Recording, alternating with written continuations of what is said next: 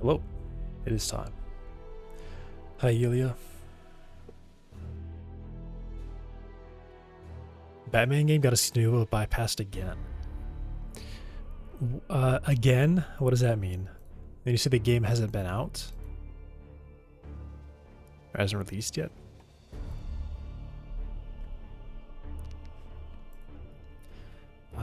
What was I doing? I was gonna investigate, yeah.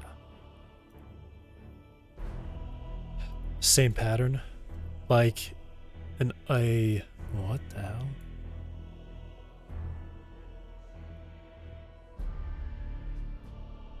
Why is it so precise? 35 stream streak. Nice. What are they doing?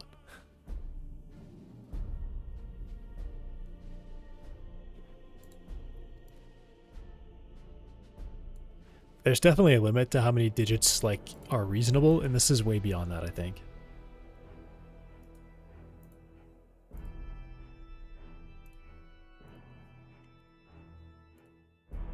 Nan. What do you mean Nan? Yeah, like, look how many digits just cut off there. It just went all the way back to this one. What does it cut off?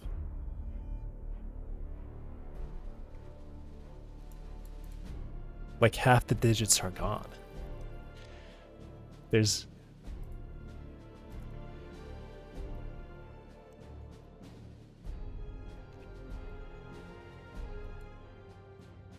It's really silly. Also, it didn't even round it either. It just dropped the 9 that should have rounded up to a 4.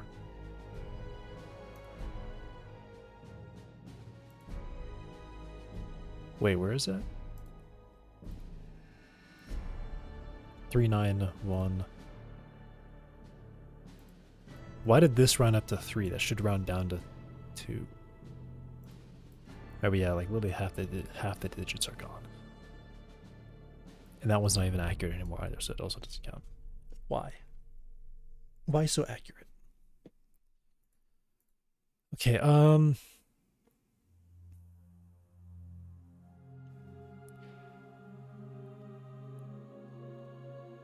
I want to look to see if it's possible for me to fix this so that I can have a different value for position and a different value for velocity. At least in terms of constraints. Well, I guess let me actually see where position and velocity steps are even used.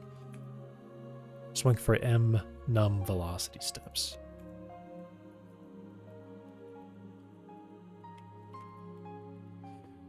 That's a lot of places.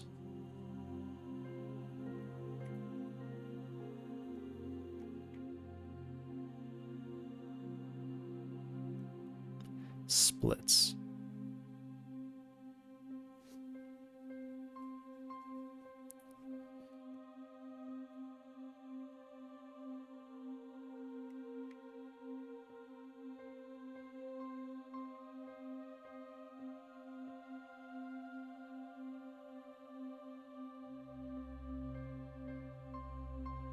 Override.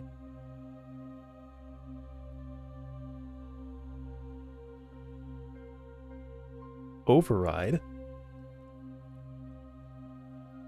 Priority. Priority.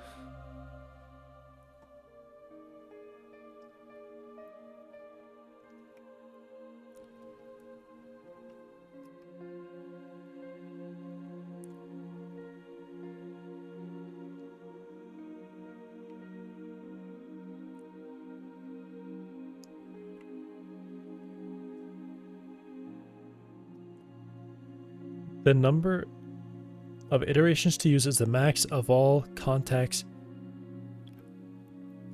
and constraints in the island.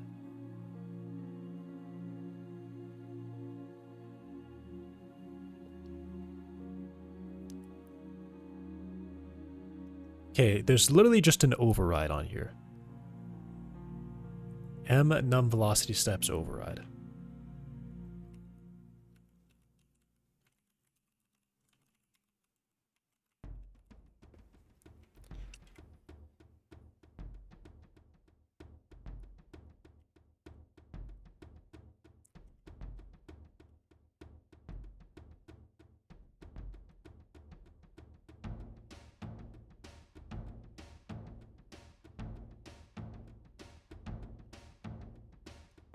Get num velocity steps.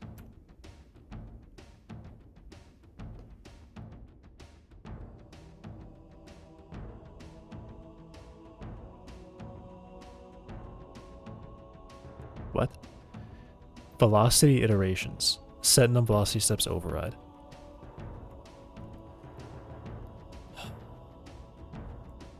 If it's 0, it uses the default.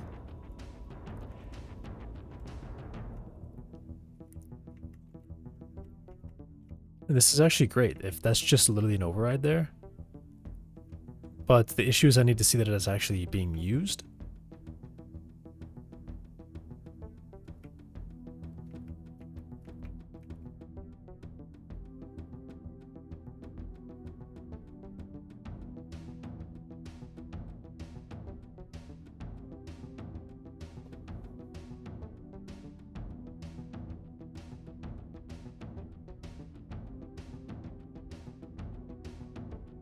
Class used to calculate the number of velocity and position steps. Holy shit.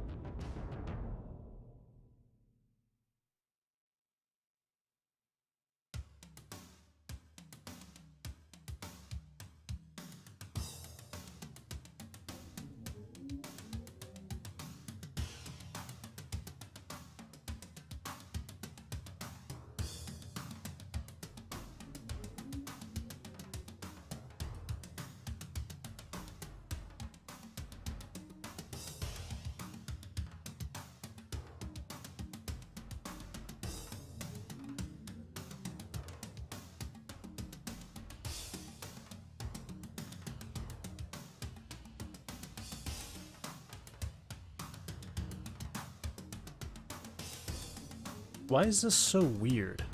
Calculate?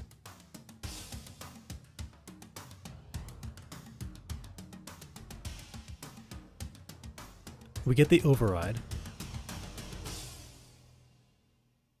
Then we take the max between whatever velocity steps is right now and that value. And then we say apply default is if the override was 0.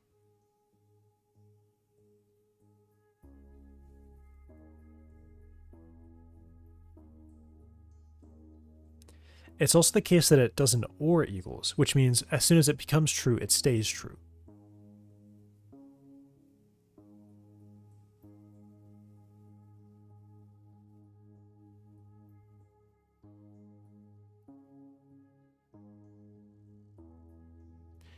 If apply default, we take...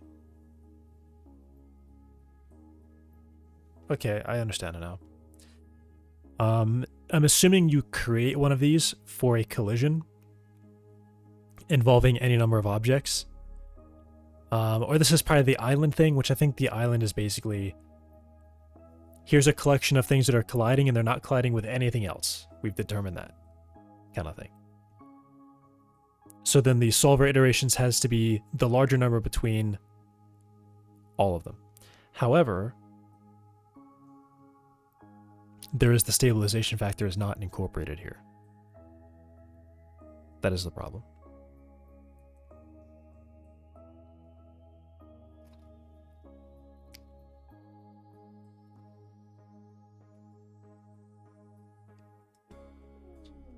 Which I guess technically is fine. If each object is going to use its own, then that's fine. Doing more iterations with a higher correction doesn't matter if it was already set up to have that specific correction and that number of steps. And as long as it's always the maximum too. So it's always the largest one. Okay. So I guess I'm looking for get num velocity steps, specifically on a calculate solver steps thing.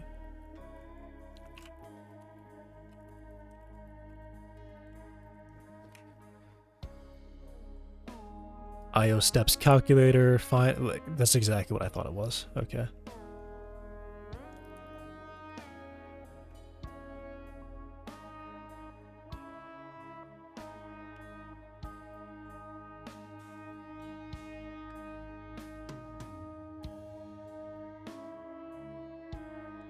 IO steps calculator, constraint. Okay, yeah. So we're just collecting everything in the contact group.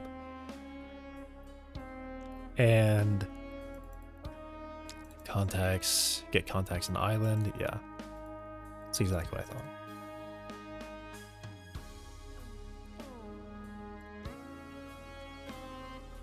Okay, so splits will save those values.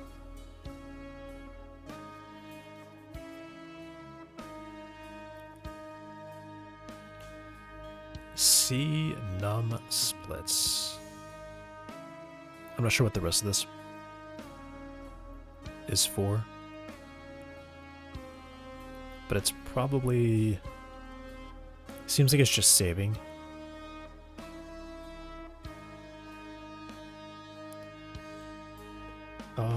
Prepare for solve positions, reset.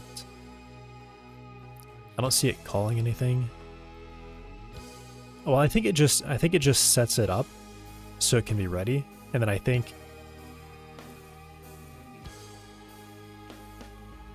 the actual run happens still back in like the physics system.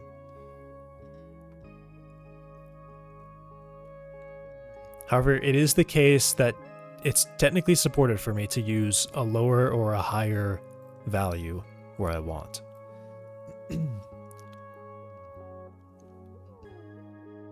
Oh.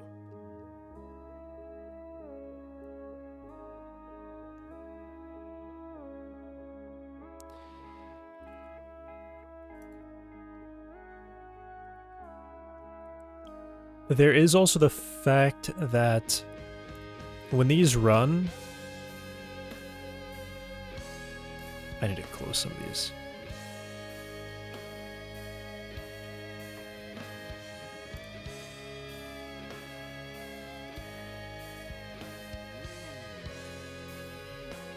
When they run, they're applying this stabilization factor to both bodies. That's the main thing. I need to turn the music down.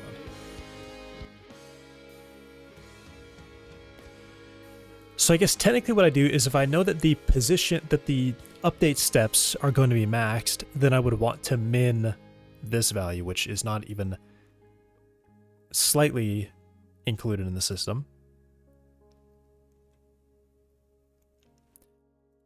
So here's what I'll do. I'll leave.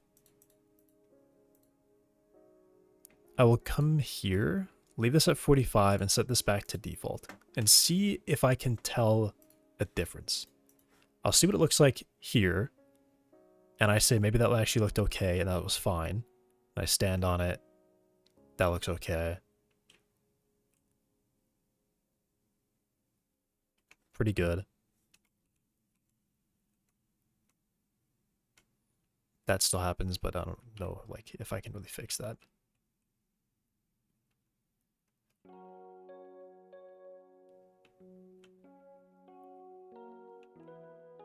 Okay.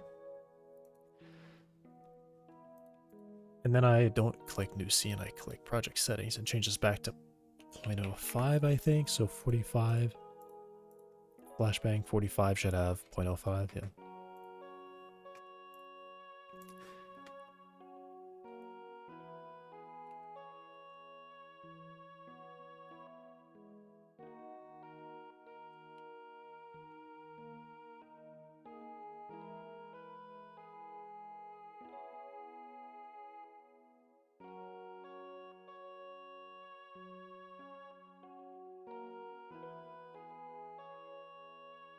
Okay.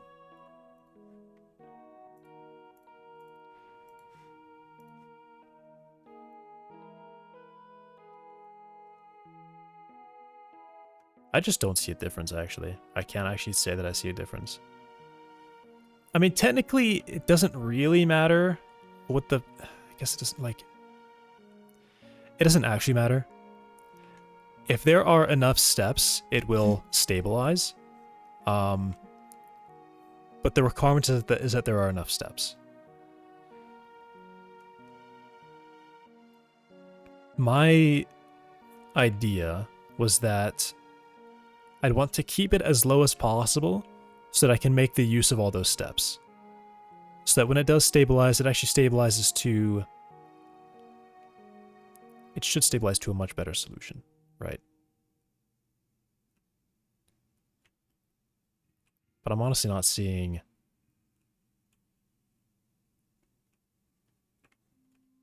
anything weird.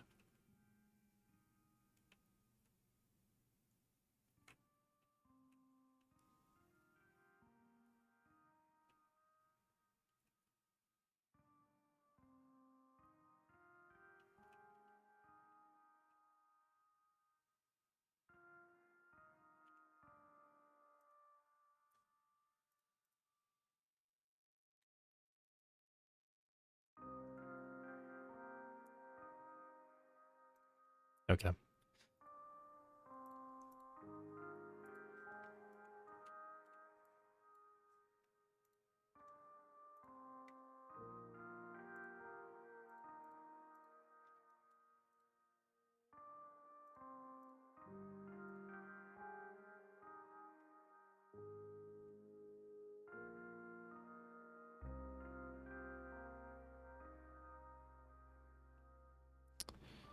Man.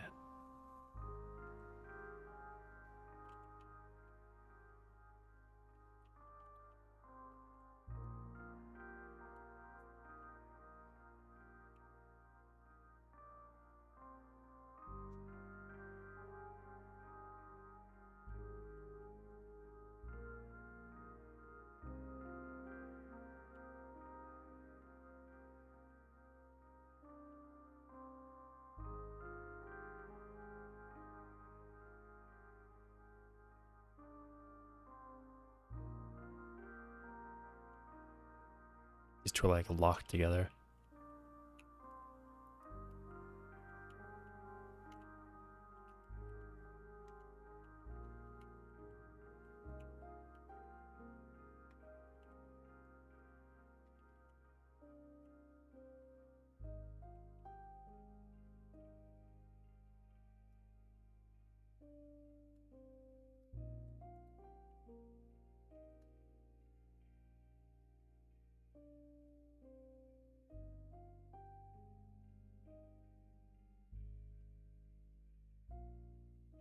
Is this fine?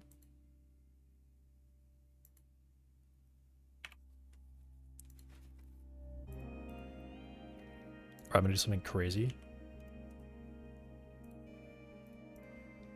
0.8.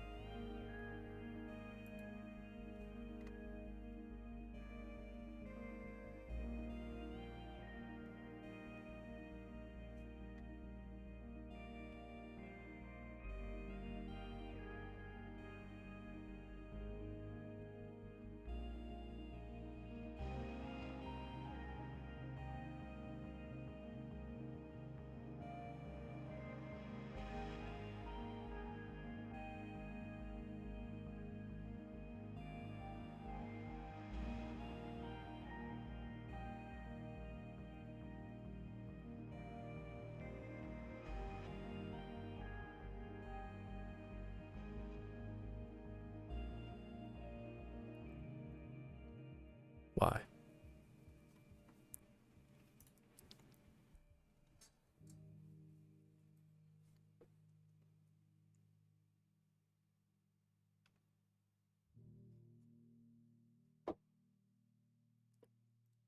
Like, technically, this being a larger value does mean something. It means something in terms of performance, if this is a larger value. It means simple interactions will calculate much sooner. So even though it has more steps available to it, it's going to stop because it's going to say, instead of doing like 20% correction like 6 times or something, it'll do 40% correction 2 times. I mean, I guess I'll even see.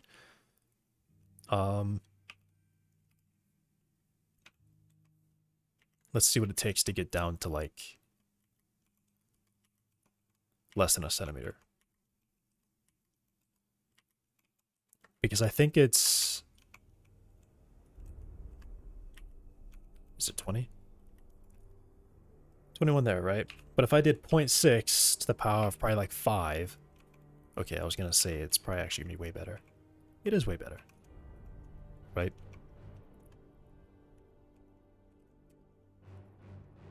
A simple interaction would take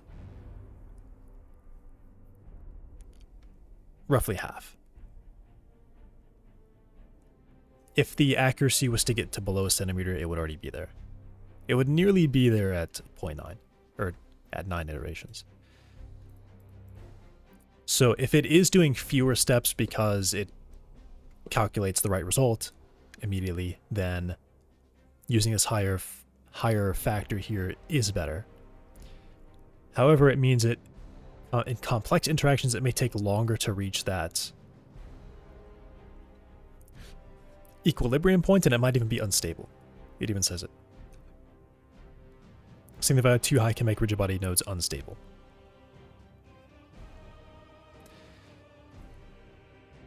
Alright, so here's what I'm going to do. I'm going to start reducing position steps until I think it's wrong.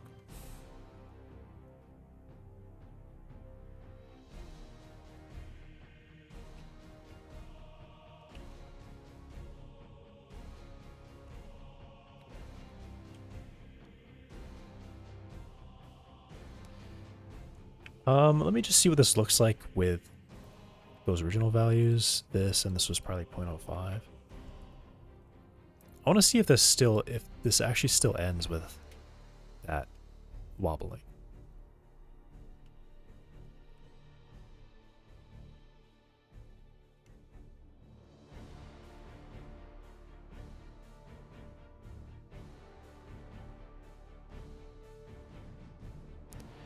There's still some wobble around the place, but this leg is no longer wobbling. Okay. So what if I went to the default value? Because like I said, in really complex interactions, it could dance around the correct solution too much and just never quite make it there.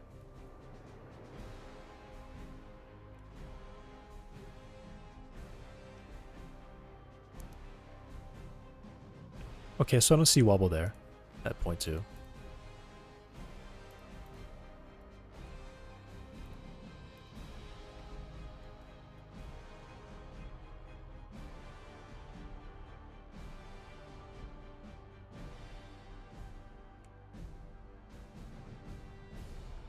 The wobble has appeared. Okay. And it's very clear.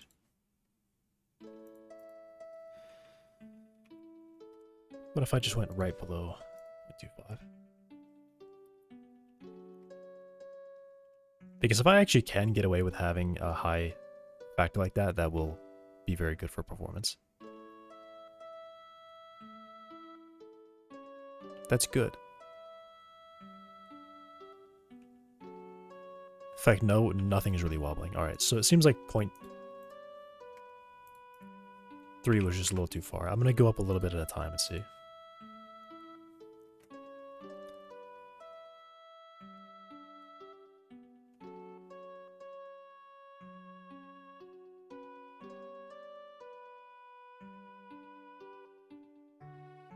I feel like I'm seeing a wobble come back. It seems like the whole thing is doing a little bit worse. Which I guess is to be expected.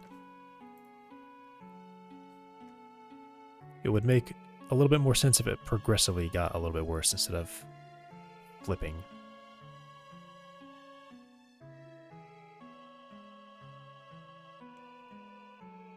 Yeah, okay, so now I can see definite shaking and wobbling happening. Alright, maybe I can just leave this at 0.2 and just slowly drop position steps until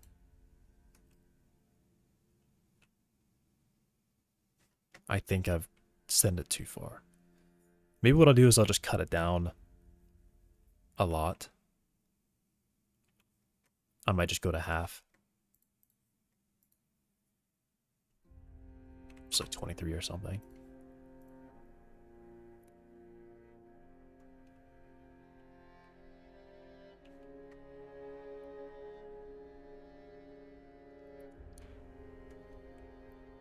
The downside is that the position steps should...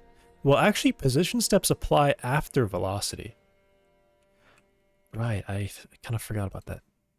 all velocity steps for constraints happen, and then all position steps for constraints happen. So let me actually go all the way back to like 5 and see.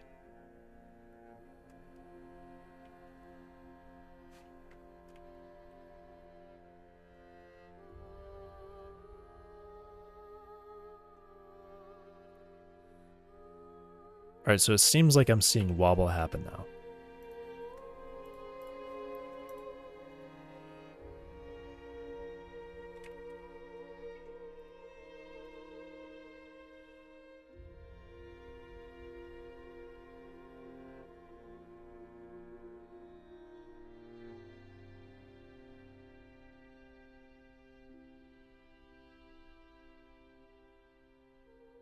Okay.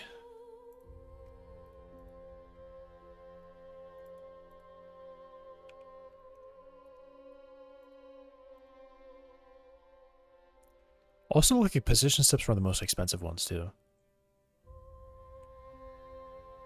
That's probably just because they had a very low stabilization. Okay, so that's good. That is stationary. So I'm just gonna narrow in on it. I guess technically what I should say is do a binary search for it, because then I can say, is that worse or better? Okay, so it should probably be better than that.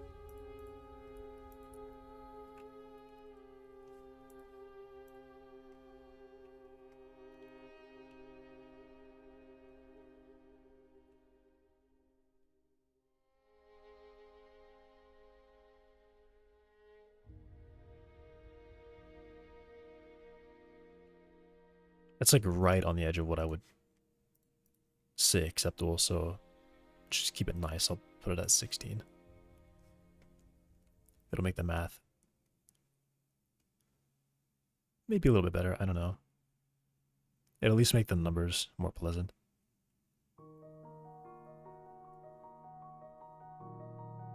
Okay.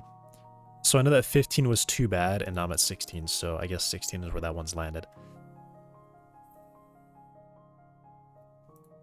Now...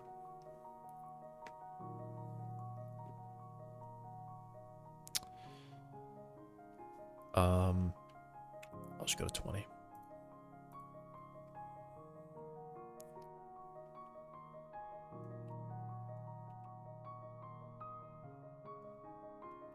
Yeah, so I'm just going to say it needs to be better than that. So I'll go to 30.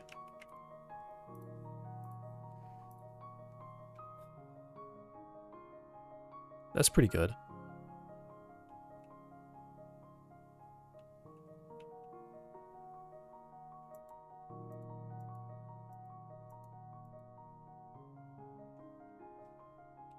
How are these guys doing over here?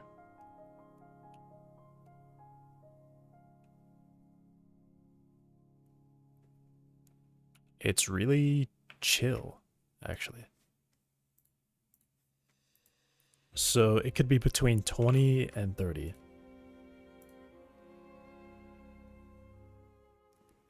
I think I said my ideal would be below 20. Did I say that?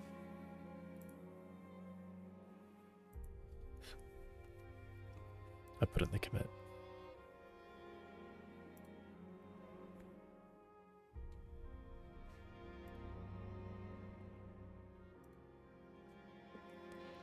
Ideally under 20. This is also fewer joints too.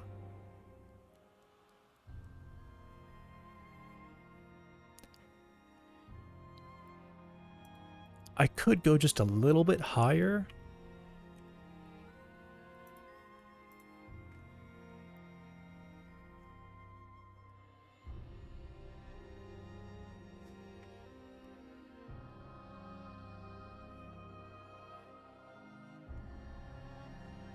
Yeah, but I went higher now. Everything is moving a little bit too much.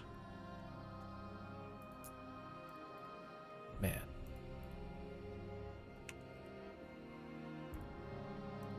Like any bit that I can get out of this. would be better.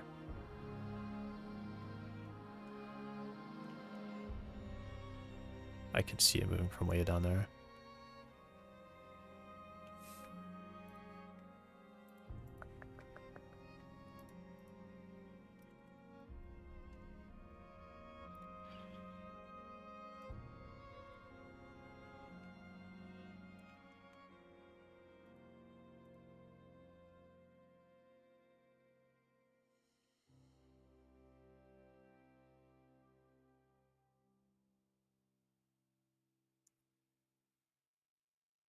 Yeah, it's just the other legs moving, and there was a really weird twitch that just happened there.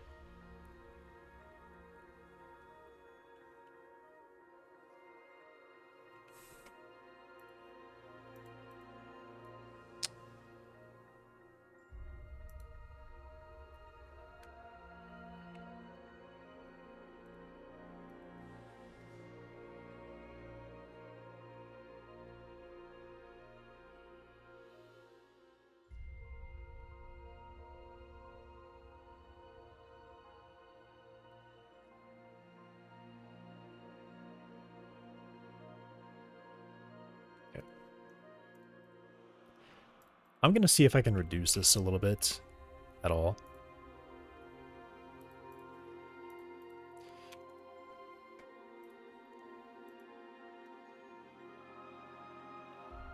Because what I'd like to avoid is this. Where those other legs are doing this.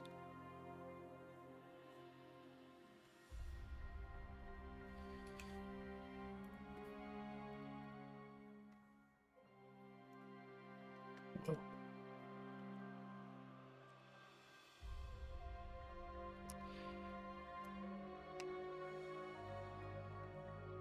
What is 1/30?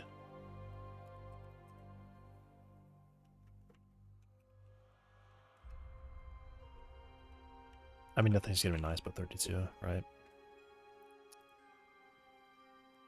I don't want to do that. From default values, this is going from 12 to 48. So 4 times increase in resource requirements. Well, I guess that's a maximum, right? At worst, it'll perform 4 times slower.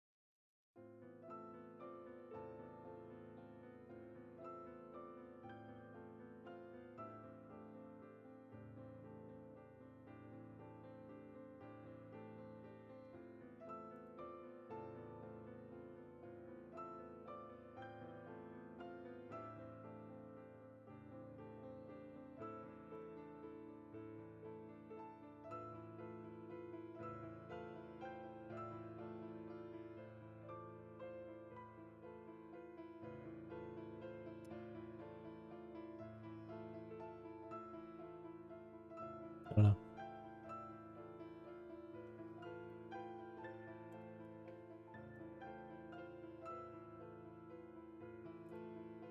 Like, I can see I'm still, like, not really happy with it. Because of this.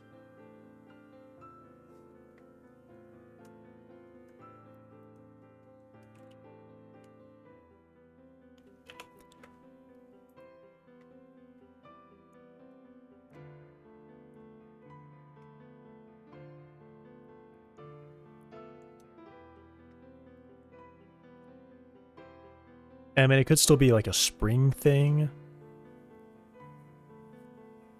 Where perhaps I should just be using position constraints and not really worrying about velocity constraints.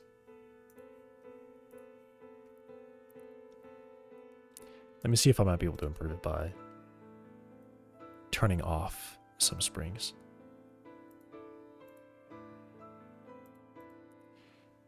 What if I just turn these off?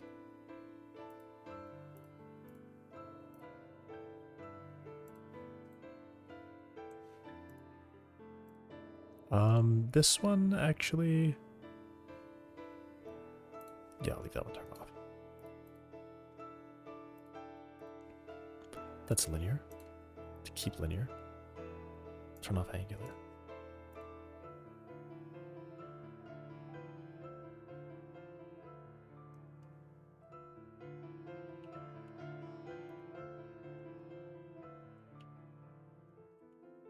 I could jump on it.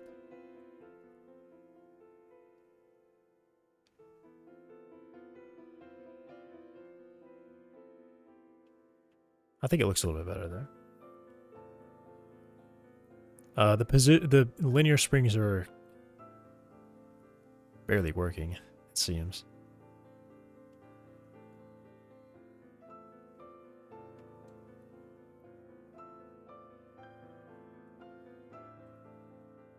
This is like a completely different result too.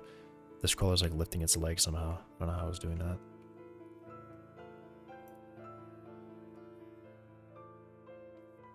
I mean, I guess I can turn that off and purely rely on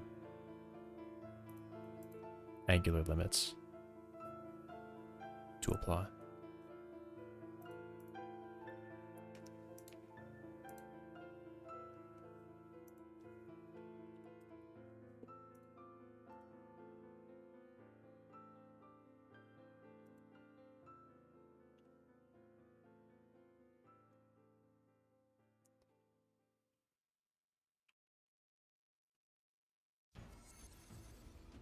Definitely more stable, at least in terms of like not dancing around. But the linear springs are... they suck. Why do they suck?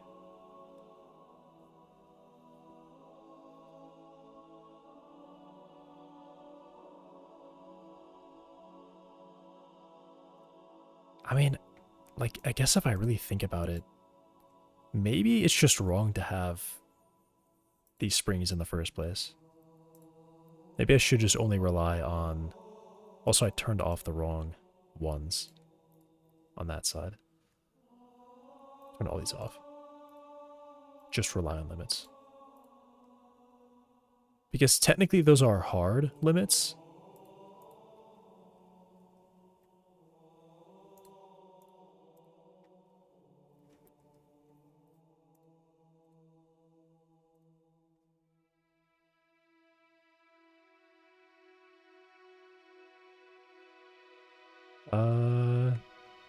Huh? Really?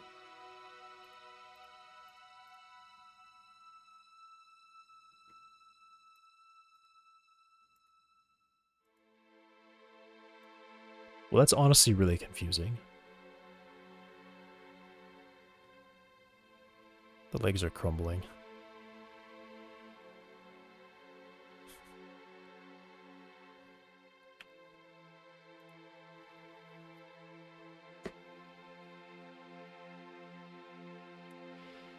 Is it possible that it's using spring from the limits?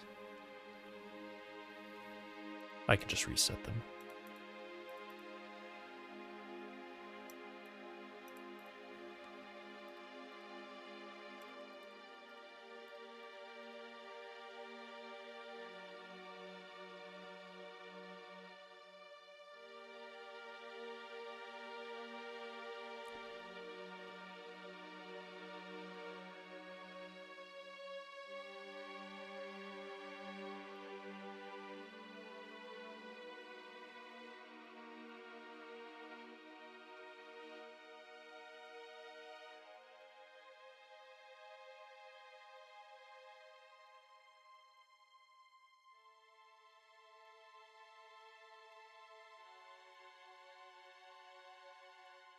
Wrong thing.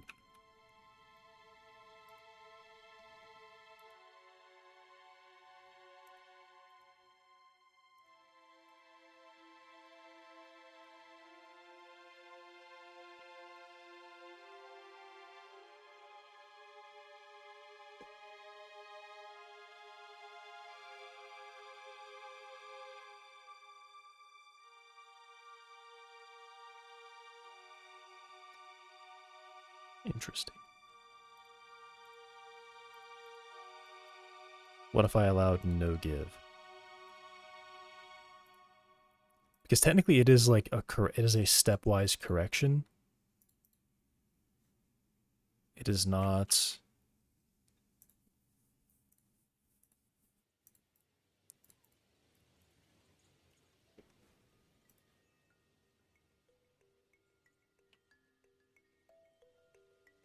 Okay.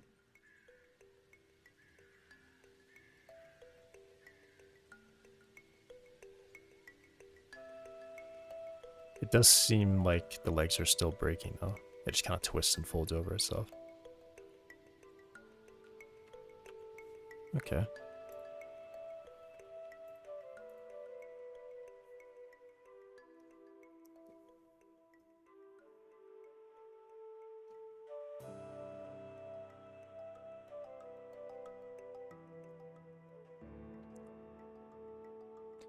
All right, I don't know. I mean, technically, I can make corrections myself because my integrate forces runs after the physics step happens. But I don't know if I want to do that. I would like to use this, but there's a dramatic performance cost for it to even stay in it, like together. For it to even stay together and not just crumble and fall apart. Big performance cost. One sec.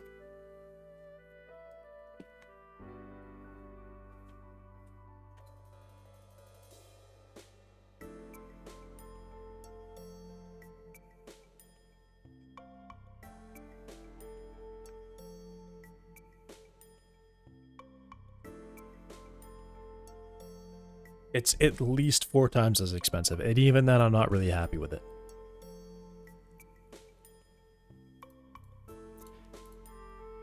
Is there a different result with these being like... I mean, they're technically disabled, so it shouldn't even be saving it like that.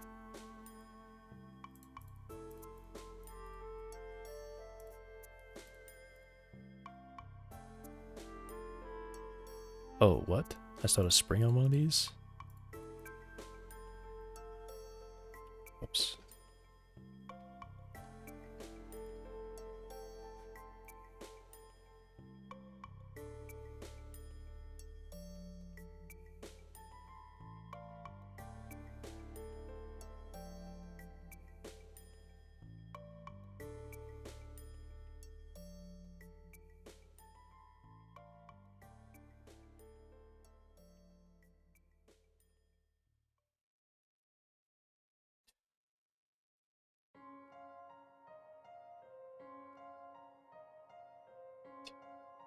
Jeez. It's really silly.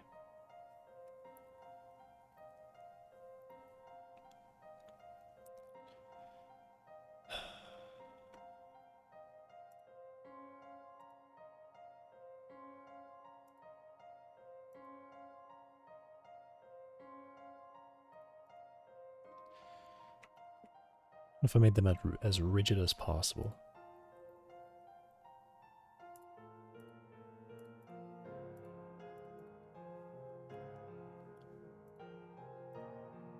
Do not allow it to rotate.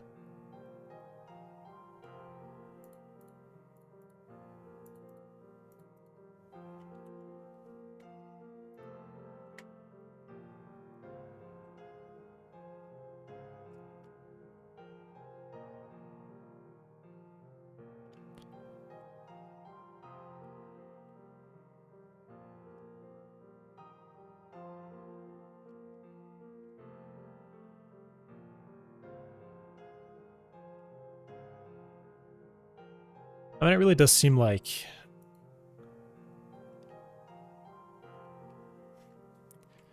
a spring is required somehow.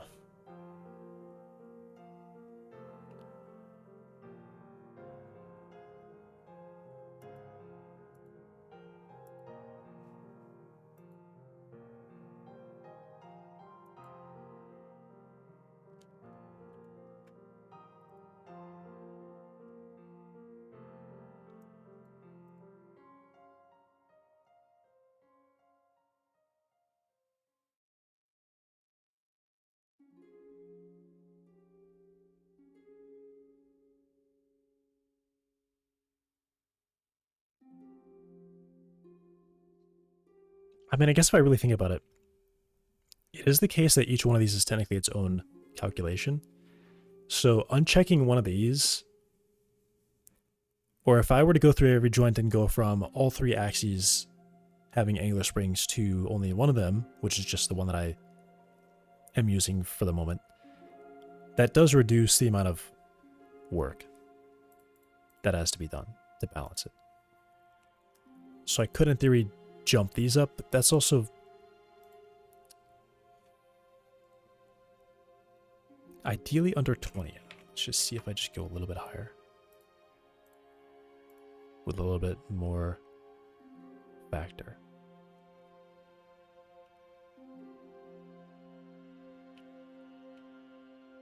Seems the whole thing is still wobbly in general.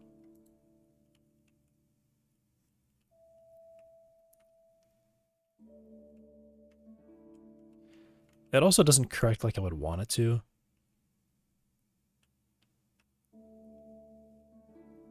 But I mean, I guess it's trying. And part of it, once I get the stepping in there, the step targets will be connected to this. So it would know that, like, the foot is out of bounds, it needs to restep or something.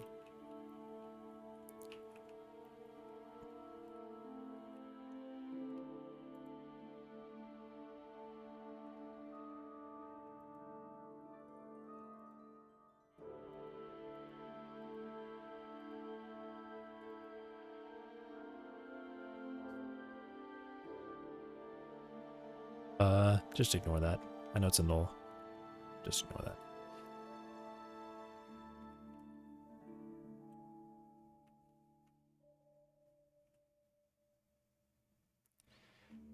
I mean, it isn't falling over either, which is nice.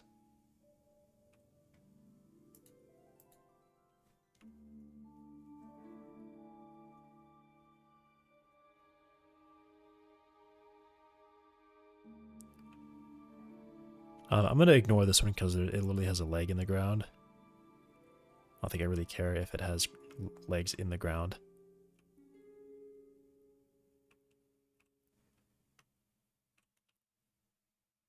Seems likely that's probably why it's a little... Oh, man, but now I'm actually... Yeah, okay. How are there so many... Yeah, whatever.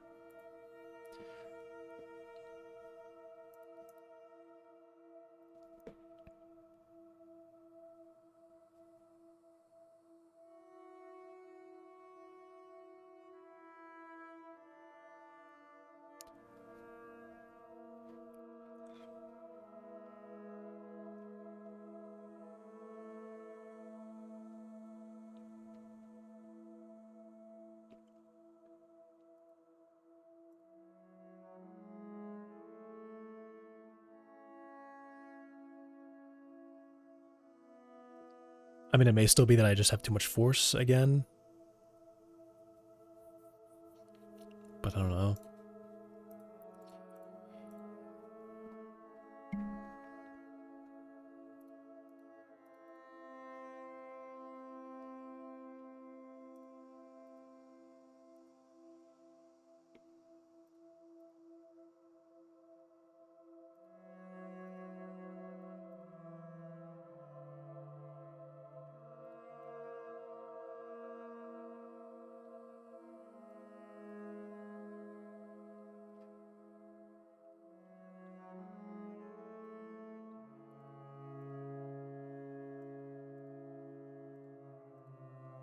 I mean, yeah, if I've turned off all the springs, if I've turned off a lot of the springs,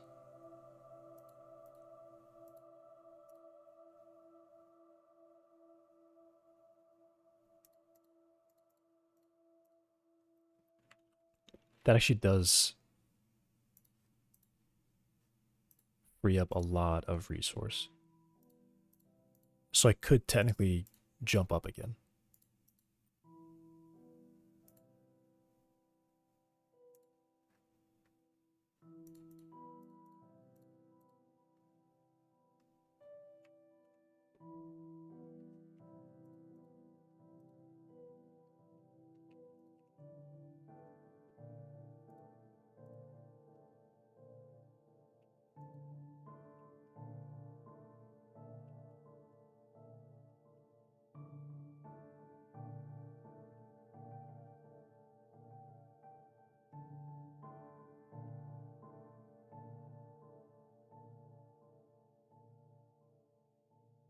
This looks a little bit more familiar now. Though it's still different. Definitely different. What? It's coming back. Okay. That's never come back before. Very different result this time.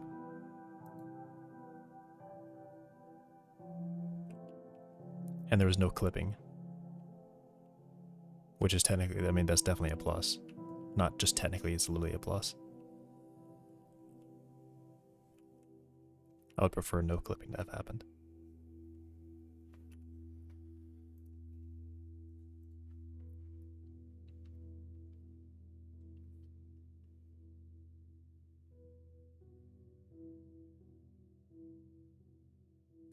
But I just wish I could have it be like this. I just wish I could. Like, why can't I have it be super low? Because it totally spazzes out like that. And these are going to be pressed into the ground. Yeah. Legs are breaking. Is this guy falling over? I will say he's not falling over, which is interesting. Somehow, it hasn't fallen over.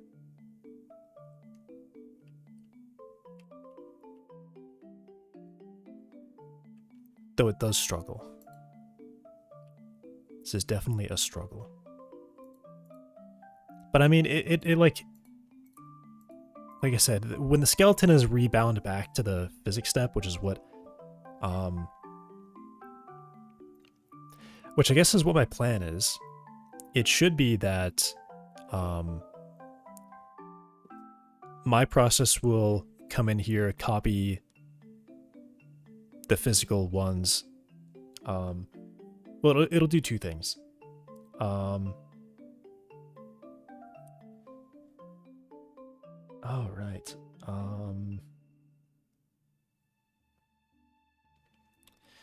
Probably what it needs to do is it needs to take the first bone in the chain and the last bone in the chain and line them up to the current state, the current after the physics. So to the physics state of the last frame, IK runs. Maybe that is what I have to do. I have to take the first and last bone and run IK on that with my target. And then I drive the motors after IK runs.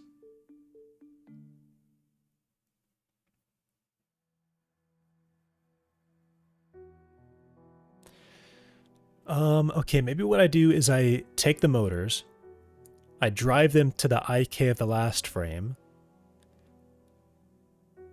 and then I teleport the skeleton bones, or at least I set their orientations, the first bone and the last bone, to the current physics pose.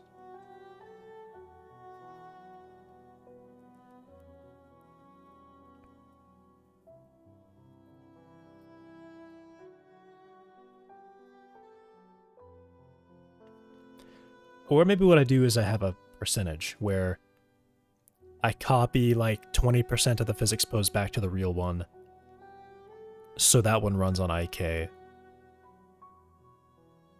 drive the motors.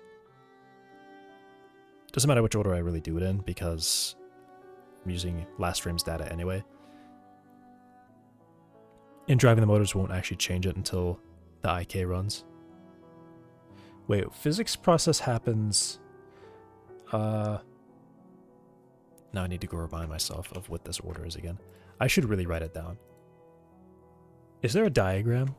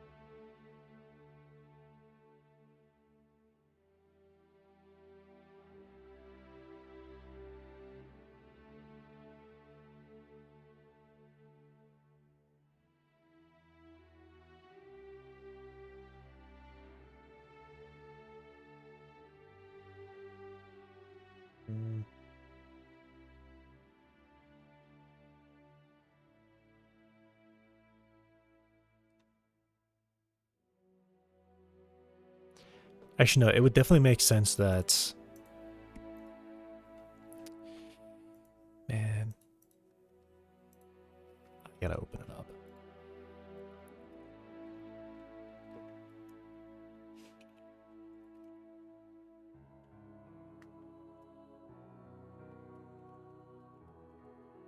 Is it called process physics?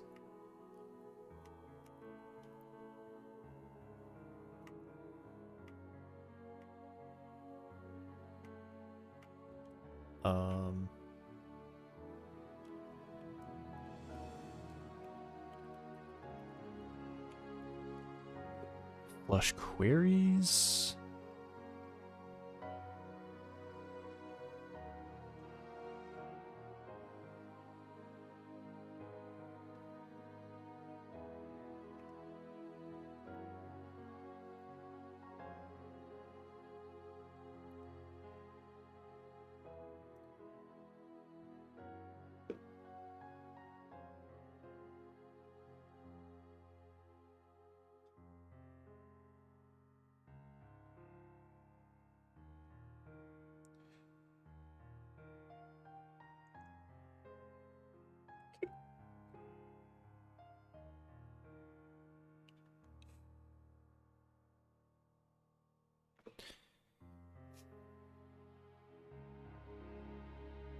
I don't remember when it happens. When does it happen? I really think that step runs and then I get this specific call. This is also deferred. Anything that's been deferred. But I think this is also any signals. Or no?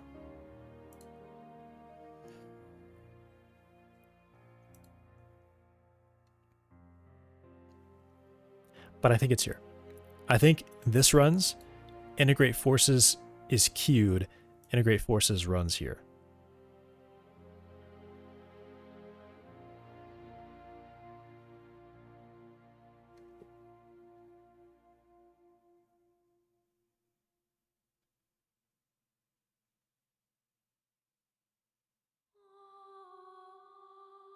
No, that wouldn't make sense.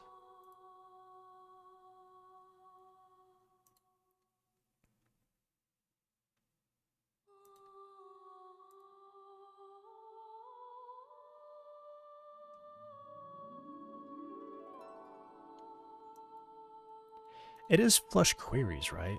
But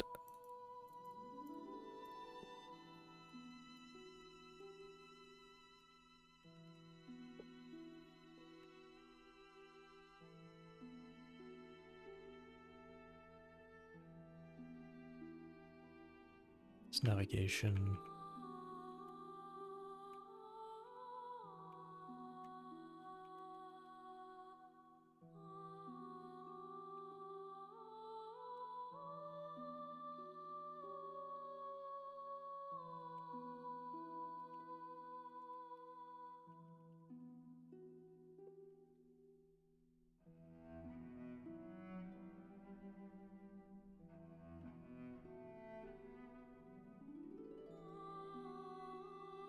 Body call queries.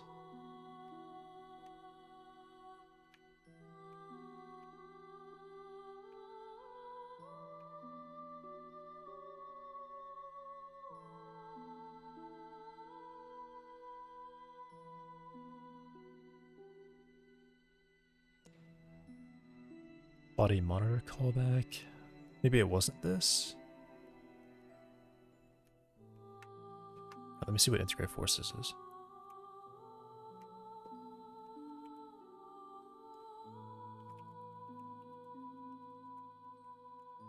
I can rediscover what this is.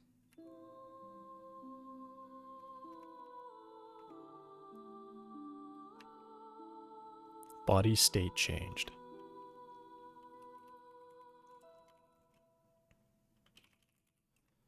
Set state sync callback.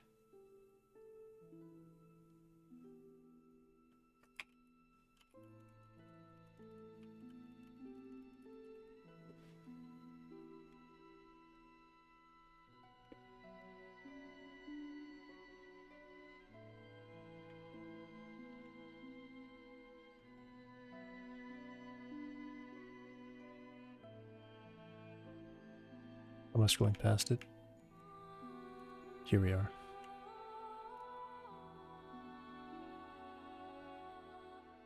State sync callback.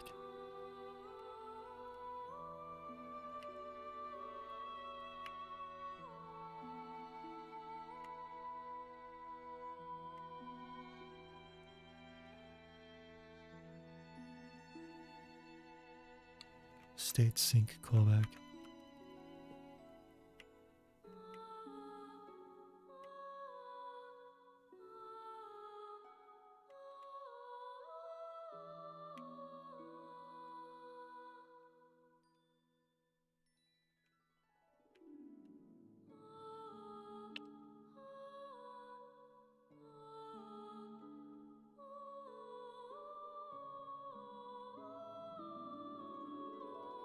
Call queries. Okay, there it is.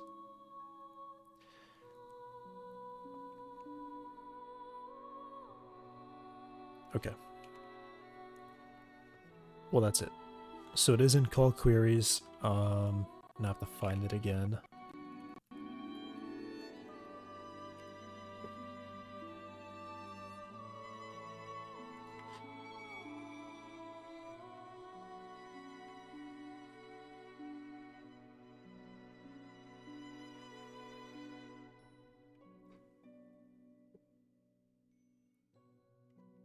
Let's see it here.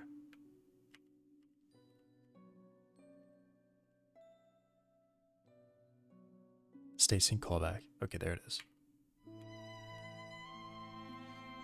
Big server flush queries, space call queries, jolt space, body call queries.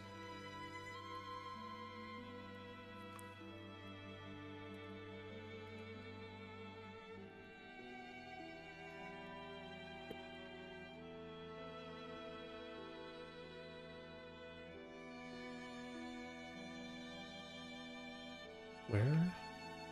Oh, it was here. Okay, so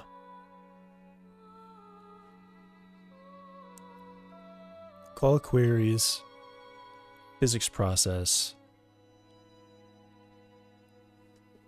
step.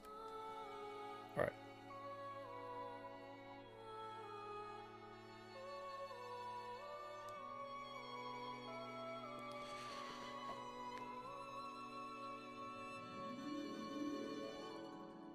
Okay.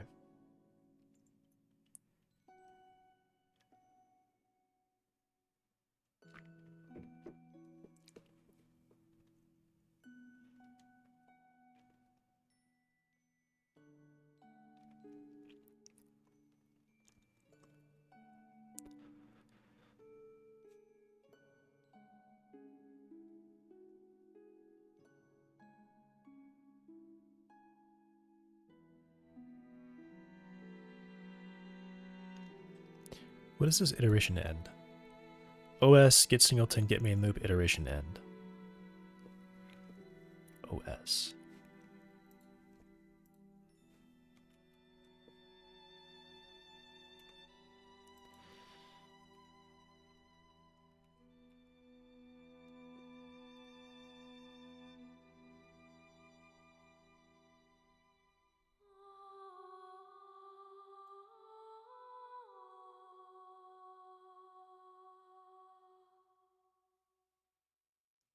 Nothing. Inherited by Scene Tree. Oh, Scene Tree actually has this.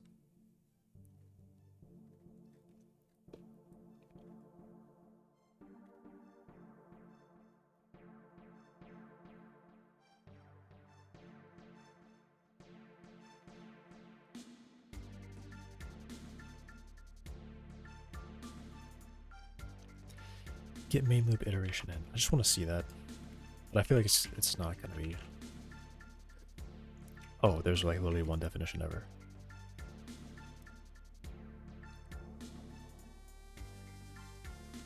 And all it does is call client physics interpolation.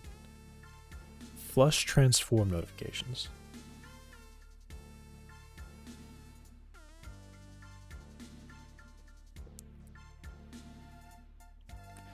Is that called while in physics is true. Okay.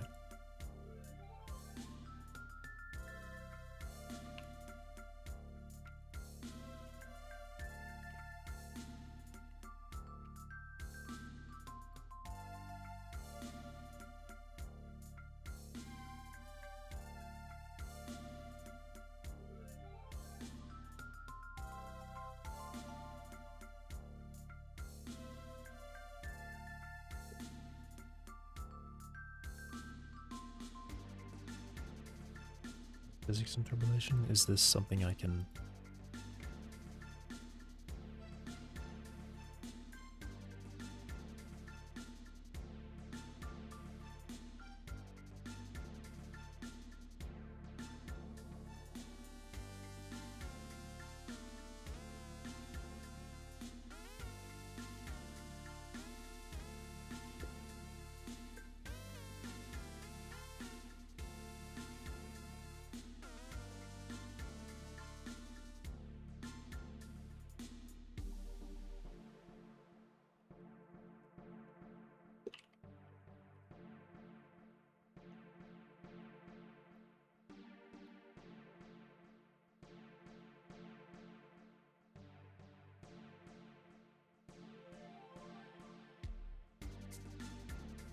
Notification transform changed.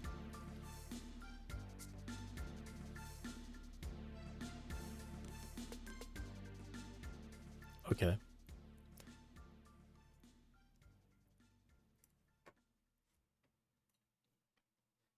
So here's what I wanted to see that. I just wanted to see if there was any way I could inject logical processing immediately after the physics server has stepped. And it looks like I can. If any node has had its transform changed as a result of physics, which I'm assuming is what this is, then this happens. So I guess I'll look at xform change list.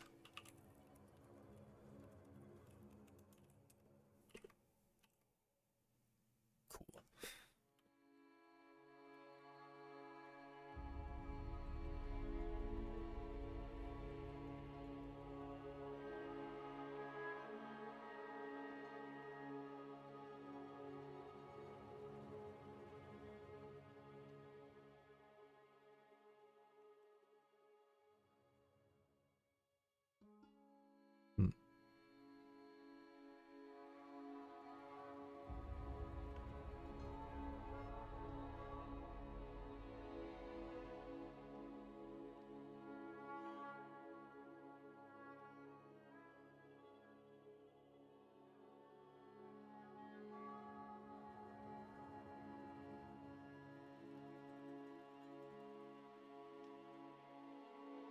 So it looks like it happens in two places. There's notify and propagate.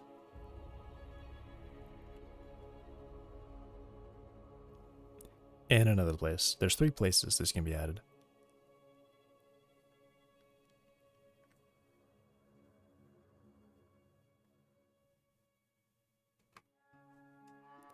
I guess I'll look for propagate, transform changed.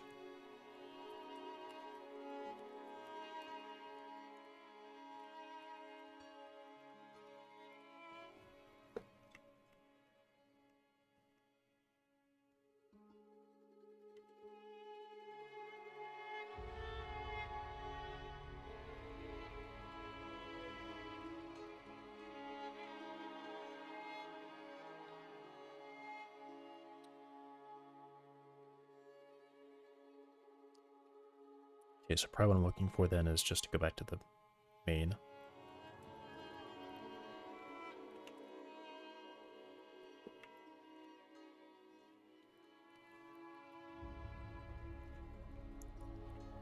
Which I don't remember what file it is. Oh, it's just main. Okay.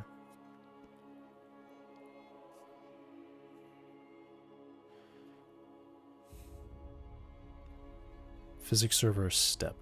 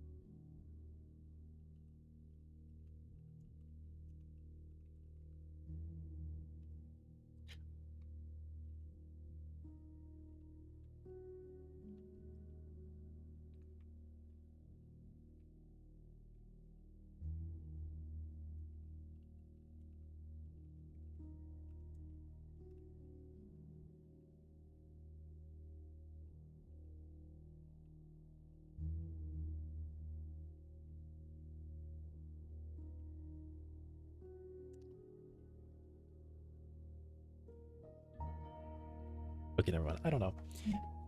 Because the thing is, it could call several times, it could call one time. Anyway, the reason I wanted to look at that was to see if that's where I could put my logic for like taking damage on something, so that I mean, I guess technically I can read it. There's two places. I can read it and determine if a joint should break immediately at the end of the physics step. So then it's gone for the entire next frame, and physics, everything is already gone. Or on the next physics, at the start of the next physics process, that's when I say, get rid of it.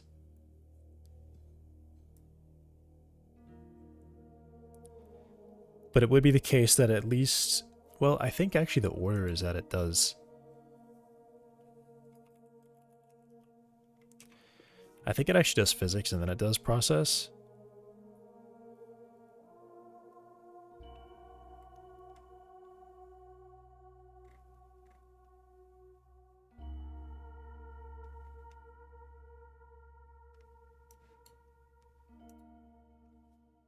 Yeah.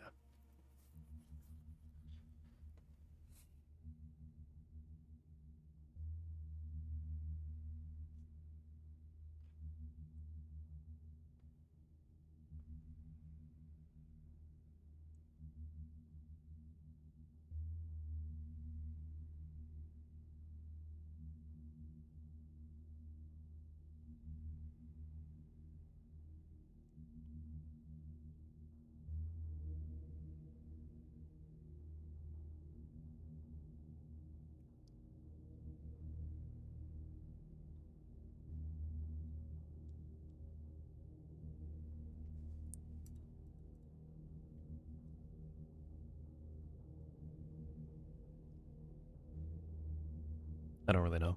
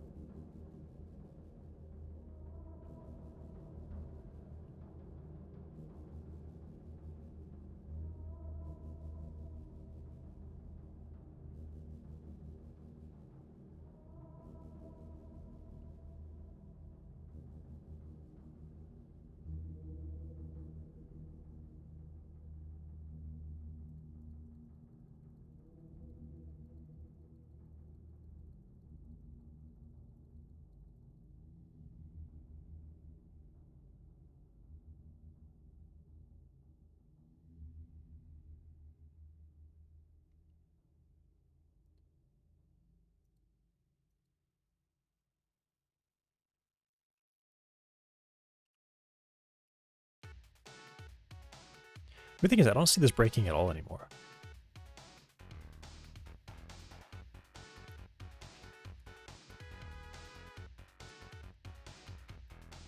Alright. Here's what I really want to see, though. I really want to see if...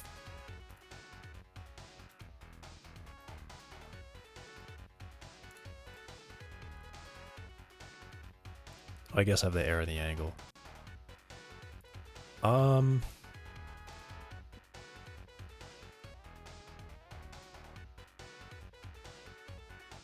The angle's a bit different, though, because that has to be discounted on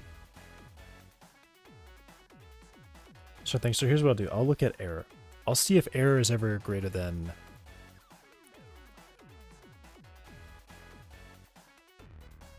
If we're more than a centimeter off, I want to do a breakpoint so I can see it. I can see that it's happened. Length squared is greater than that. Well, actually, what is that? Yeah.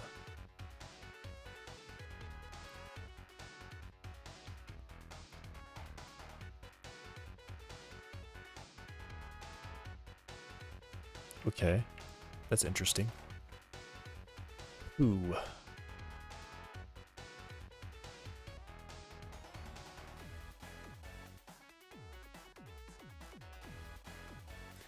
Alright, let me just say length, because I'm actually not sure if that's even right. Who could have broken already? It's not this guy.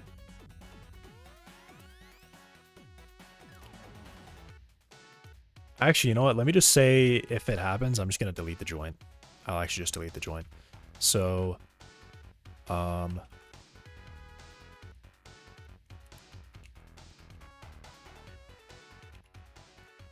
think you just call Q free and that's all I really got to do. Then the body will, whoops, the body will detach and just be on its own.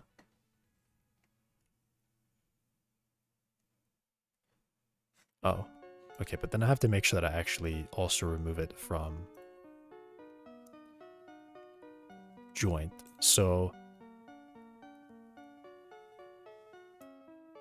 I'll just put it on a list that says we're going to remove it.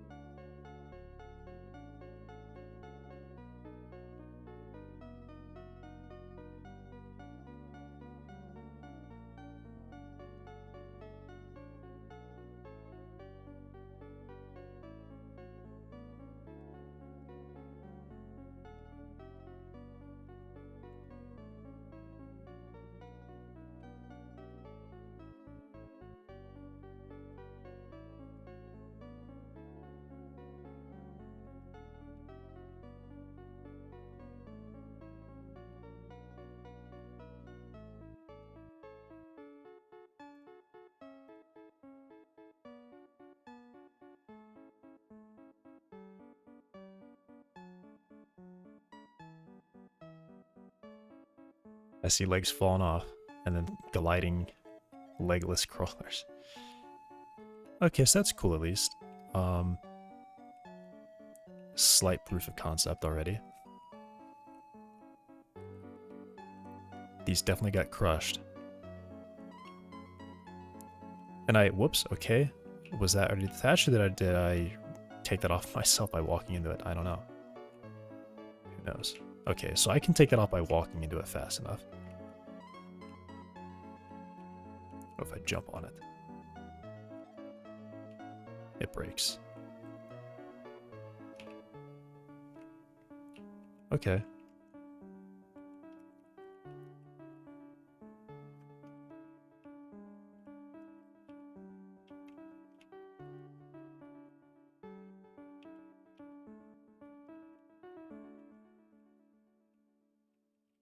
Can I shoot it off?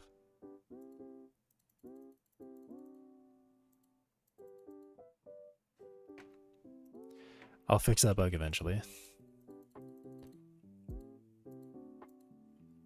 Okay. Struggling to break some of them. And in fact, these... Seems like they don't usually want to break.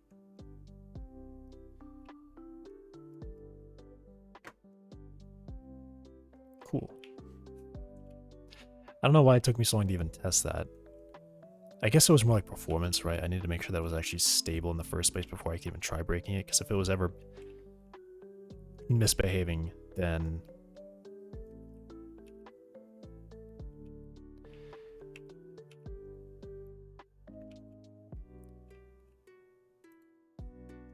Okay. What is that doing? Why is that moving like that? How are you moving like this?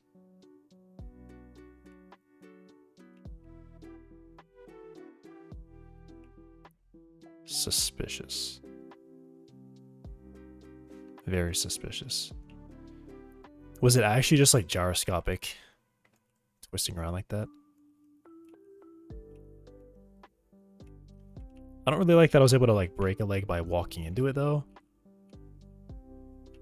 It's also because I'm checking position differences, I'm sort of relying on the inaccuracy of the physics sim in the first place. And if I were to just use a spring instead of a hard limit, then that would be part of that, right? But I can break them all.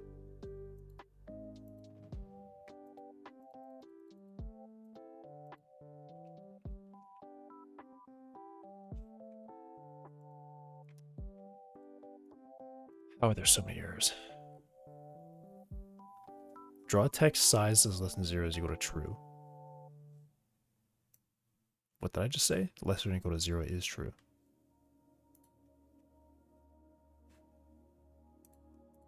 What are you talking about?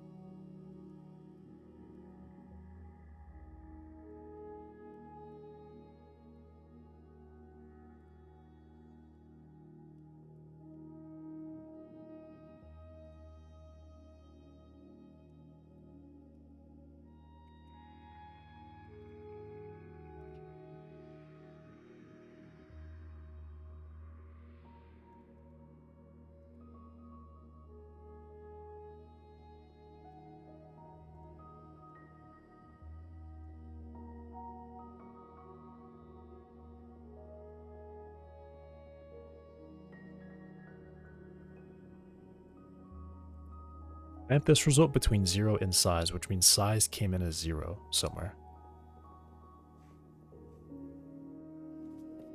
That's also not true because... What?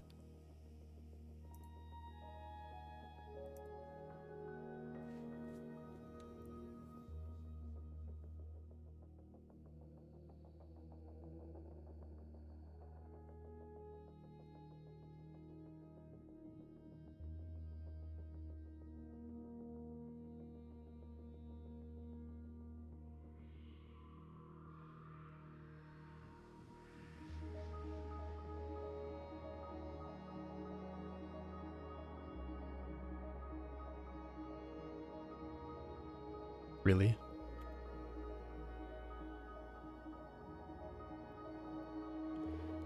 Font size is an integer.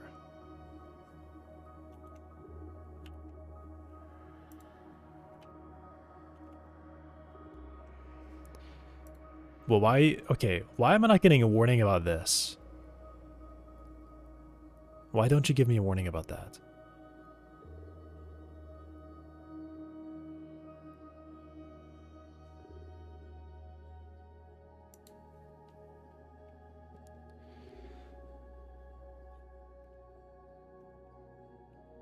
Yeah, that makes me upset.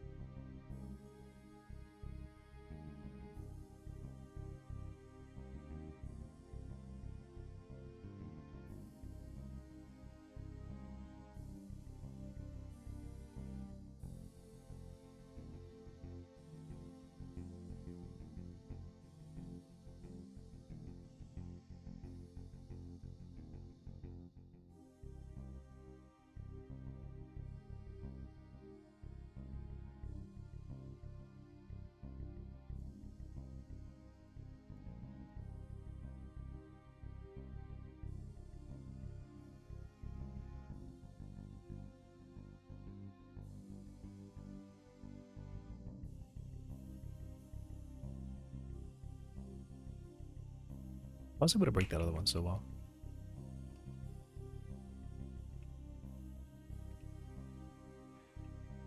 So the air is also probably kind of high for that. Oh no, if it's greater than a centimeter, that's actually not really high at all. Let's say if it's more than 2. It gets deleted. Because, I mean, it's... Like, I probably should be able to break it by jumping on it, but also... The fact that I've been able to walk into it and just, like, push it off is probably... Okay, so that still just happens anyway. These all broke a lot less. They still broke. They're gonna get crushed a second time, it seems.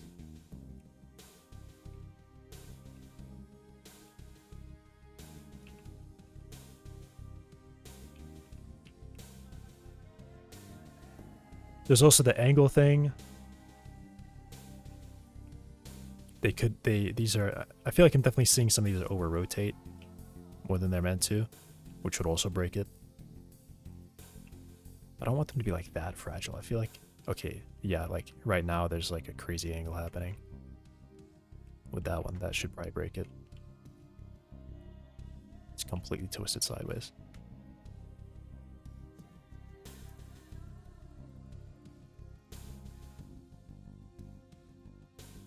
I can like stop this from coming towards me, right? With enough clicks. I'm stopping it.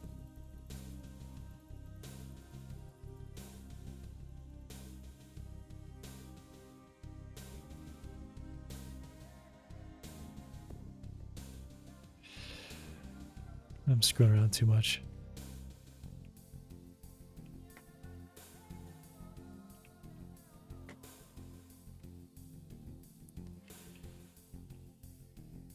Man, I don't know. I don't know.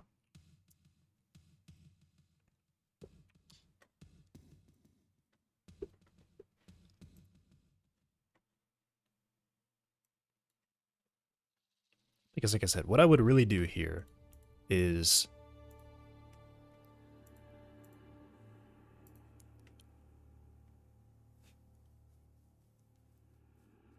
the position constraints would be a little bit open.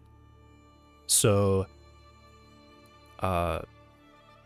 basically it shouldn't close in any more than whatever my break limit is.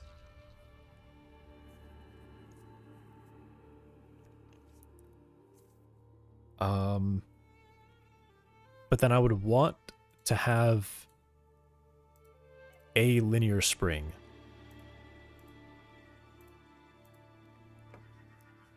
And let that be the way that it stays in place.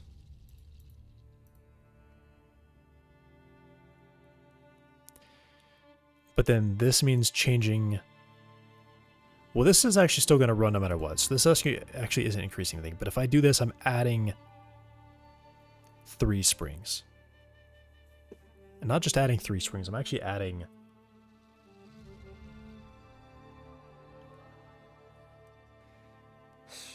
I mean, like, ideally, what it would be is these would all operate independently.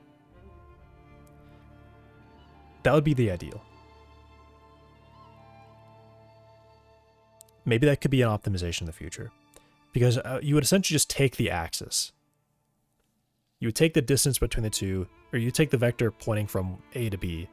That's the spring axis, and that length is the displacement.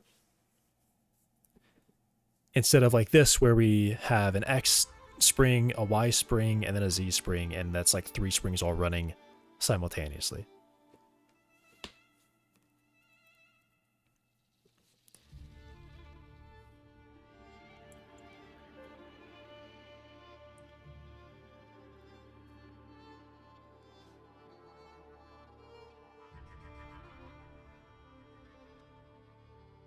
But if I want to do that, I have to like kind of commit to that and I have to make it happen now. I can't plug in the values I want and then set it up later.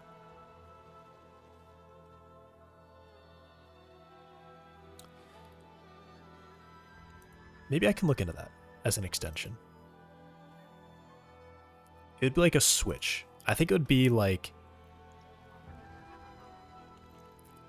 I think what it would be is...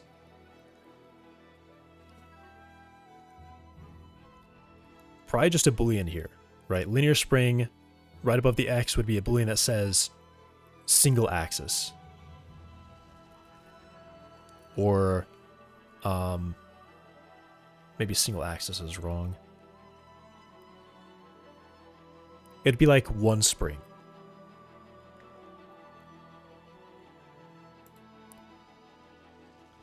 Or like single spring, or something like that. So then 6 degrees of freedom would have... I mean, maybe point constraint part.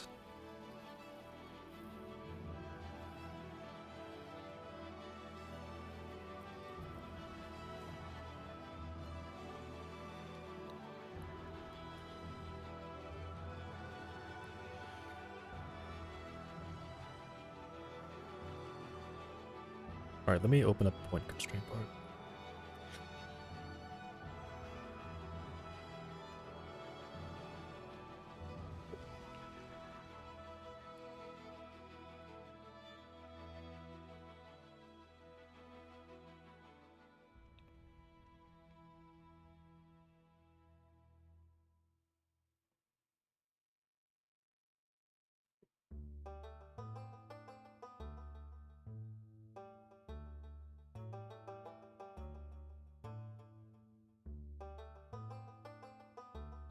Okay, yeah. It's just literally computing that.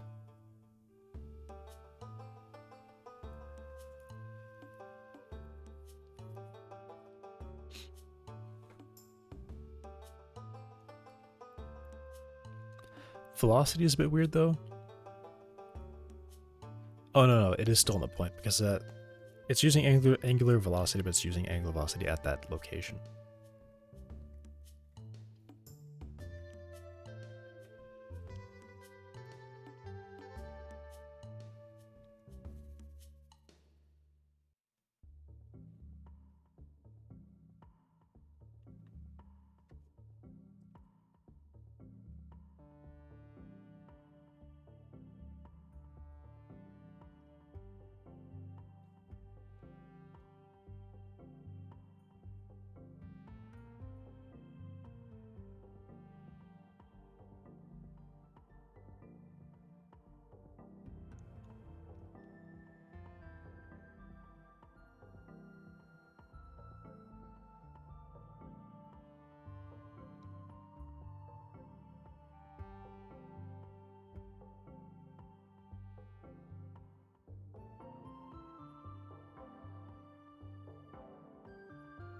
What if I had 2 of them be hard limits, and one of them was a free limit? Like Y. That would represent... Y would represent a pull. If I let Y be on a spring. With some freedom. Well, I mean, I guess the idea is that I would want the whole thing to be on a spring. I'd want the entire thing to be able to move some amount, and then the entire thing to use one spring. One velocity, one spring, one position constraint. Position constraint would be loose so that the spring is responsible for closing the distance to 0. Position is just to prevent it from reduce it being in a totally unrealistic location.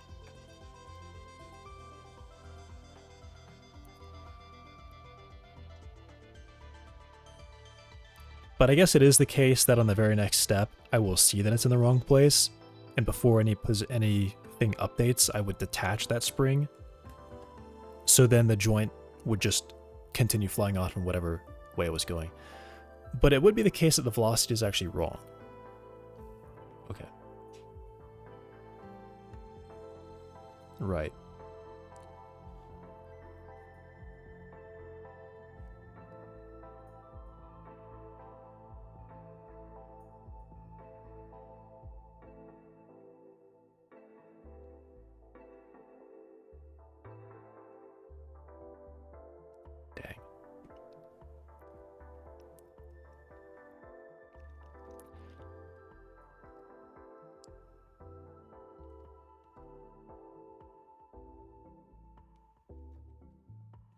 Wait, I actually have something like totally unique here.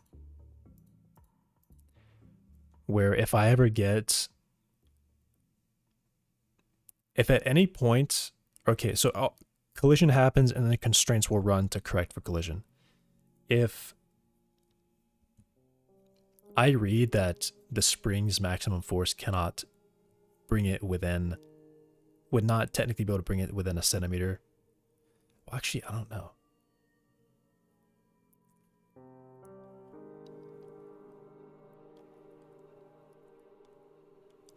Because, okay, there is an accuracy thing where... Man. Okay. It kind of just comes back to... I let the velocity constraint run, I let the position constraint run, and then I would have to read and see if it's out of place. And if it is, I break the joint. Or at least I would have like a damage system where it would like ping out and say, hey, there's too much is going on.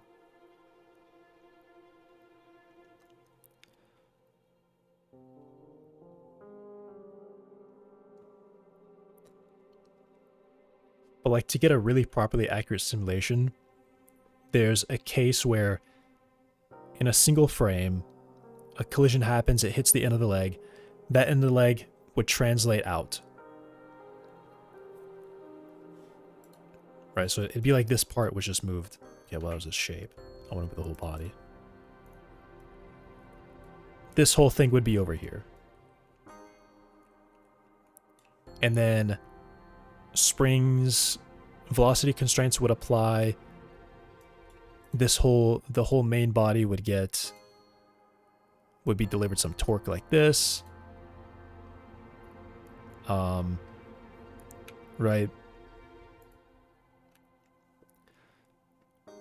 And then a position constraint would bring it back into place.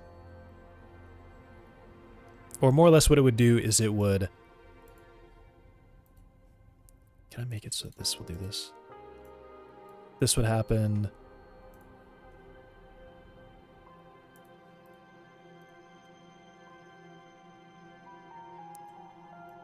This would kind of...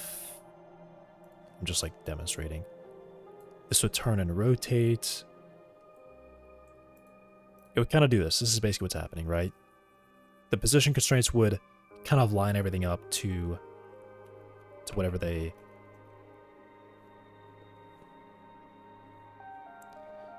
would have been at. But I guess the issue with that is increasing the accuracy means I'm technically applying more forces.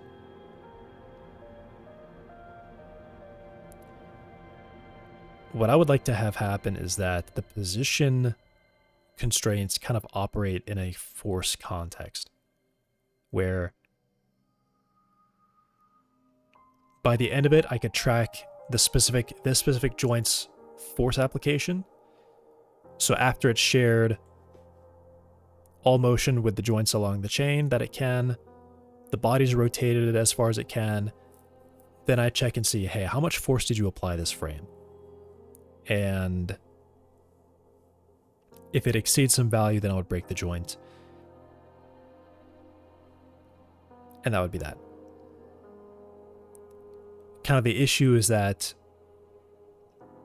it would still be inaccurate because the whole body is rotated to match, even though the force that was applied to it was immediately way too high.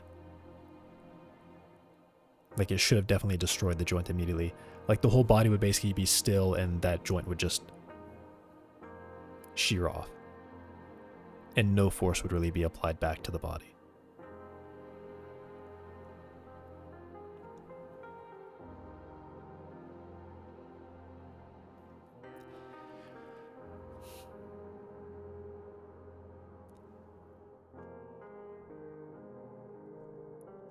So I guess maybe then what I'd be looking for is just to have, after collision responses happen, so things have bounced around each other, then I could check to see the displacement, and I would expect to see kind of high displacements.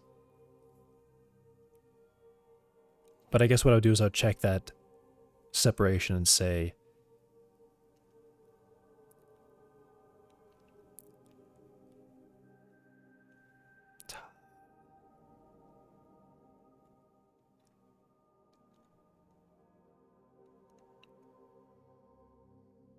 I don't know, I'm just running into limits, right? Because I'm thinking about ballistic level responses. Which if I want ballistic level responses, the only solution would be to crank the ticks per second up way higher than it already is.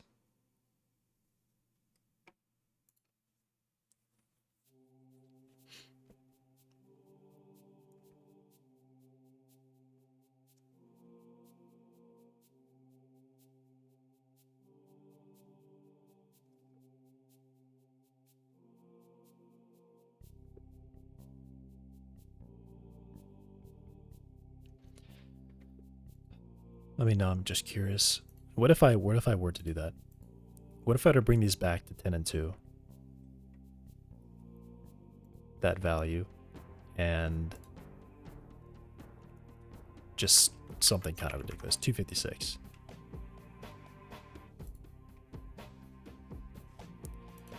Also, there's the max physics steps per frame. If running FPS is less than 1. This is also the problem, is that rendering now becomes a problem.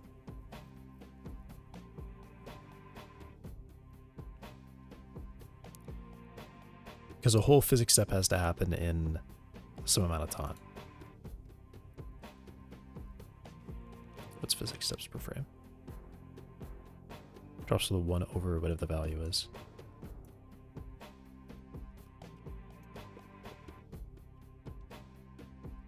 Huh? If FPS is less than 1 over that value.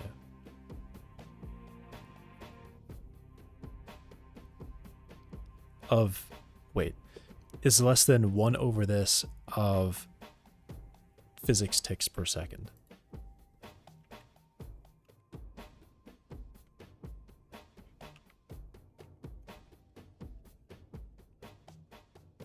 If it drops to less than 32, it will lag. Which means if I were to increase this, that value should increase as well.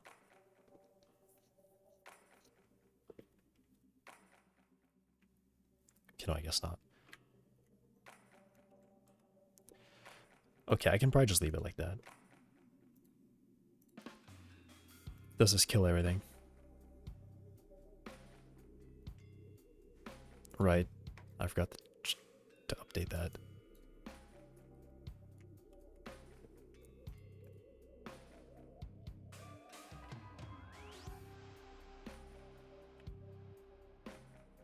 Ooh.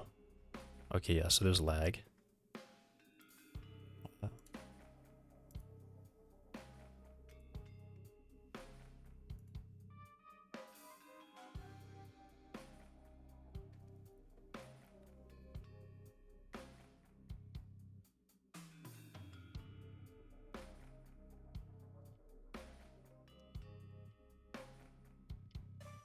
Oops.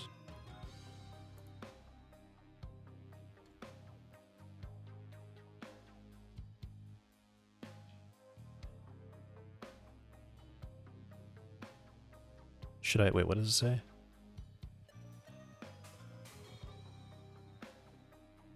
To avoid this, increase this value if you have increased significantly.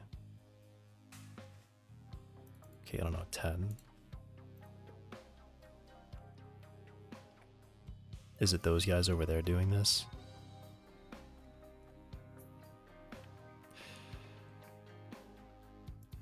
Alright, let me turn.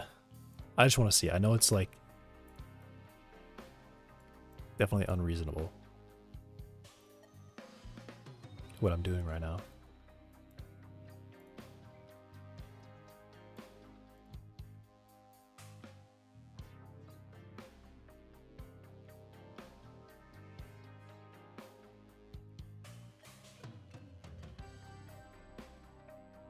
It's deleting on my face sometimes.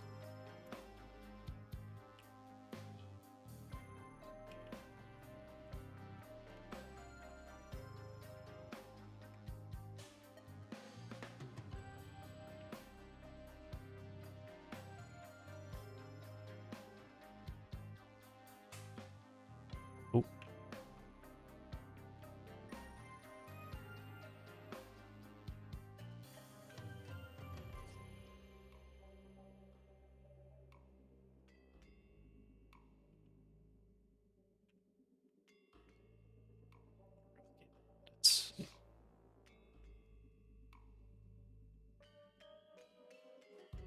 I guess technically I can only do it kind of on one side.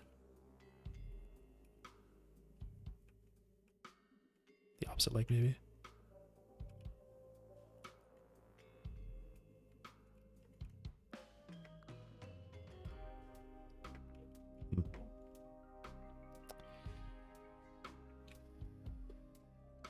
Yeah.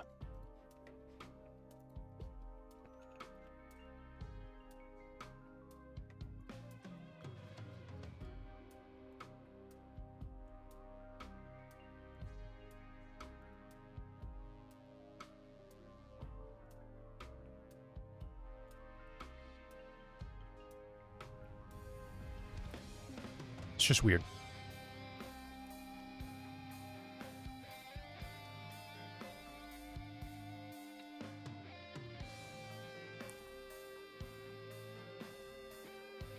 Because if I was just going by pure math, 32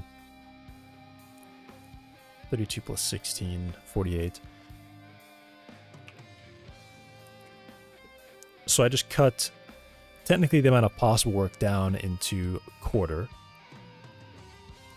And then I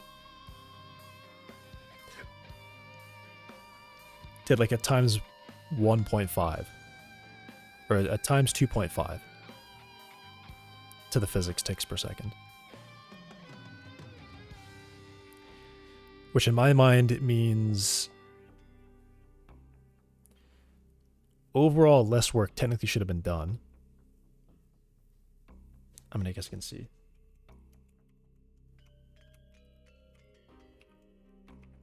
One hundred times 48 or 256 times 12. Yeah.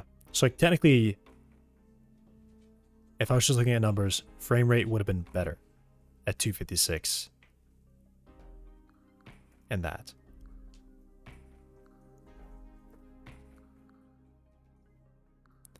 However, it's possible that just because I have some of my own custom physics code, that's an issue. That could have been the real contributor to lag there. Should I determine that?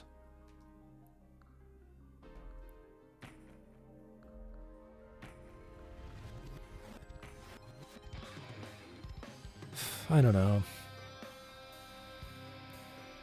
I guess the difference there is optimization. It can stop early if nothing is happening. With more, they're like optional steps. But increasing the physics ticks per second is a requirement. So even though the worst case scenario has increased to 4800, the best case is still like the equivalent of doing that. Best case is still lower than this one, which is like the minimum best case. Or I guess really the actual best case is that. One velocity step. It's probably more like one velocity step and or two of each is probably the minimum that it would really be. Then 256 times 4. Right. It's actually close to 3 times. It's actually closer. It seems like it's kind of closer to 3 times than not. I mean, it is, because 250 would be exact. I don't know what to do.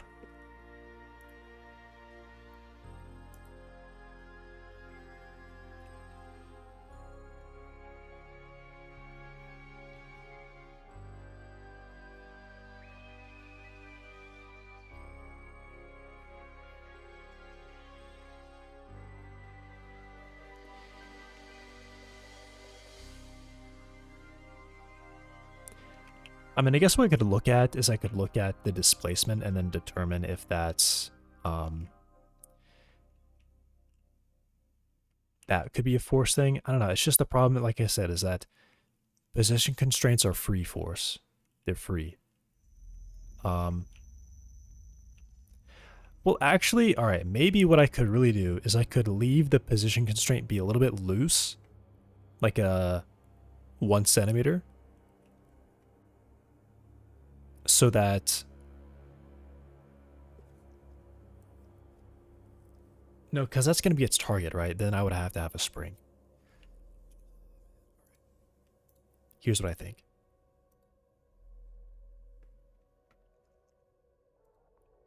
I think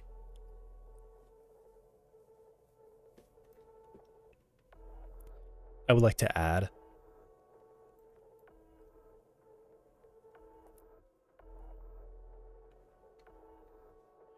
is translation fully constrained? Solve velocity constraint. Point constraint part, solve velocity constraint. Setup.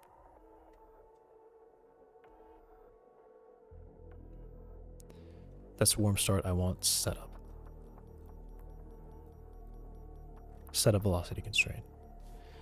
If it's fully constrained, calculate constraint properties.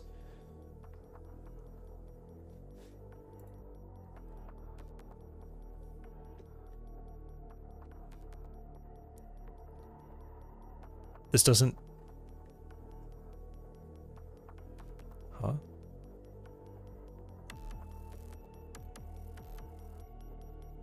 This doesn't do displacement. I mean, I guess it shouldn't because it's always...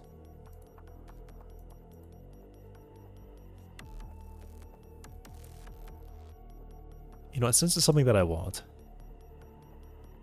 and this has been a very common thing that happens, it might already be like a thing.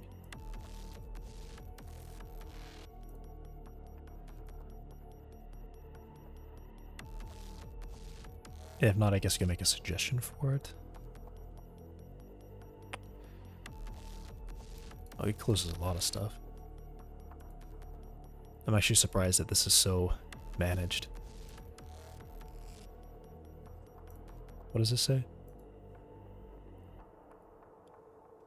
Okay, I don't need to read that. Yeah, I don't need to read that.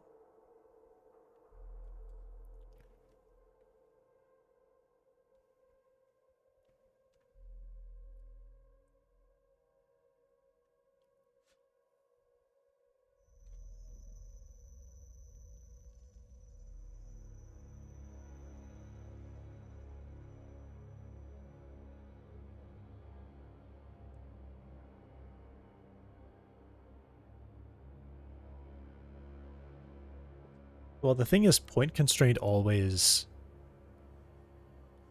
Point constraint doesn't even support that in the first place. Because it's just going to undo any difference between them. There's no min-max provided here.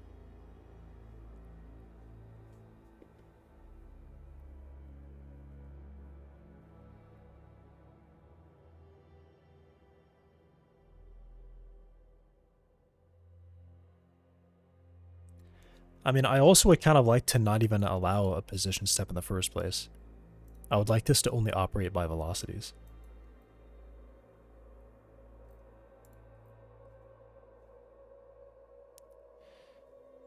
Which it looks like what it does for velocities, it just tries to match them.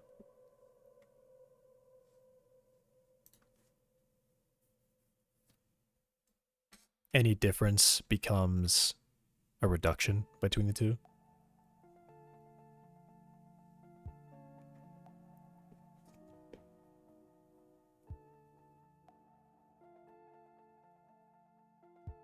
Like, it's basically like an infinite spring.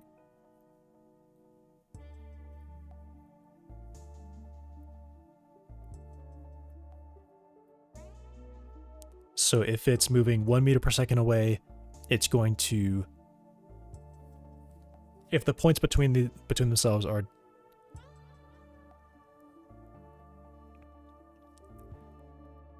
moving away from each other at 1 meter per second, it's going to subtract a meter per second on their velocities.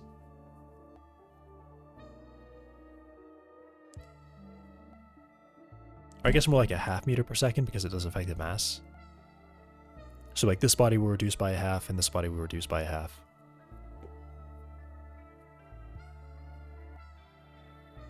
So no, it was 1 meter. 1 meter per second would be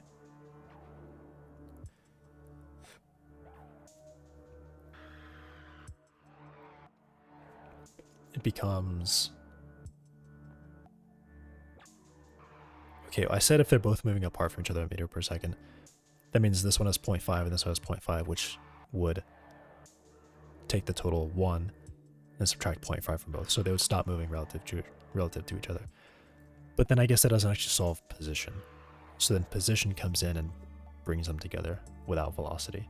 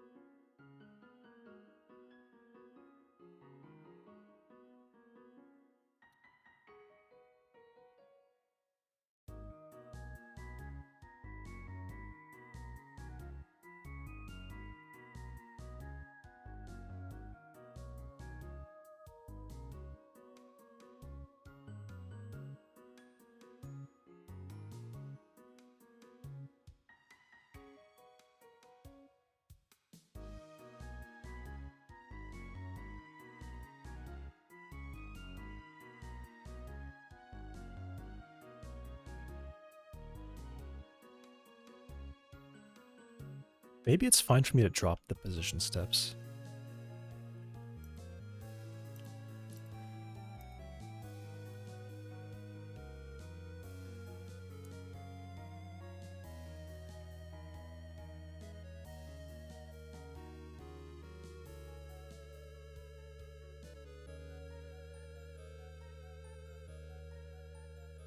Okay, so I dropped that a lot, and I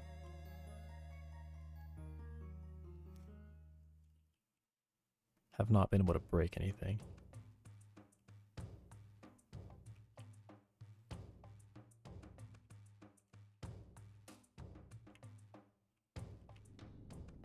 Okay, that still is possible. Those are...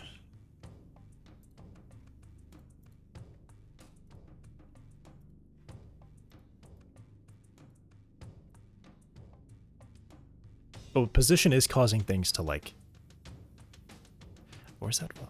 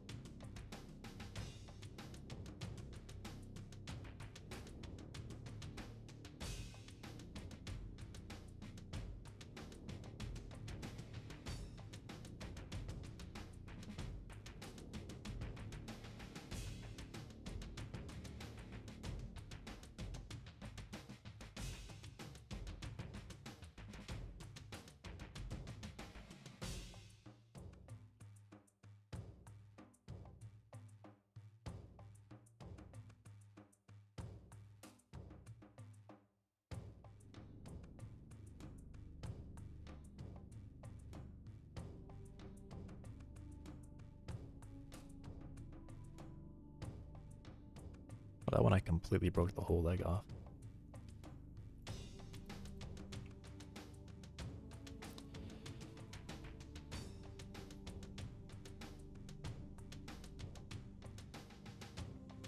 I don't know what I'm looking for. I'm honestly just like messing around with it, playing with it.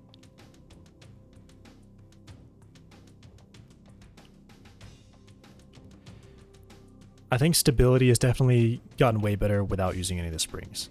But it's like now I have to worry about...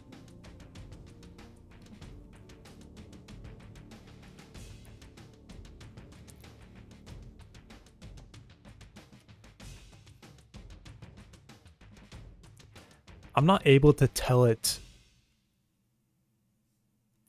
this much force breaks it.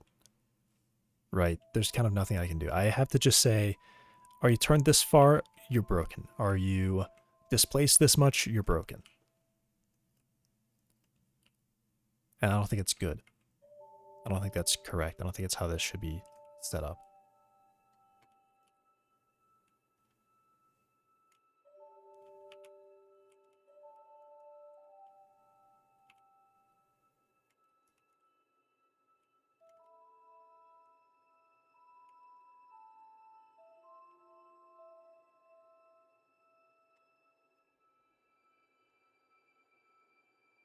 But I am struggling to like even remove a leg sometimes. I mean, at the same time, I don't think I should be able to like jump on this thing and it stay together. But like an angle error would break those in that case. And it still seems like even positionally, it's not. What? I don't know. What do I want? What would I want this to be set up like?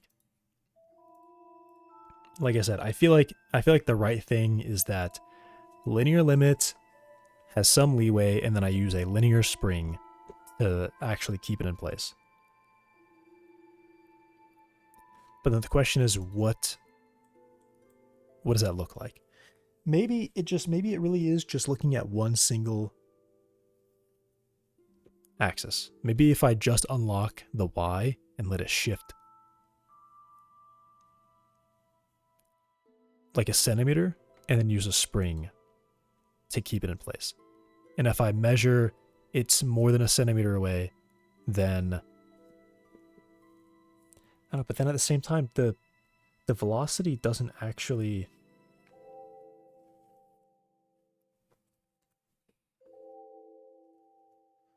The velocity change doesn't take effect until afterwards. The position constraint is what actually keeps it in place. So if that's the case, then I can't even check.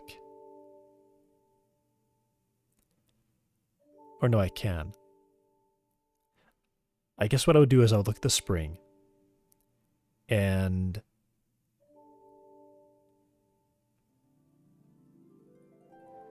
I might see why it might be unstable, actually.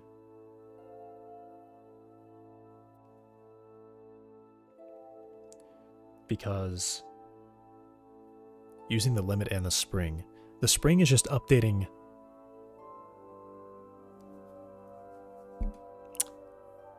Hey, Danilin. That's crazy. Let me see exactly what the order these two are.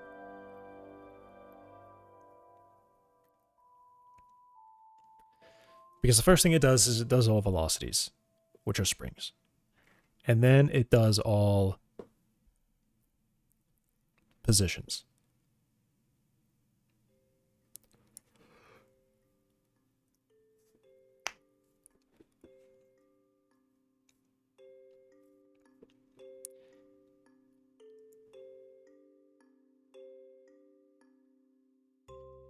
But it's also the case that if I have even one of them turned on, all of it becomes a spring.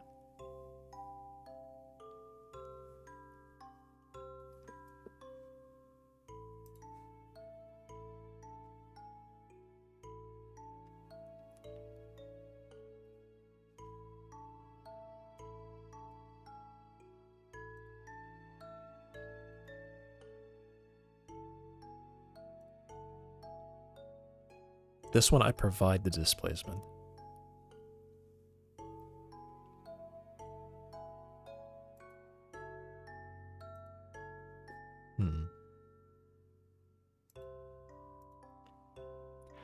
I mean, I guess it would probably be a big mistake if the result changed from suddenly turning one axis to be a spring.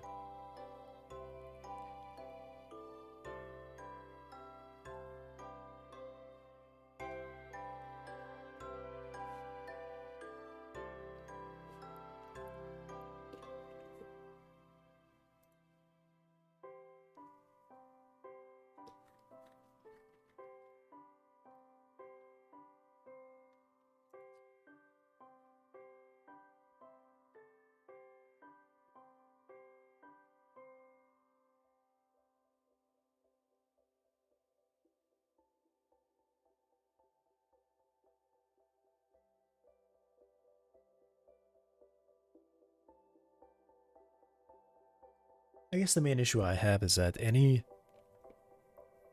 force that would break a joint, because I turn things off after everything is run.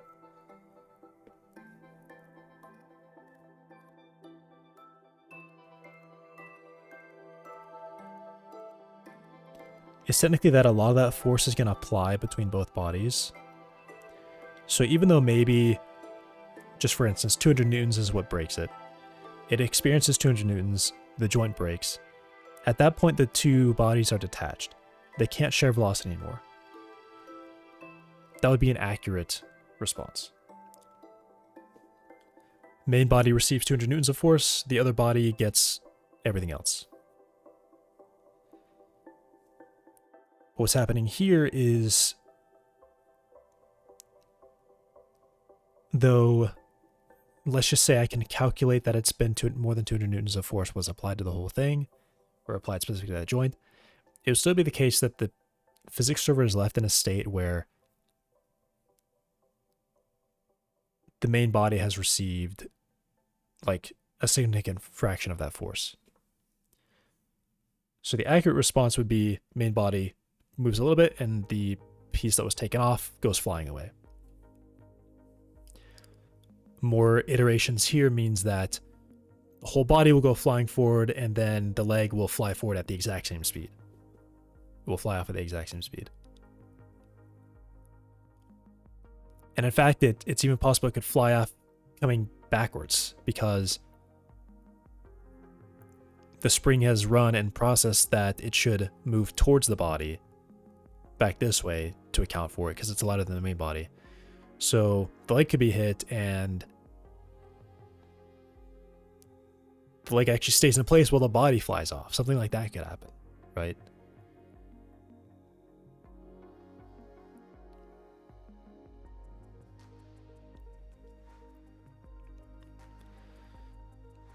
Which means if that's the case, I pretty much can't use a position constraint. I would have to use only springs.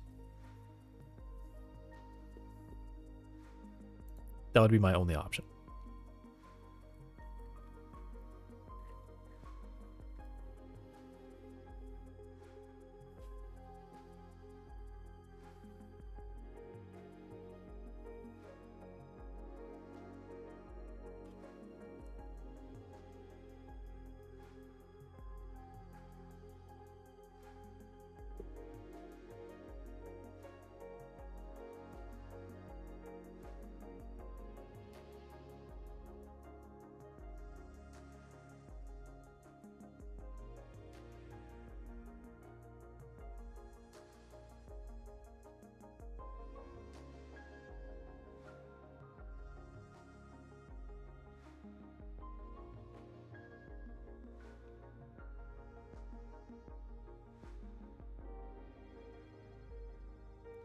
If the displacement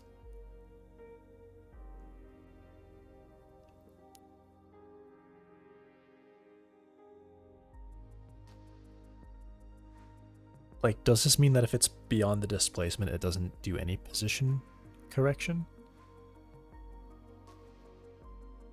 Wait, this is velocity.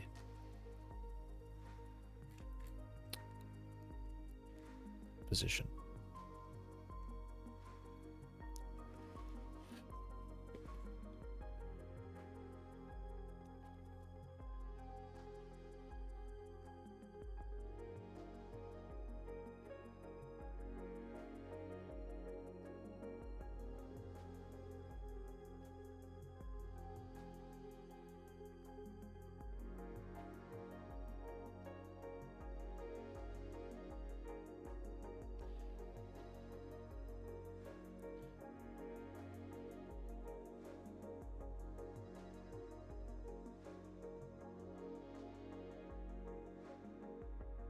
Okay.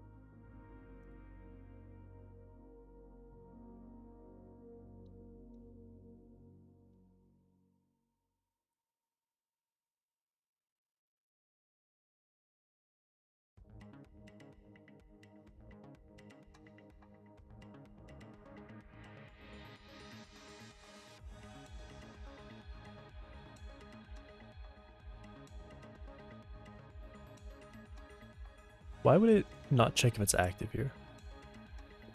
Should it do that?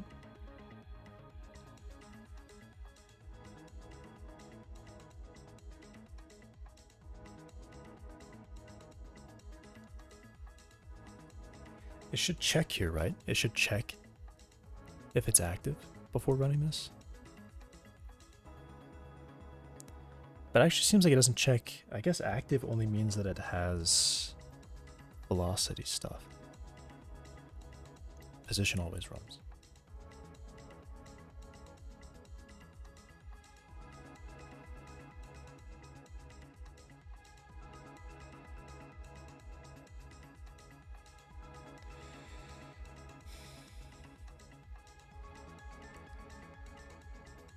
All right, I think I want to go for it.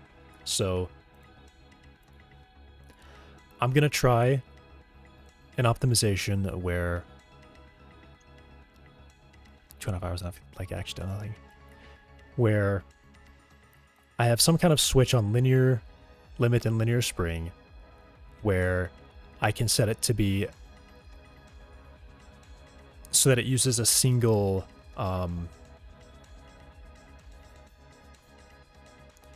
translation, I guess, axis. And that axis is just the displacement. Actually, hang on. I gotta look at this. Part of it is that this is world space axis, which is used in rotation.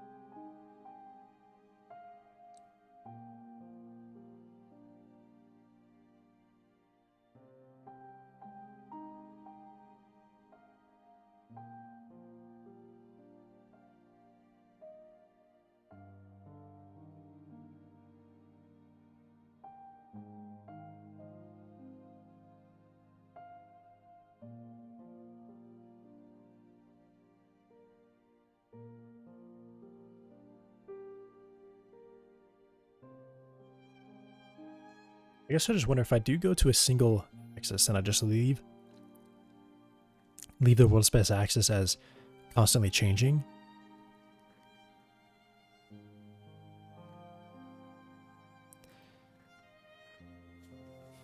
Wouldn't that mess with stuff?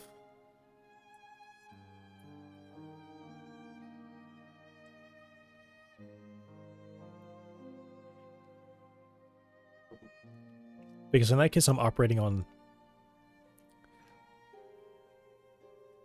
each individual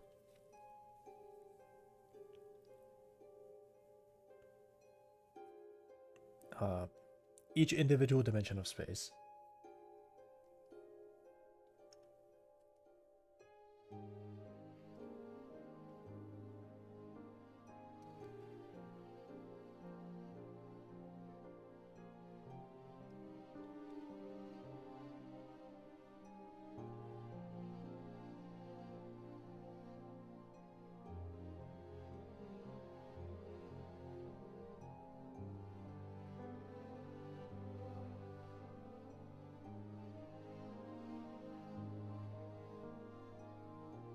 I'm not sure. I don't know.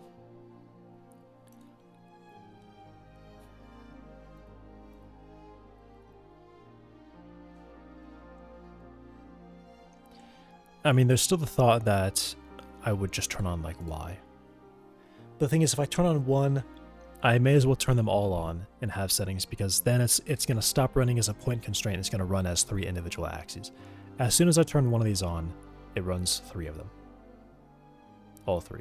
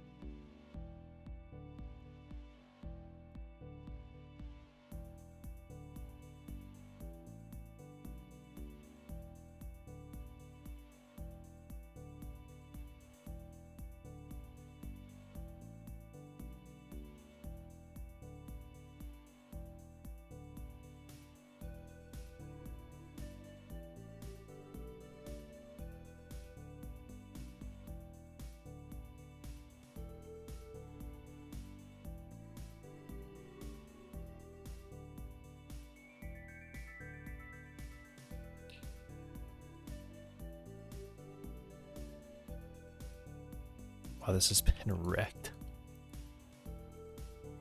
Yeah, see, that's the thing that I kind of don't like. That sucks, because I reduced the position steps and now I can pull these legs off so easily just by walking over them. Which, I mean, I guess, like,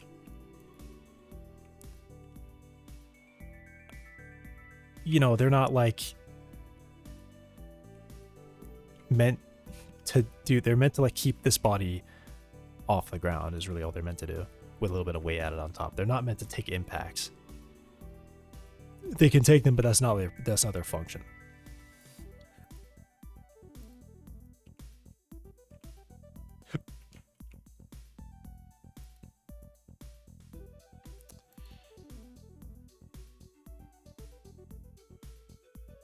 It's just that this is a gameplay thing, and I don't have control over it. That's the real issue. This is a gameplay element that I really don't have control over, besides how does it feel in the physics engine.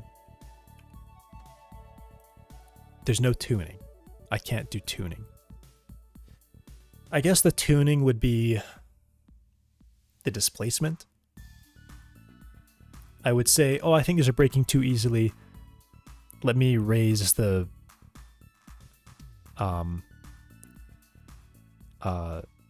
modify. I mean, what the, like, But then it's like, that means I have to really commit to it, and I can never update it again. Because then as soon as I increase this value, every joint tuned value I've set to is now wrong. And I would have to, the whole thing would change. It would all change. Everything would either break easier, or everything would suddenly break harder. And I would not have a good way to measure that. Is there a way that I can measure that anyway?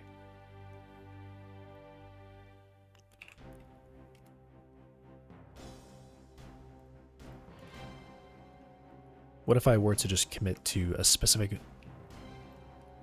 number and really, really commit to it? I want to stay under 20. Would be ideal. Like this, I could say I'm like fine with this happening, right? This feels correct. I feel like jumping on this joint should break it. Especially if the joint is like trying to be really rigid and not deform. Especially there. Right?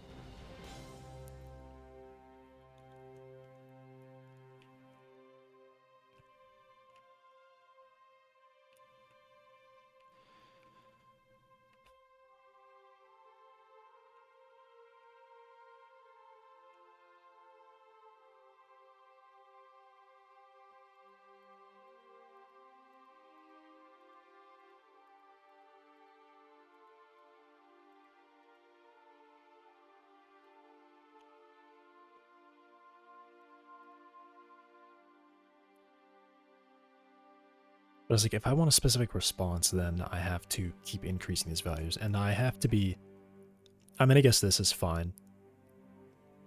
I should really reduce how many constraints how much of the constraint I'm actually using. Turning off the springs is a big benefit to stability and a big benefit to performance. I can use these lower values and it's still stable and it still looks fine. I feel like I'm borderline trying to convince myself that this is okay, that I'm okay with it.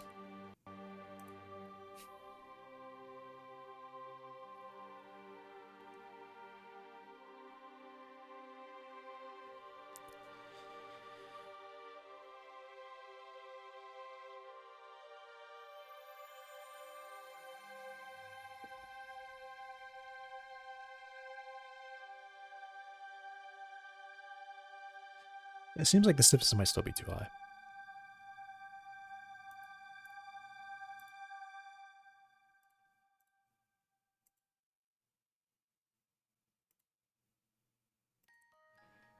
But I don't know.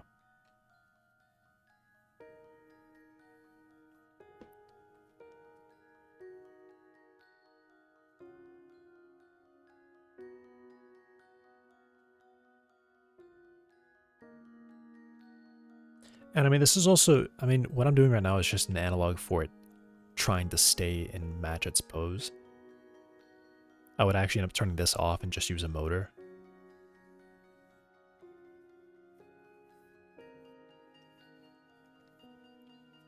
Or actually, maybe I don't even use a motor at all. Maybe I just change the equilibrium point. And that would actually be a lot simpler. Because motor uses a target velocity.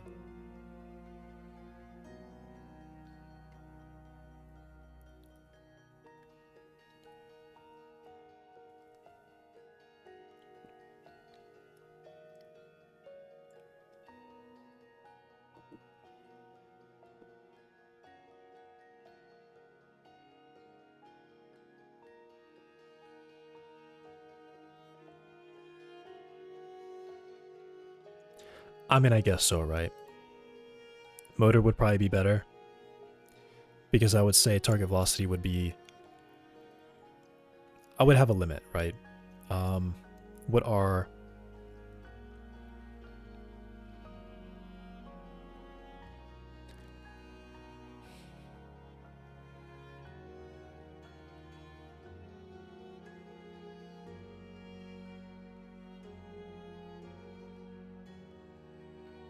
Yeah.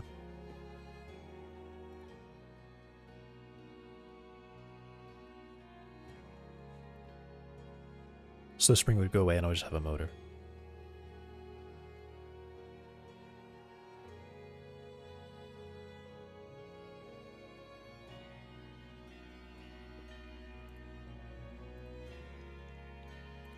I mean, just the thing that sucks the most is that these...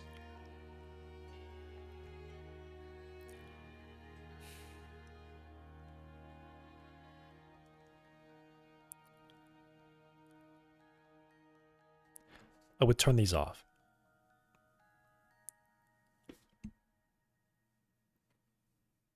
At least maybe in the angles. I guess in the case of the angle, since I'm using individual axes, it's fine for me to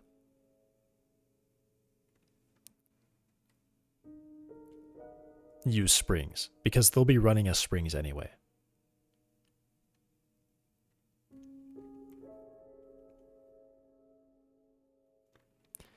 But linear, I would just leave it like that, and I would tune something else. Some other value.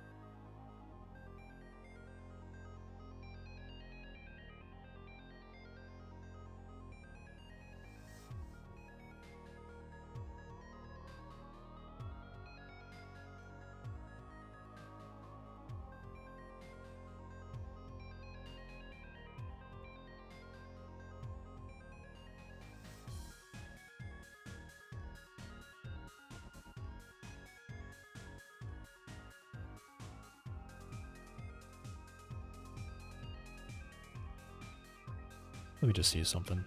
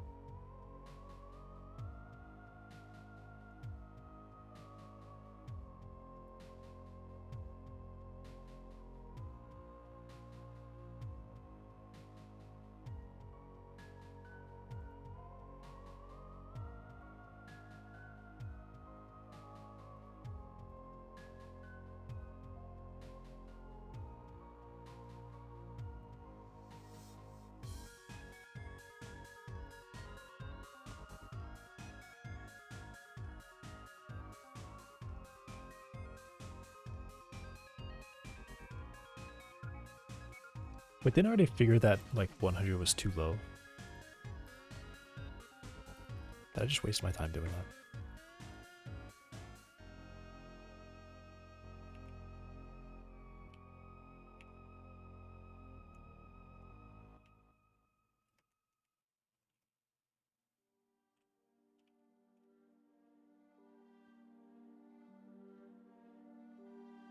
Yep, that broke it.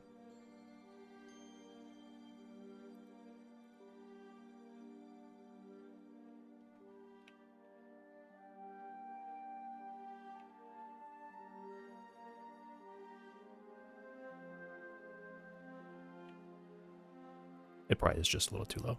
Should probably be a little bit higher.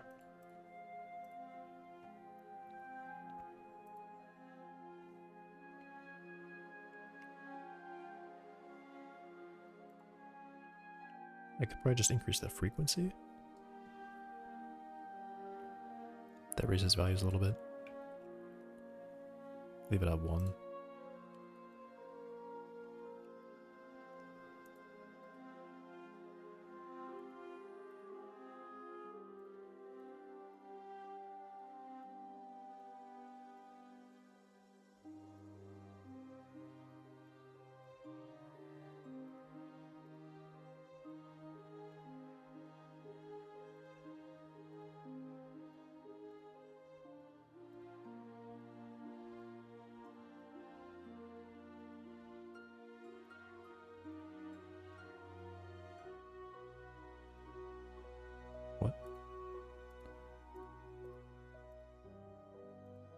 I'm seeing things.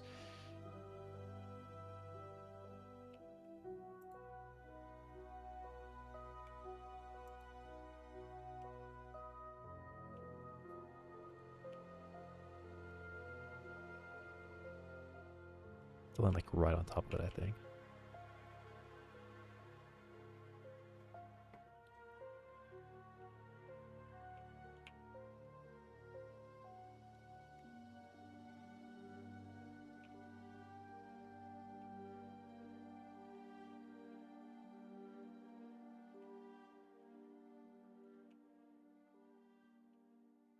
Broke up one of the other ones somehow.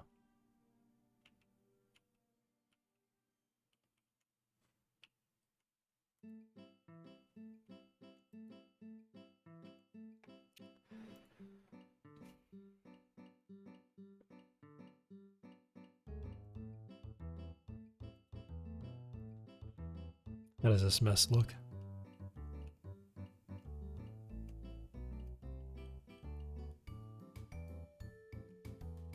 Some of them stay together. This one lost literally every piece it had.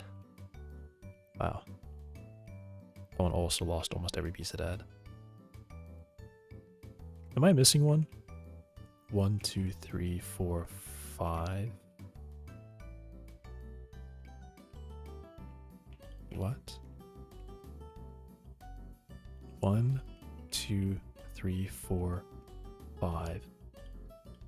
Where did the other one go? There's 6 here. Does that one just vanish into the... Oh, yeah, I saw it just disappear. It popped through.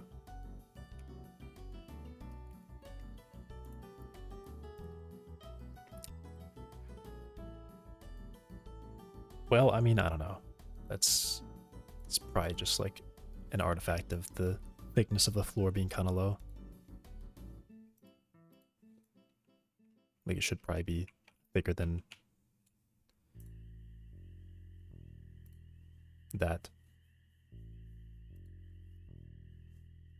Also, it should probably honestly be like beneath the ground too.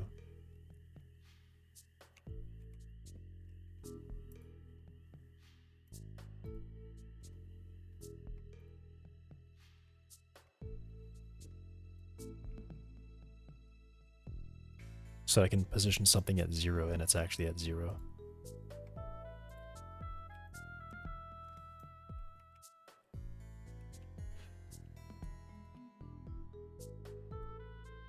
Oh. 1 unit too far.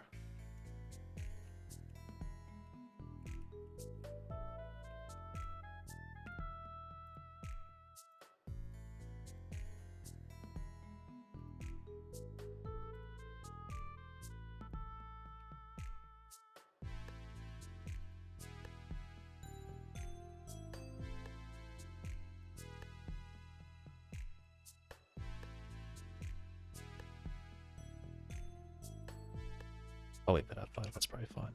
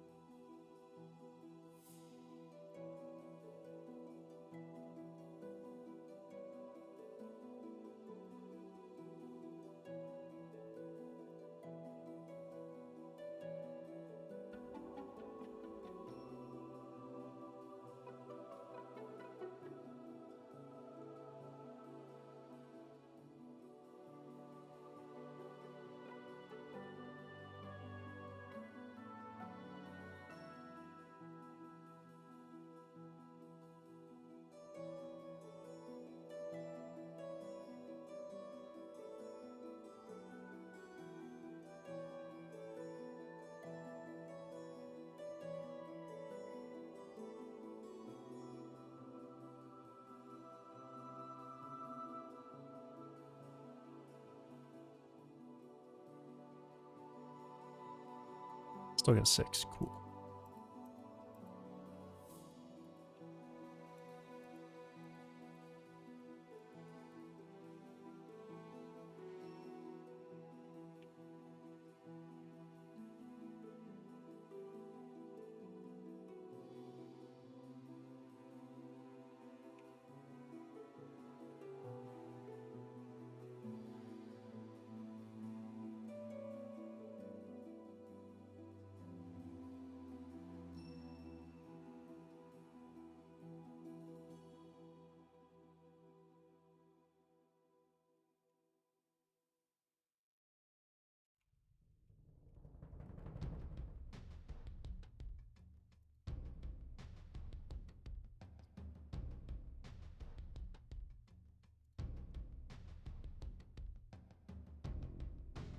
Okay.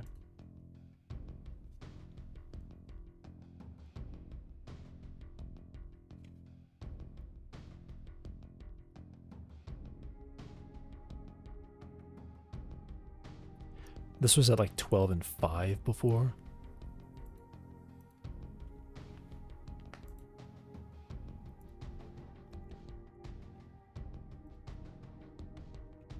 I just went 12 and 10. Does it kind of feel like this is the same?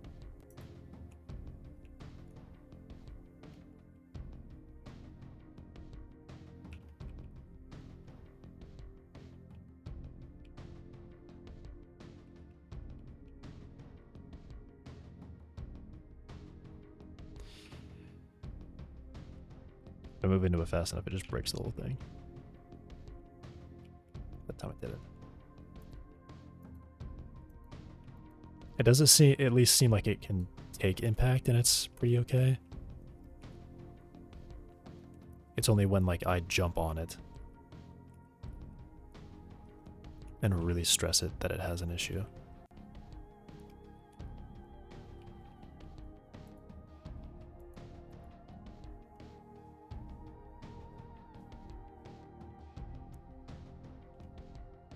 Lost one.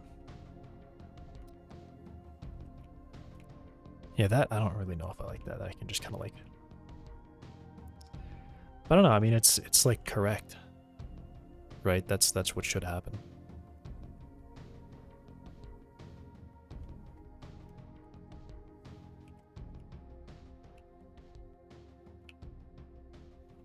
If I were to run into it like that and a leg did catch, it would just snap off.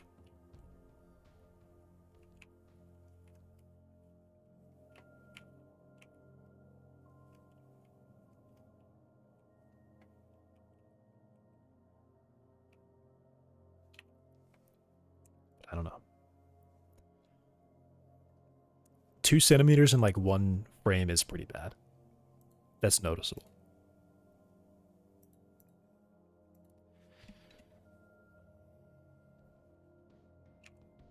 And this is all reliant on position steps too. It is entirely reliant on position steps. Velocity, I mean, still... Okay, that one, I don't know if that should have happened. Yeah, that looks better. If it like at least takes, like I at least have to push down on it for a little bit to really remove it.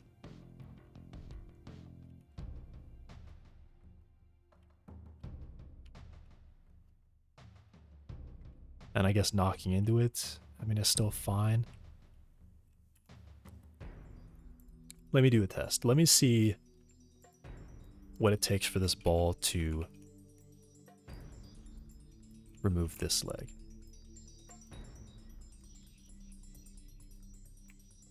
As an impact. Okay, that immediately takes it off. But it is 50 meters per second, so it is kind of a lot.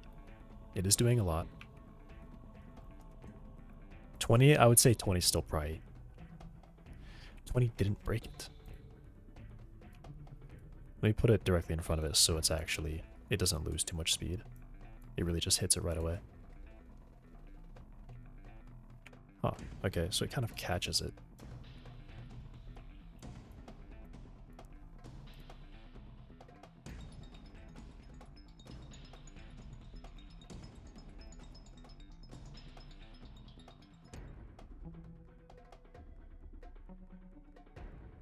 Alright.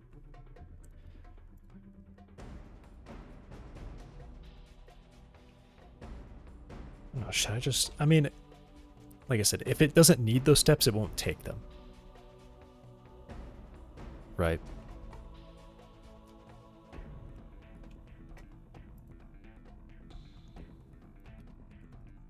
At what speed does it break, though?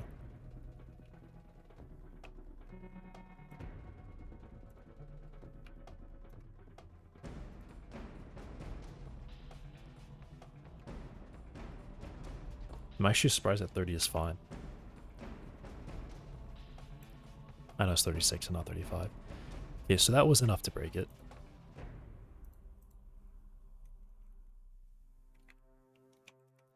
Like, I guess here's the thing, right? Like, what do I think the result of this impact should be?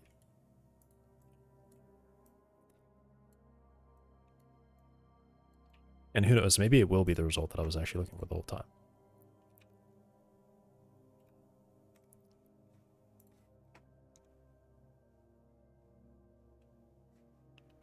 Okay, actually, that seemed alright.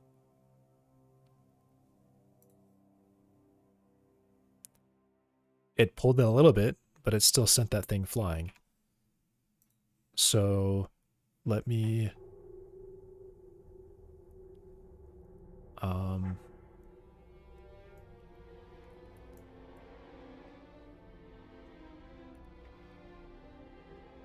I want to see this step. I want to see it step the whole way. So I'm gonna make player pause when it launches. Which I think I probably still have like a... Okay, I don't.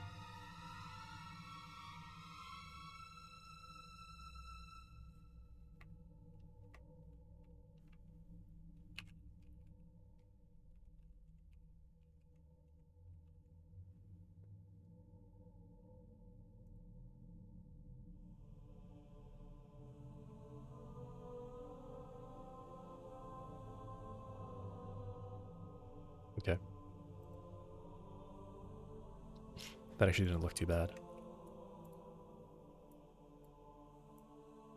I'll just leave that here, and I'll make this camera... Well, actually, I'll make this camera current, so...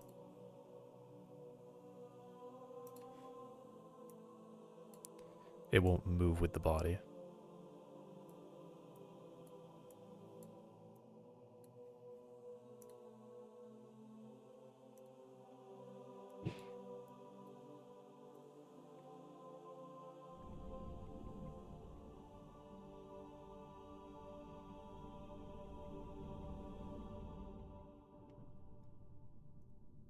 Alright, I want it to print out when it breaks.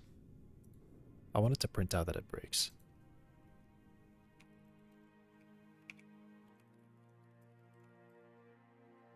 Breaking joint.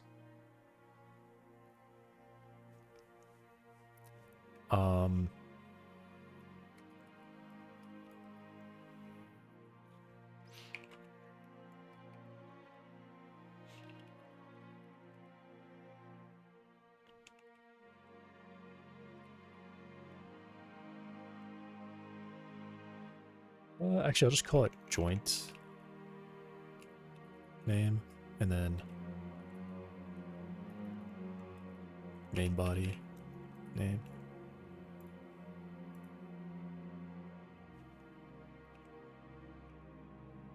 It's not broken yet. Still not broken, and then it breaks there.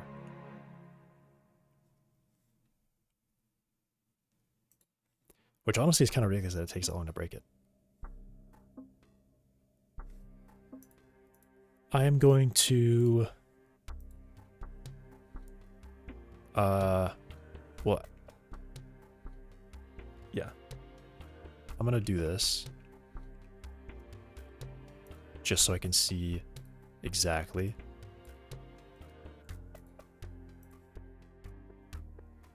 Or at least a little bit better for result. Not broken, which seems reasonable there. Not broken seems reasonable.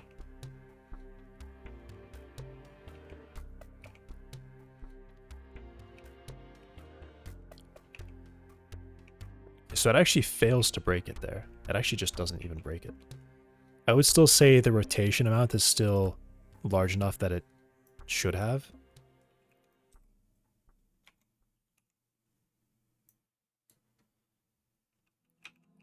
I'm actually really curious now.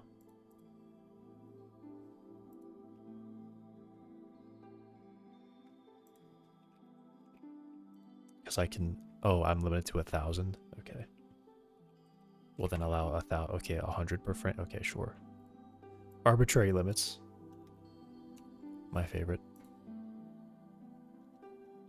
I'm just curious.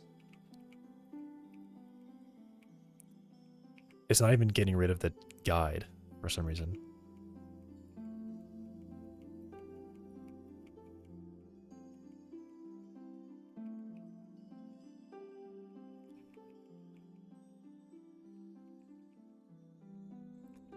Okay, so there's another change, another issue. Is that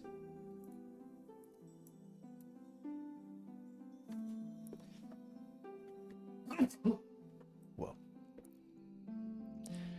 Because it is, yeah, this is just another reason why whatever I pick here, I really have to stick with it and I can never ever change it.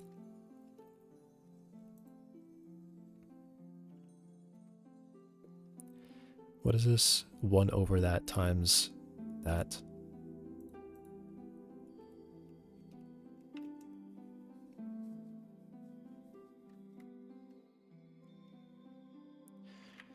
Should I drop this to like...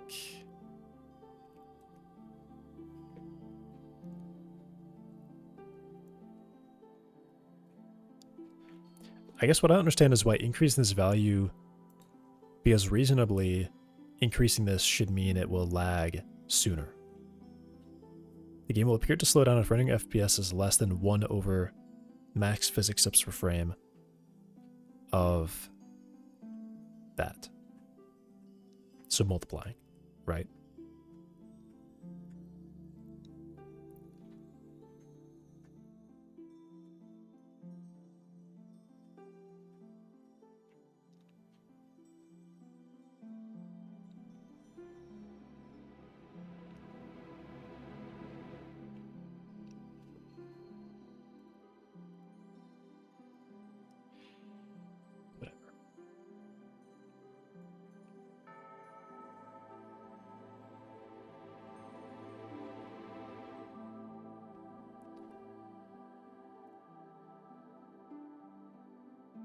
Let me make this have a really, really high mass.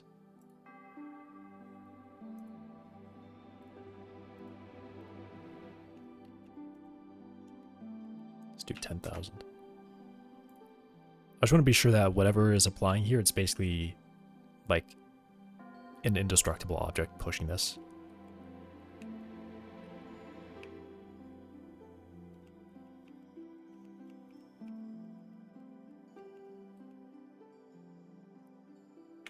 Okay.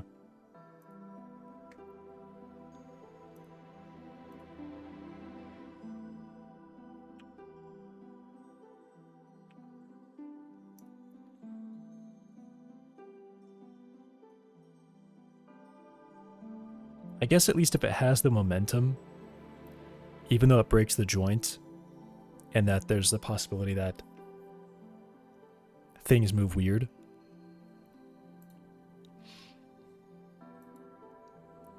It'll be covered up because, like, literally the next frame, it's gonna reapply all that.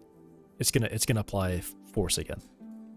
It just means that less massive things will bounce off probably unrealistically when they should have passed through with more force.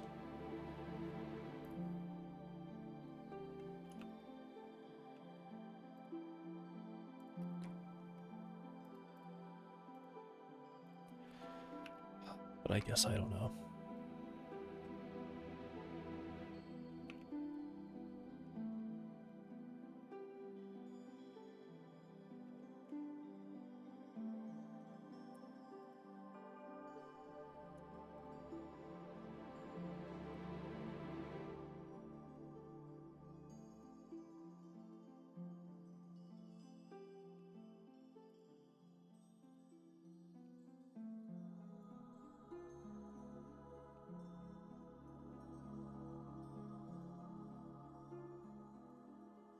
Does this feel right? What's happening?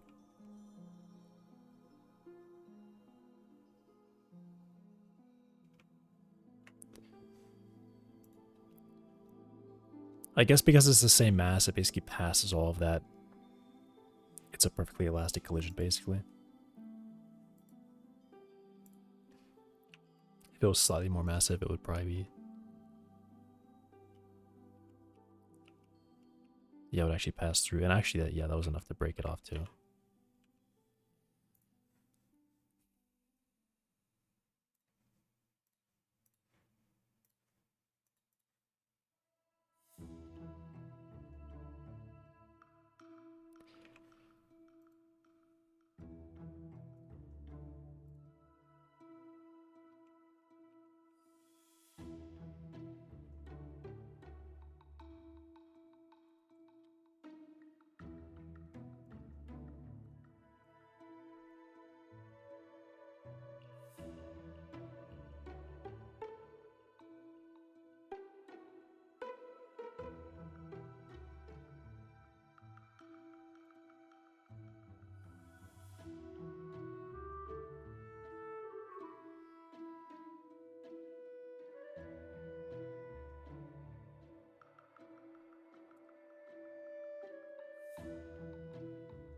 The thing I was worried about doesn't seem to be happening in this case. The ball isn't even pushing through it, but it just had enough. It just imparted enough. That even though every single frame there's like a lot of force pulling back on it, it doesn't detach and like float there in place. It actually detaches and continues going.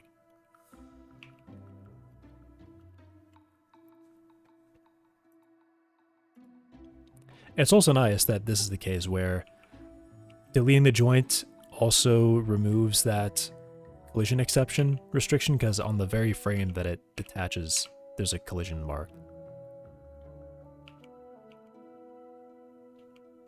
between those two.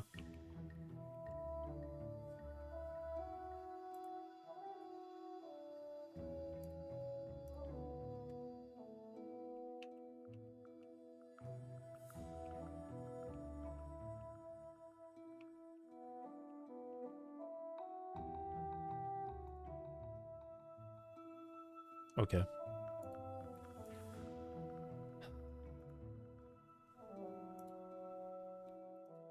Maybe I'm happy with it now. Maybe I like how that looks. That interaction is good to me.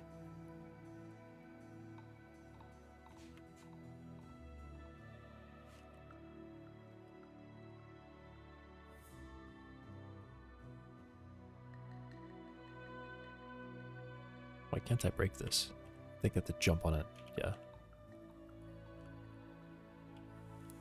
Good old lever physics.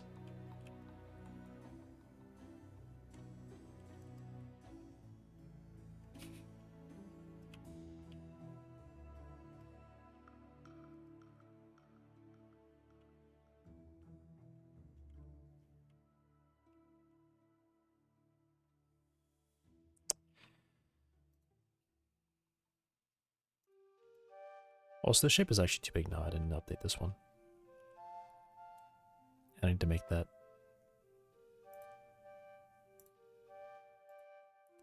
Largest dimension is 06, so this should be 06. Or half that. Largest dimension is 08, so this should be 04. It is. Largest dimension is 12, so this should be 06. It's not. It's a really strange value, actually.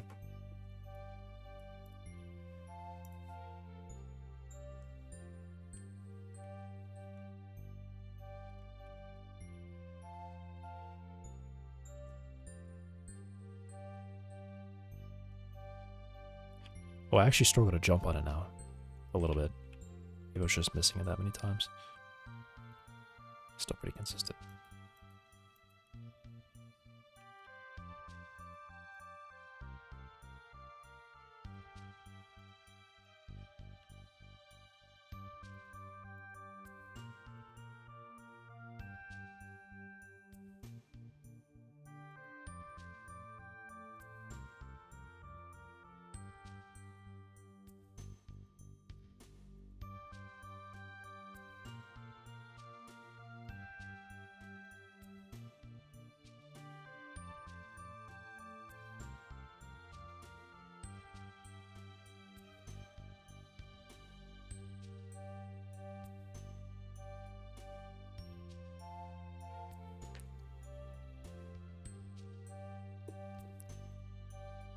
what is this interpretation then?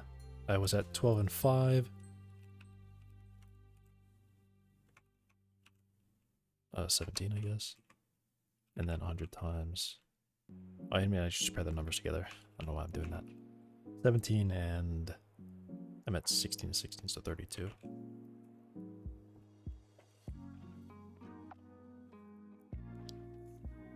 So I've nearly cut what I can do in half. I mean, I guess it's not.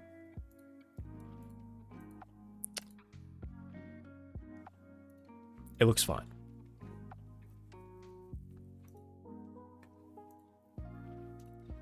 Right now, I like how it's turning out.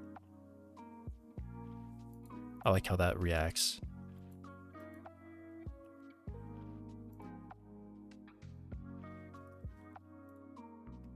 In fact, I think I want to increase the mass of this and probably make the mesh match the shape a little bit better.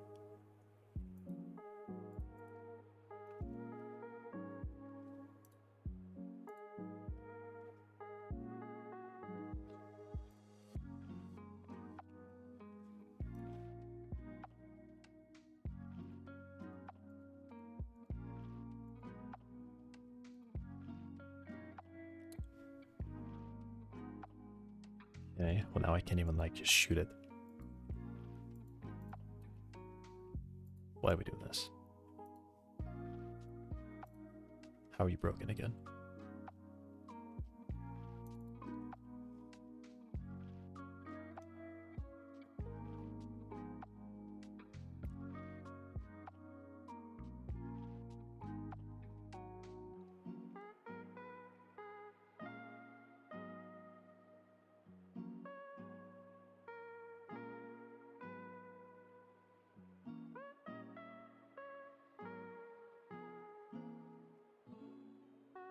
Why is this happening?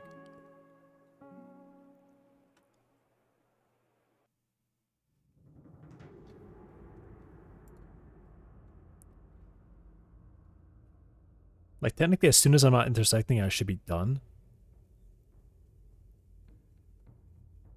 But I just reduced the size of the shape slightly, and now it's really broken. And it was happening earlier where I was increasing the simulation accuracy, and it was... So the grenades were getting stuck again.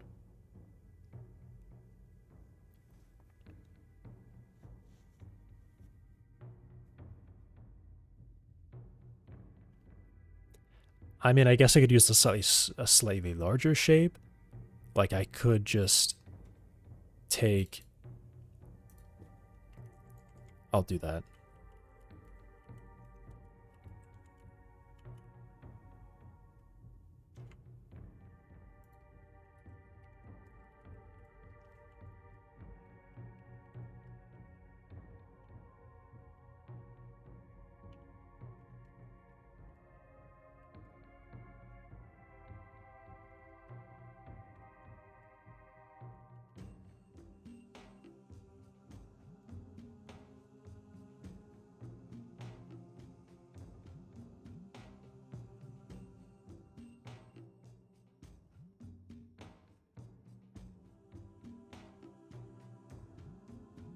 Does scaling even work? I'm not even sure if that really works.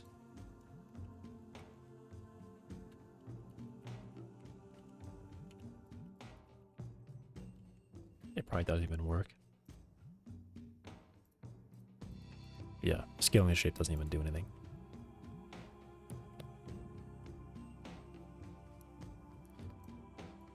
I don't know if I just did that then. Oh.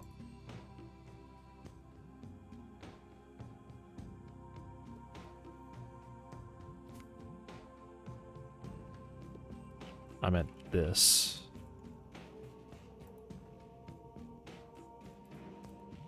I mean, I feel like it should, but I guess it makes sense that it doesn't. Oh, actually, okay, that actually works now. So scaling does work, just temporarily.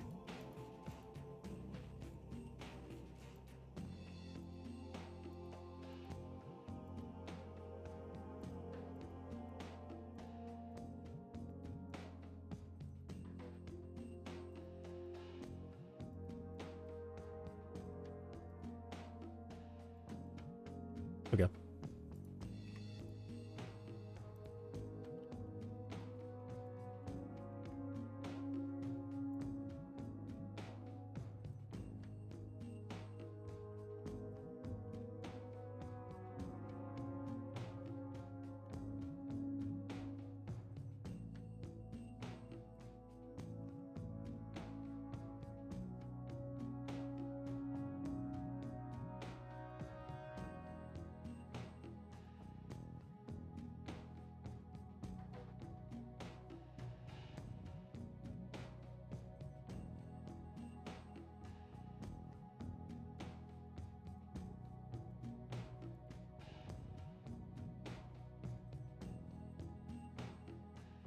Okay.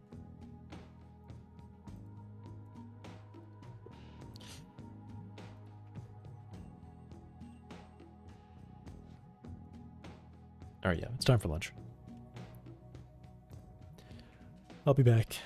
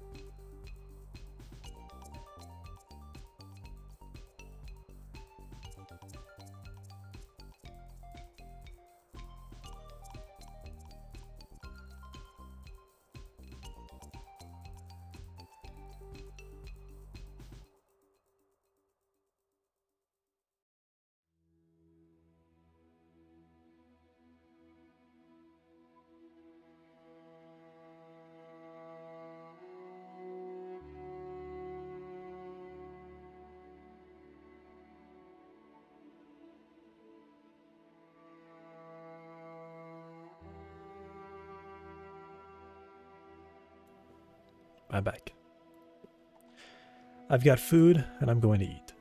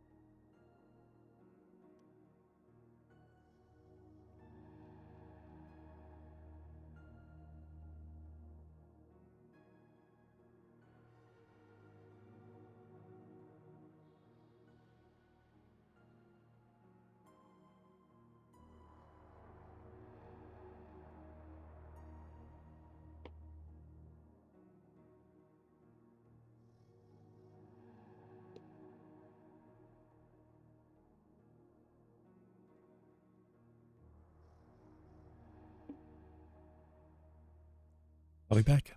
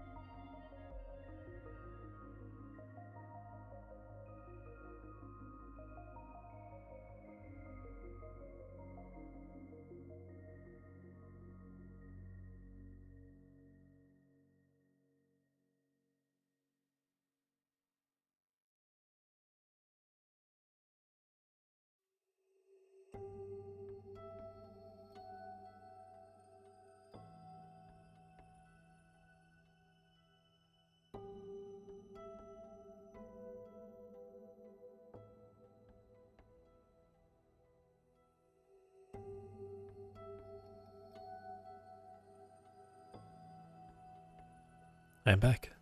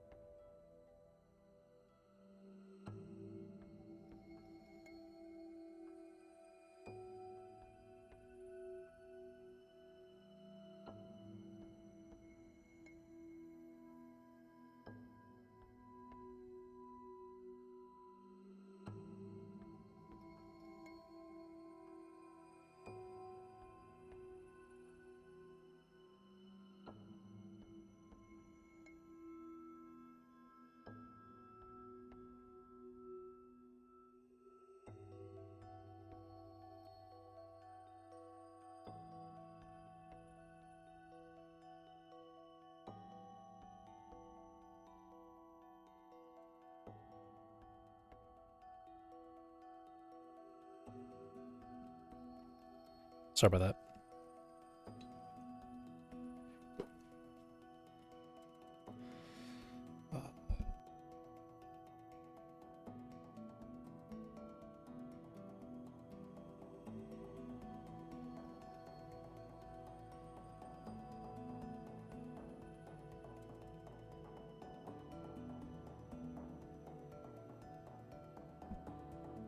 Right.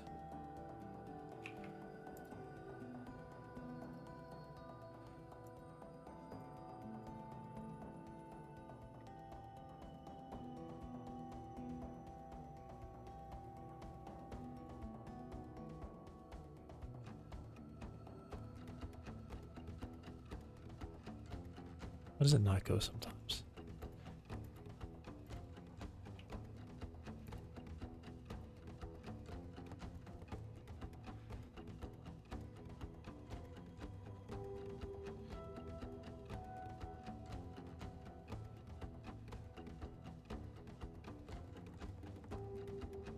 Okay. What do I do? Am I happy with it?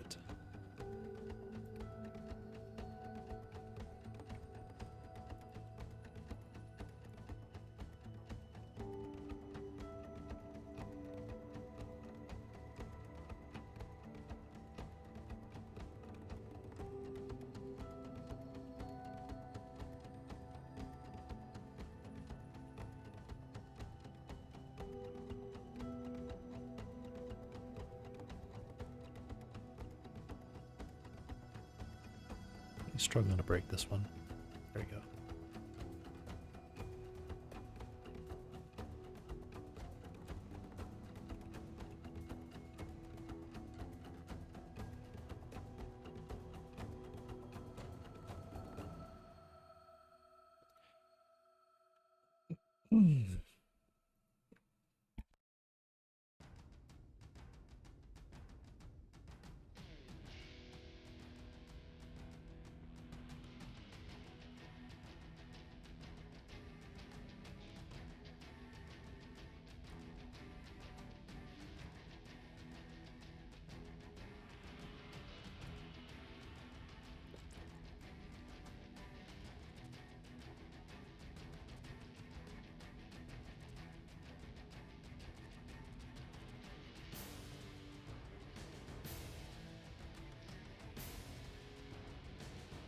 I guess I have like a few random bug fixes.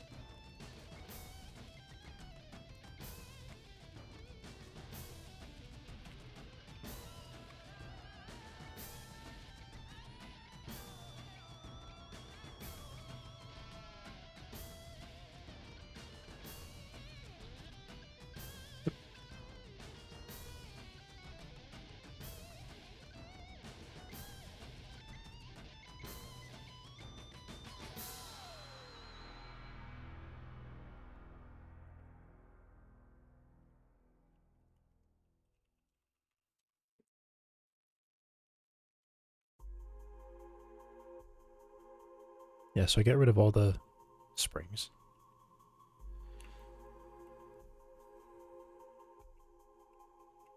At least now it's like less to maintain. I just set the angles and that's it.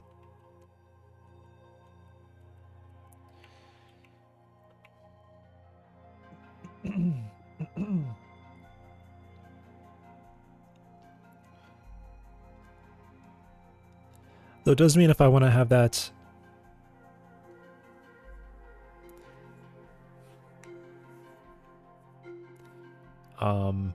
that effect where they just wiggle uncontrollably, it's not so simple anymore.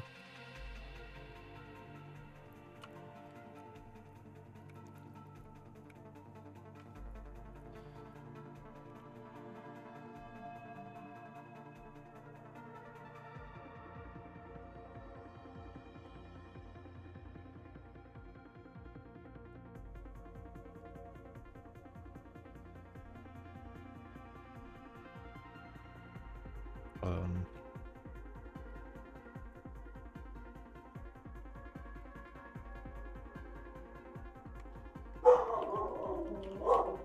one second.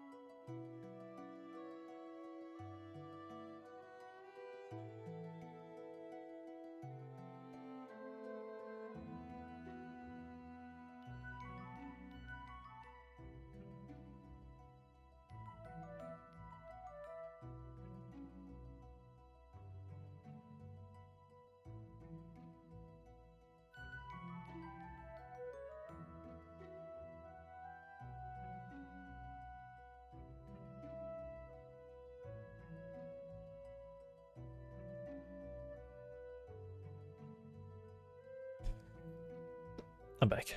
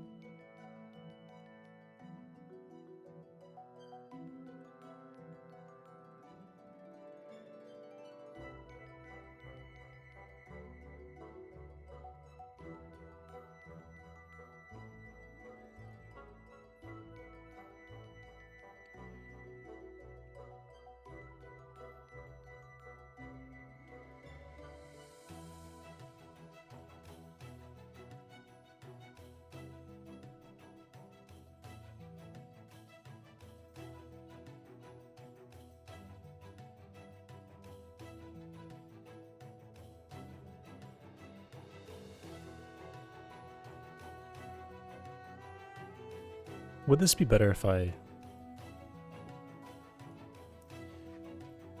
were to run this one again?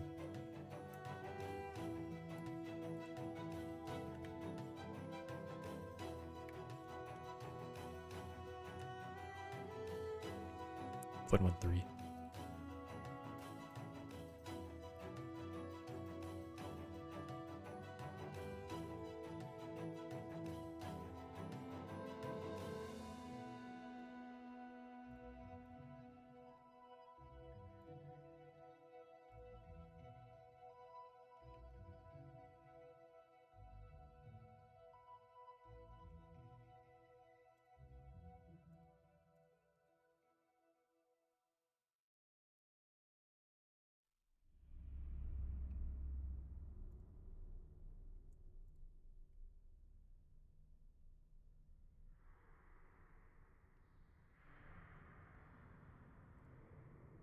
Let me bring the player closer.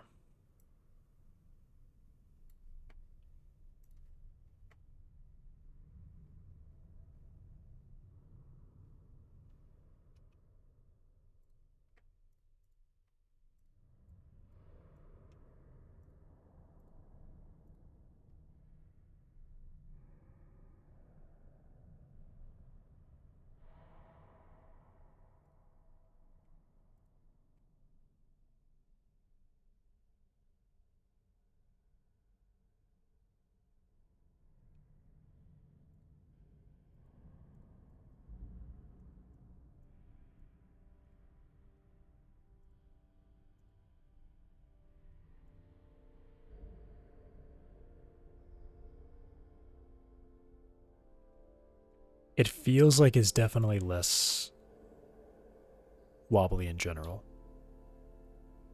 It gets up and there's a little bit there, but then at the default, it gets up and it's... I can't really tell. I'll leave it as default for now.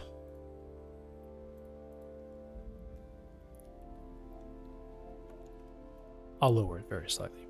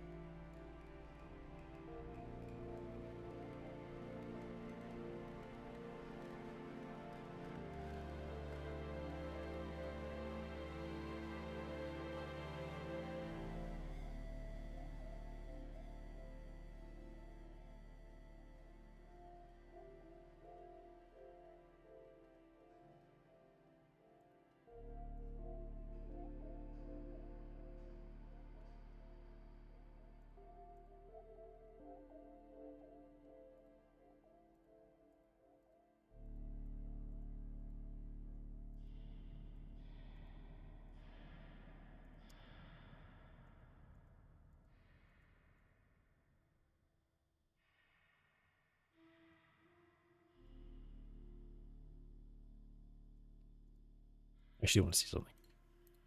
I want to see you get hit by this box.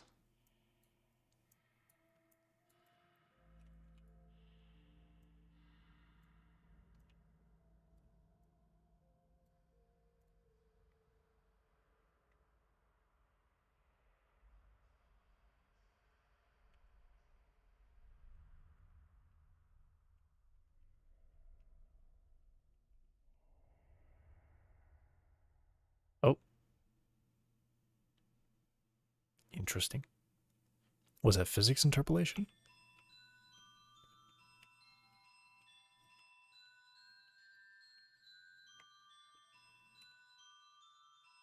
It even caused another leg to fall off. Wait, what?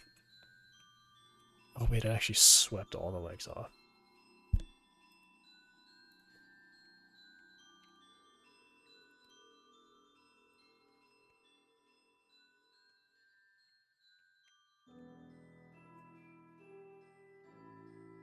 Is this physics interpolation?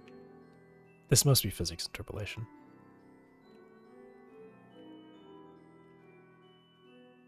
Yeah, like causes these two legs to also come off at the back.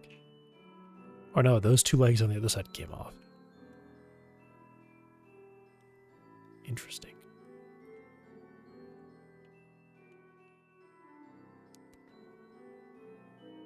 Crazy gyroscopic effect there.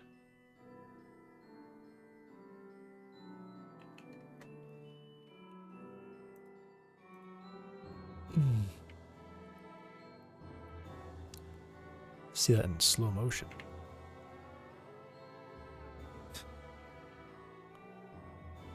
Not actually slow motion, but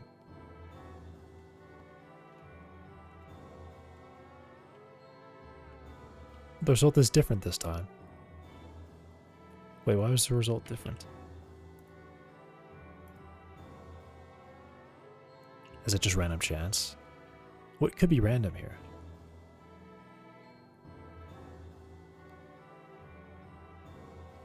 It's... What could be random there?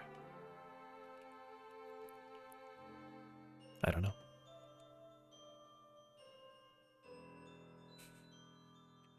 That's nice.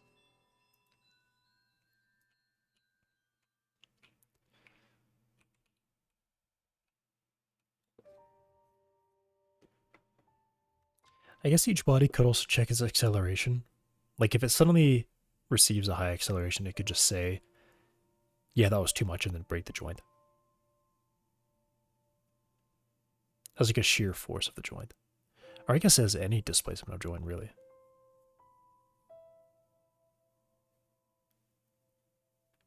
But maybe more for just shear, actually.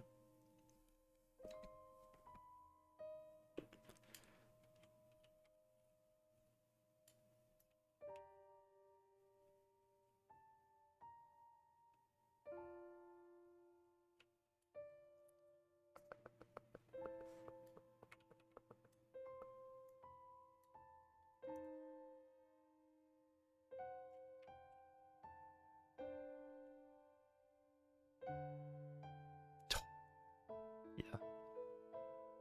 That's nice. This is so strange.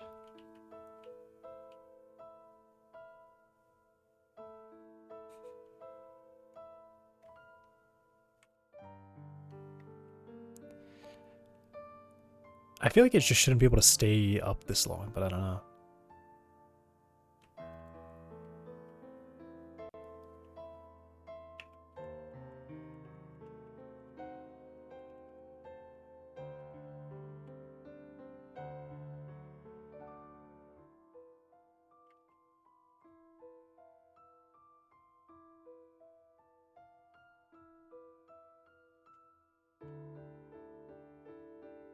It's so weird. How's it doing that?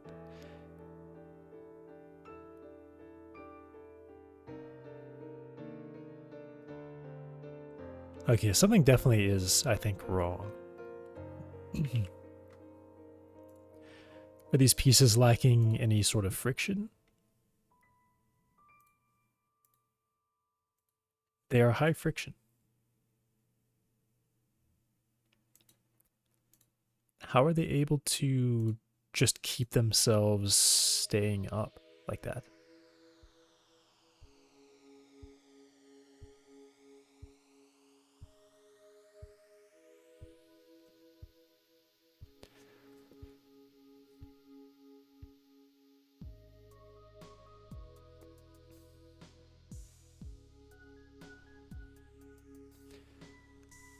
I don't know. I mean, definitely, like if I were to add, I say if, when I add proper air friction, that should be handled. It shouldn't be able to like basically process forever like that, because that would be experiencing a lot of drag with how fast this is rotating.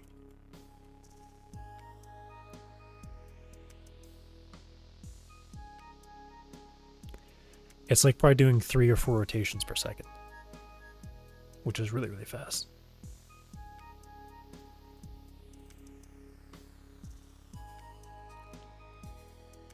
But I also don't get how friction isn't stopping as well.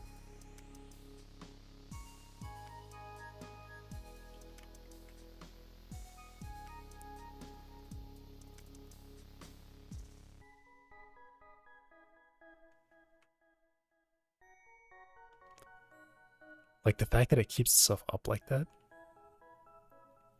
There goes another one doing the same thing on a moving platform.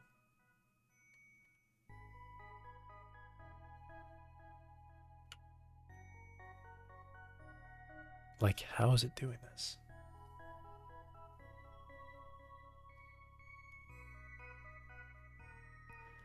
It's gotta fall eventually, right? Like, it just needs to, but it's not. It won't.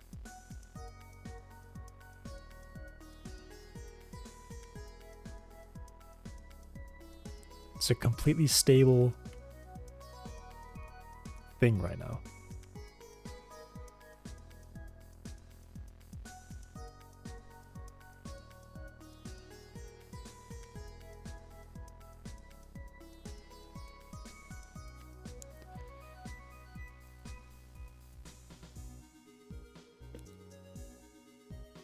Crazy.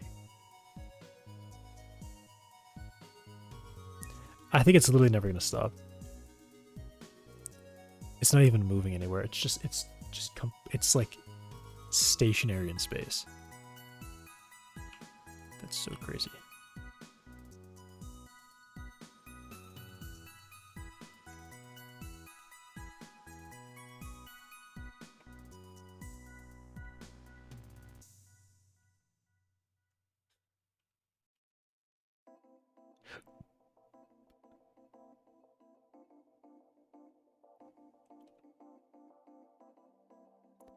What would stop this?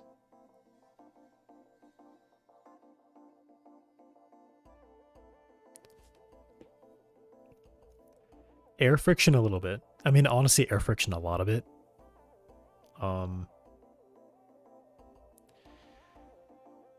But then the contact with the ground should just be slowing it down, but it's not at all. It's really not. And there is friction. So this is basically... It would have me believe that this is rolling frictionlessly all on the ground. It's also moving a lot. It seems like it might be getting less stable. It's like orbiting a larger and larger point. Or around further and further away from a central point.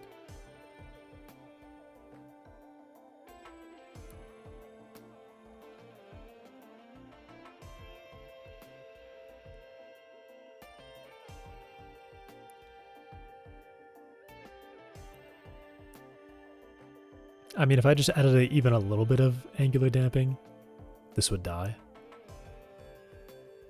It probably would die really fast. But I don't know. I'm just surprised that friction's not doing anything.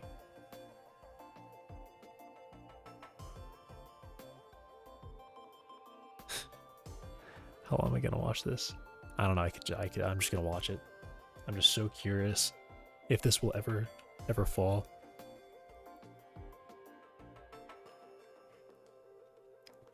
It may actually end up hitting that moving platform before it falls, because it might be getting closer and closer to that.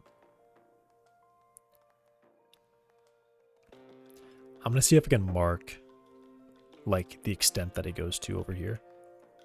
So it's about like here, a little bit to the right of that. A little bit to the right of that.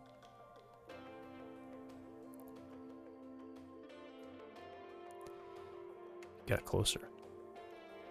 If it crosses this line, then I know it's moving in this direction. it touched it that time.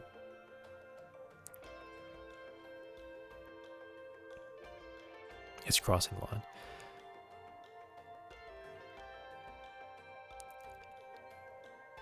I'm just like so perplexed. That friction is not able to stop this. Or even slow it down slightly.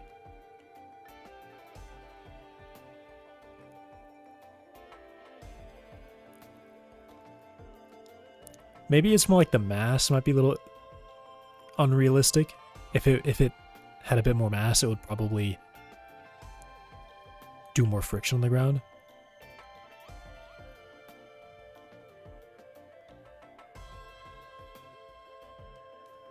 Yeah, this is definitely going to hit that platform before it stops.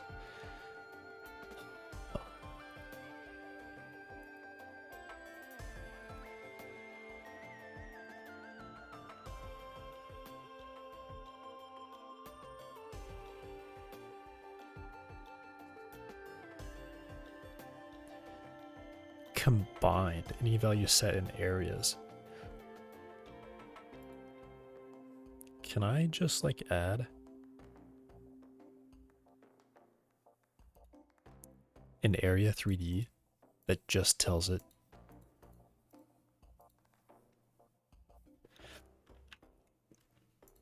to set damping?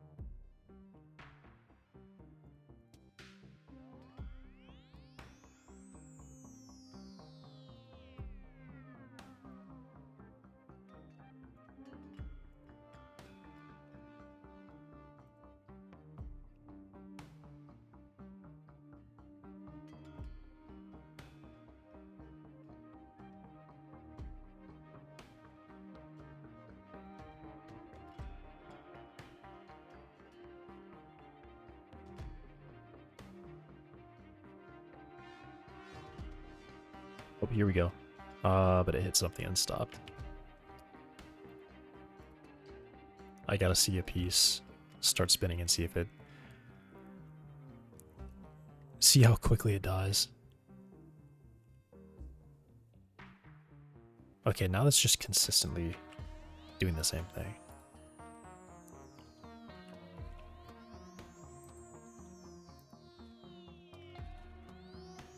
Oh my god. The box hit me that time. Here it comes. And it's gonna hit itself and stop. Okay. Oh wait, hang on, I can make it happen myself.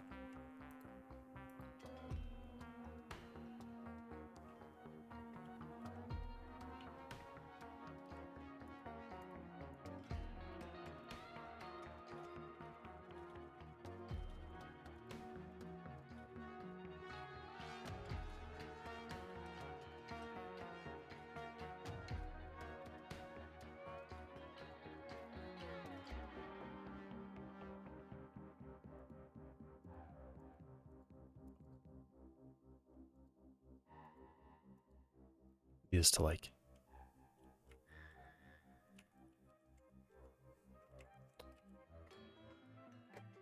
What? Please go the other way.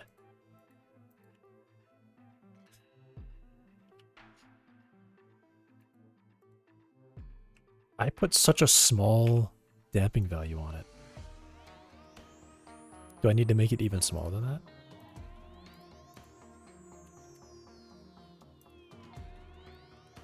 Like, it seems to have made such a huge change that it doesn't happen anymore at all.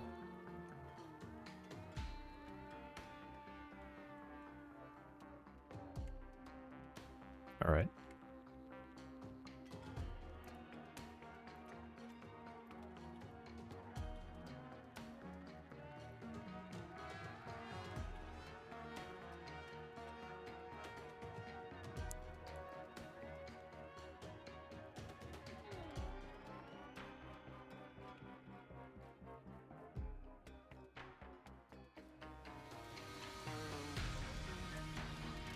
Really?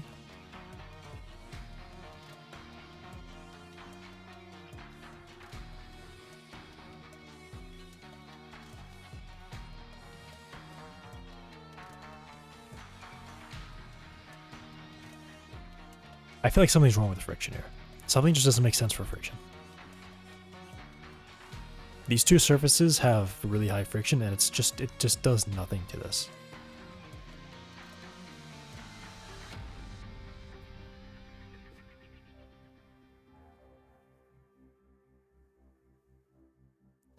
And this is dropping, but it's also just dropping really, really slow anyway.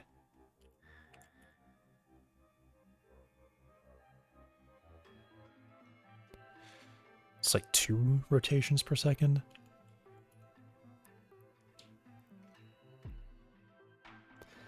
I don't know why I'm watching it. I'm just interested. I don't know. I'm like...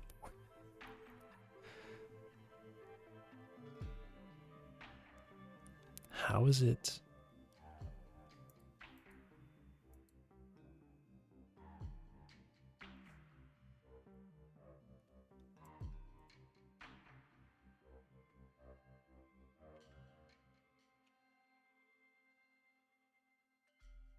See, that time friction was pretty effective. It stopped it. But now it's like not doing anything again.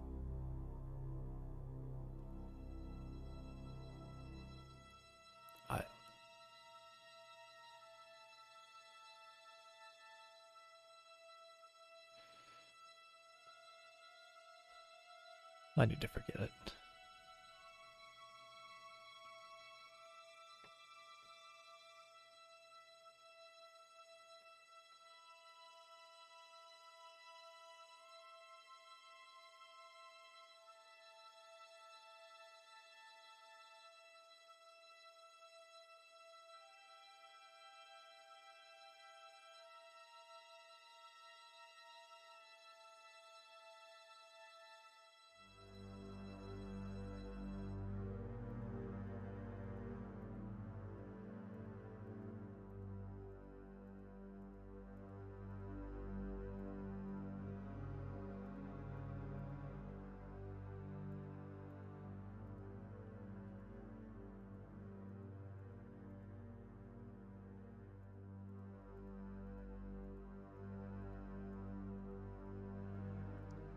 This is a good sign.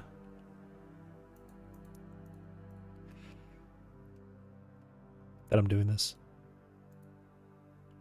Is this thing still spinning?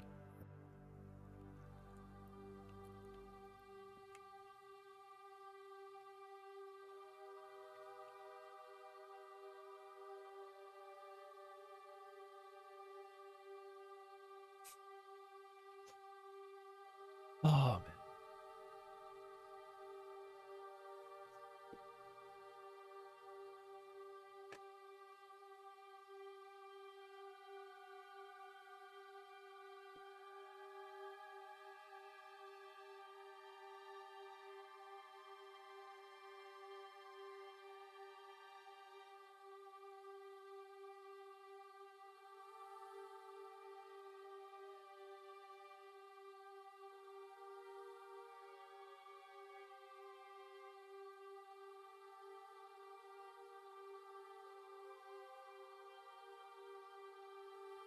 I don't get it.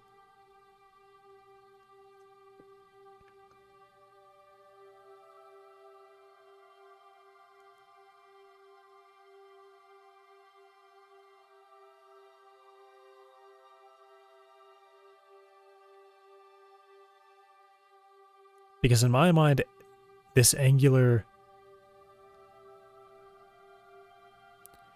There's two things here.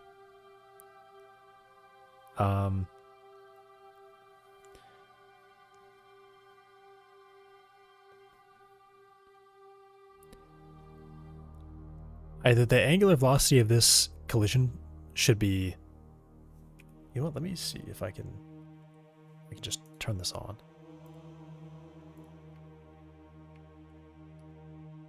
No.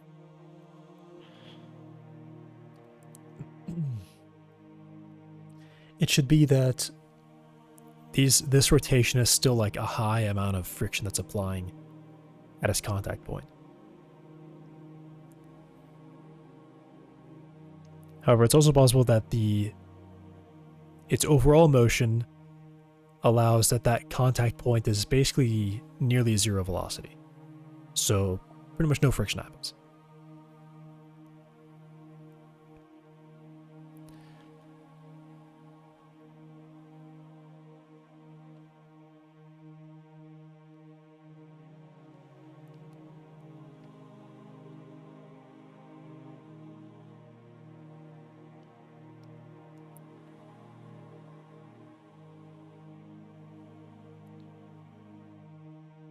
So now, is there something where there should be like a minimum friction amount?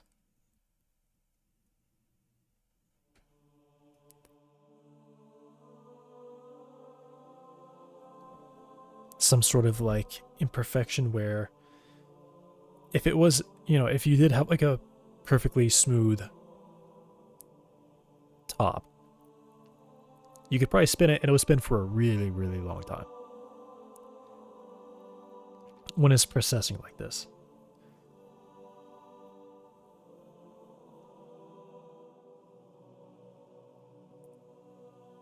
What is this velocity vector? Oh, that's a crawler falling off the... Okay. I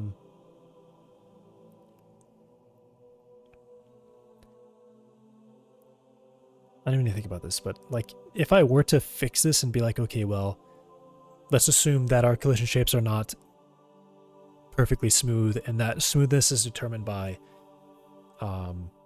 if they have a high friction value.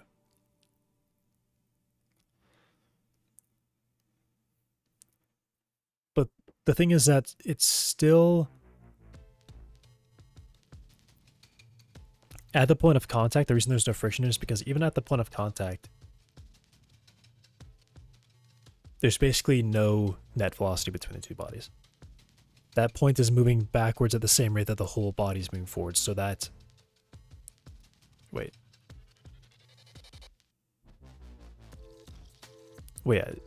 So the relative velocity at the contact point is just super, super small.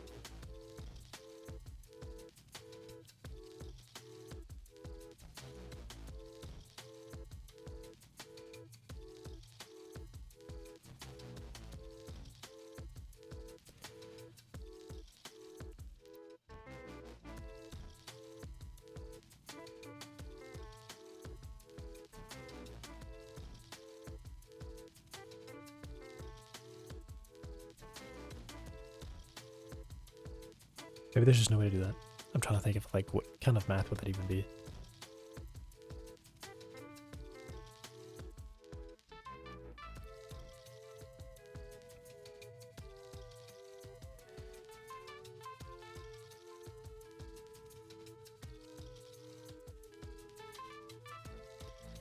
Maybe what it is that if there's a contact point and there's angular velocity,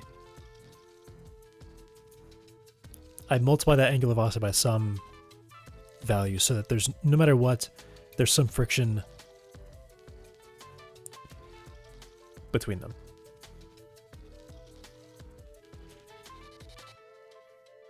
Including the actual friction value set.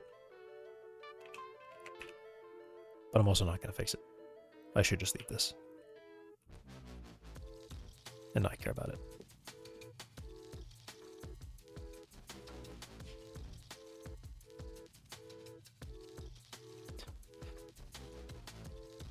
Crazy stuff.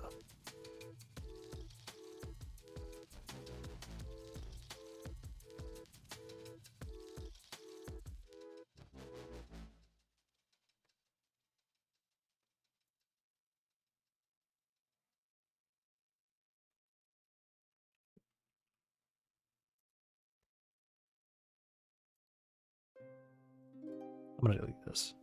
There's just a test. I will do proper air friction later.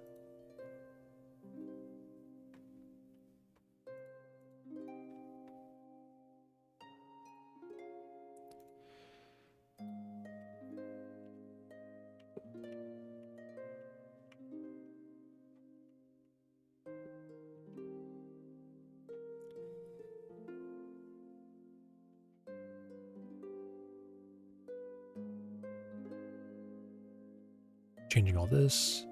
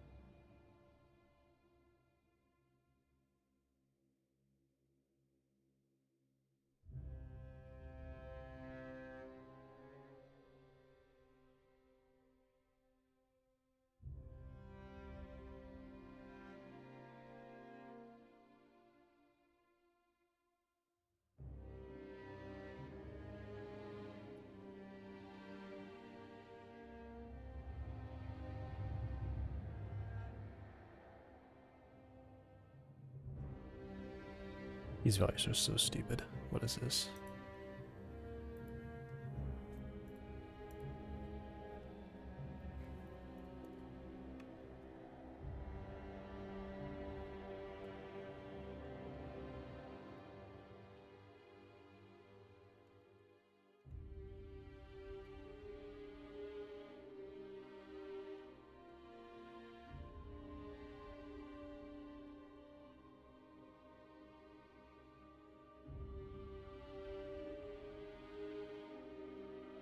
Why is it doing this?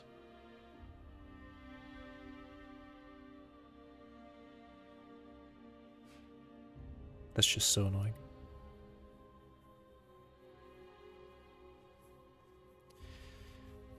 You can represent 0.1, right? Like 100%.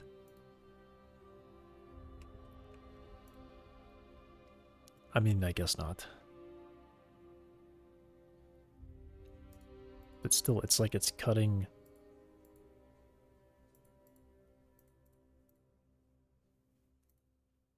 all of this out.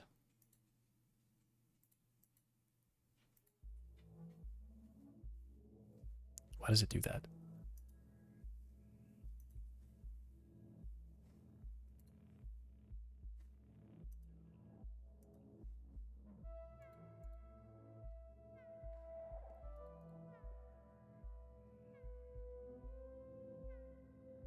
Such a dumb system.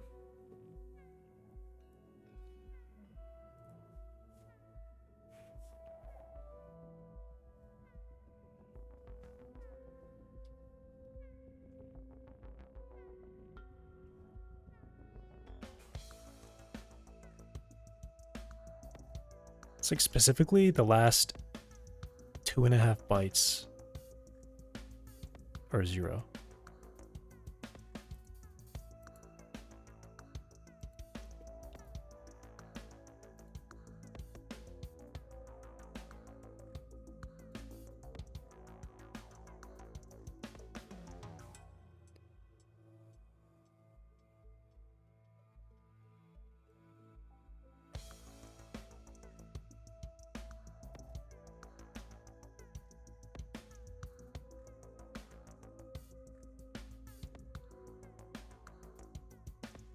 They just have some dumb, like, string number conversion. Super complicated thing for no reason. I've seen it. It's insane. Doesn't make any sense.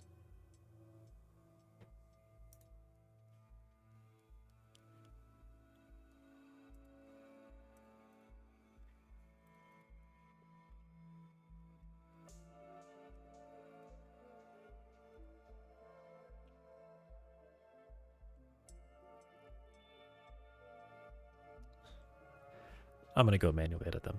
This is ridiculous. It's things that I haven't even changed. It's modifying parts of the number that I didn't even change.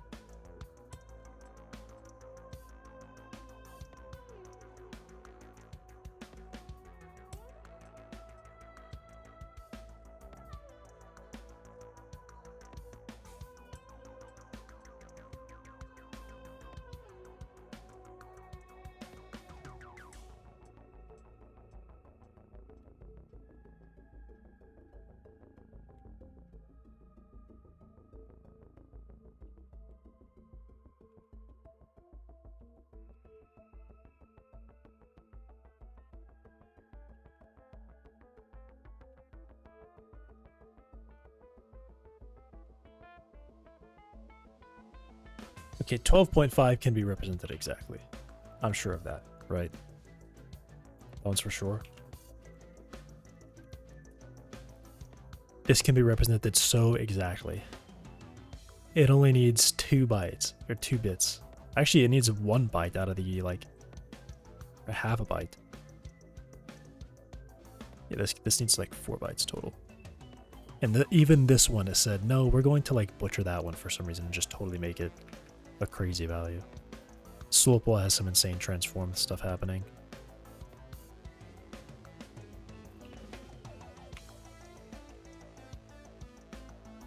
These values that are for pretty much any normal system would be 0. This one decides it needs to be not.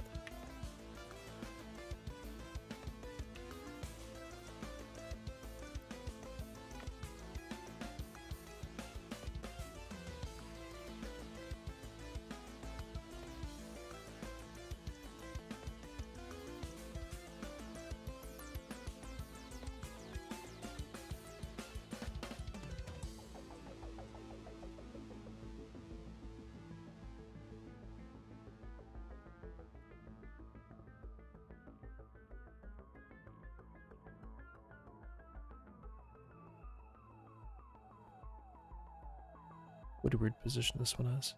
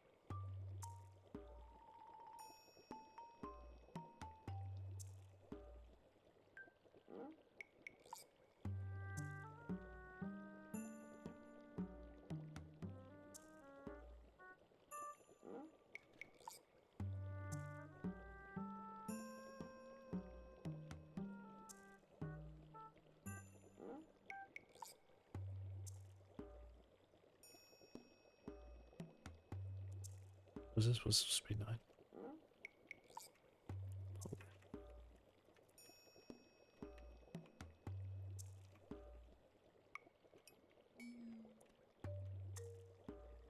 I need to make it happen again. Where these use less ridiculous values and just round when they are this small.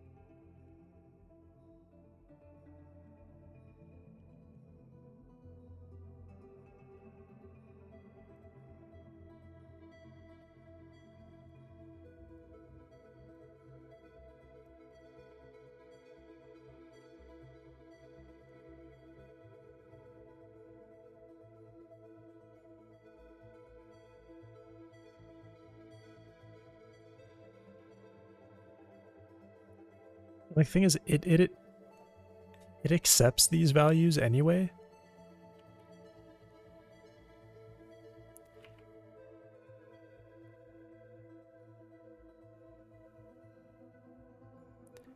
So it's like it loads those values and then says, yeah, that's right, that's what they should be. Almost. For some reason, this one changed from this to this. Even though I don't think I even touched that one.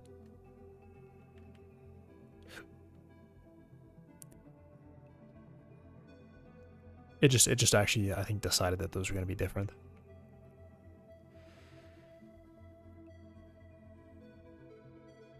Yeah, crazy.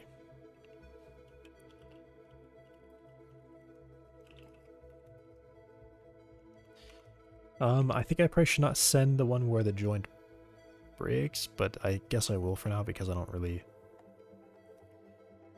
No, I won't send it. I'll just leave it. Yeah, just do project, and then the test world.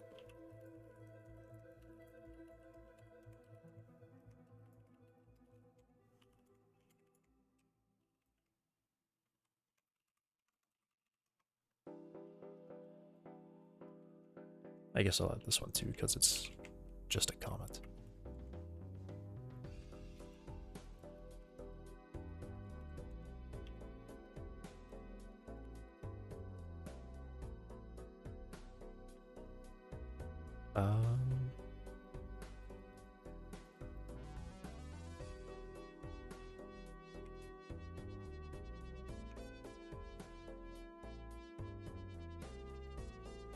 I'm gonna say this is a finalize on its physics steps.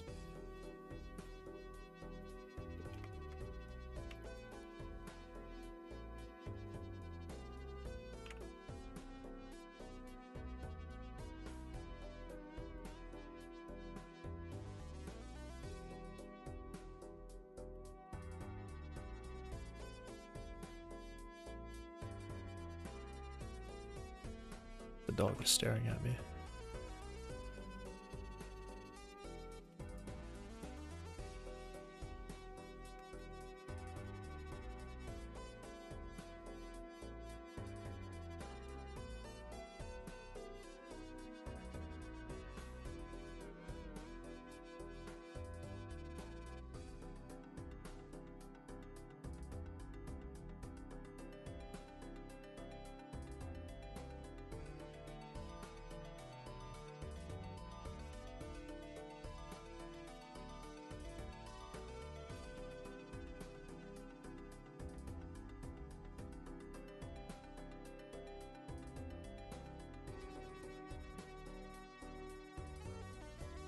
I'll finish writing this one back.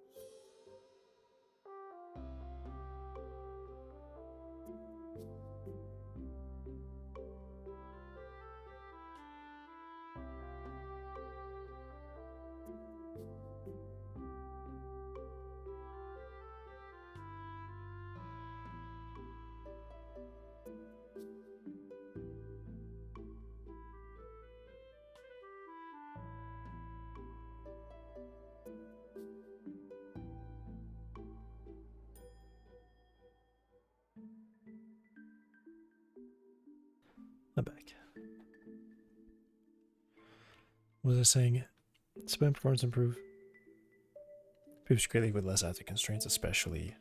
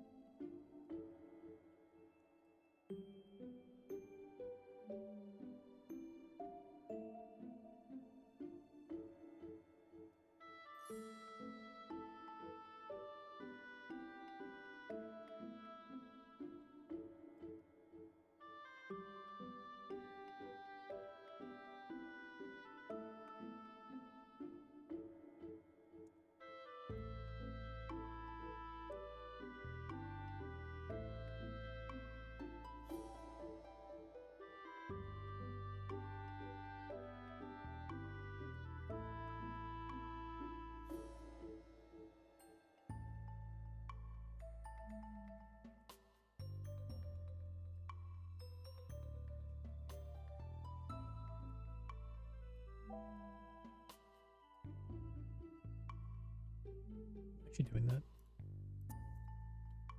Yeah.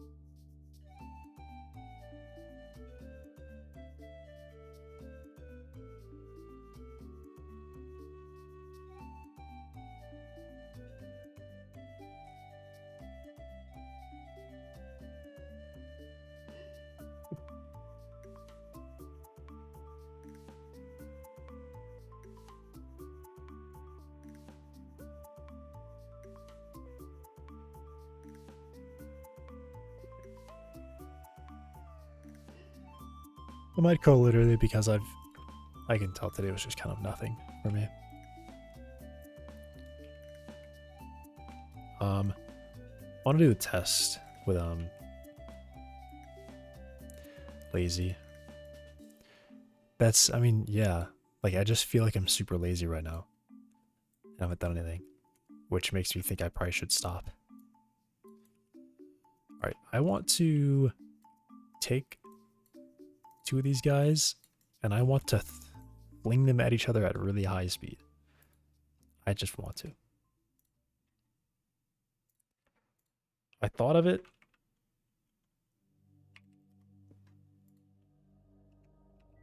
And now I really want to see it.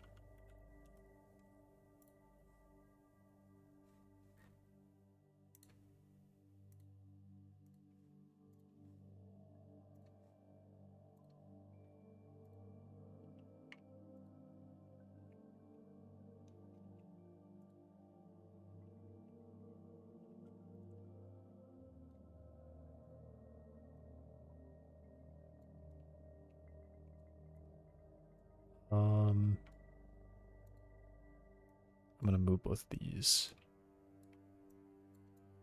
over here. My idea is I'm gonna have them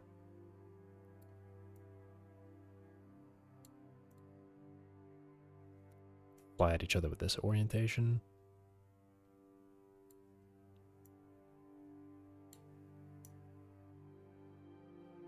Right?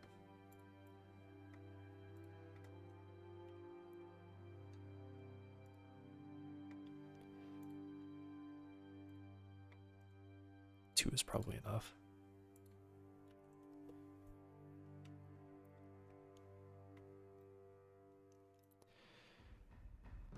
Positive. Let's have a 100 meter per second collision. I just really want to see.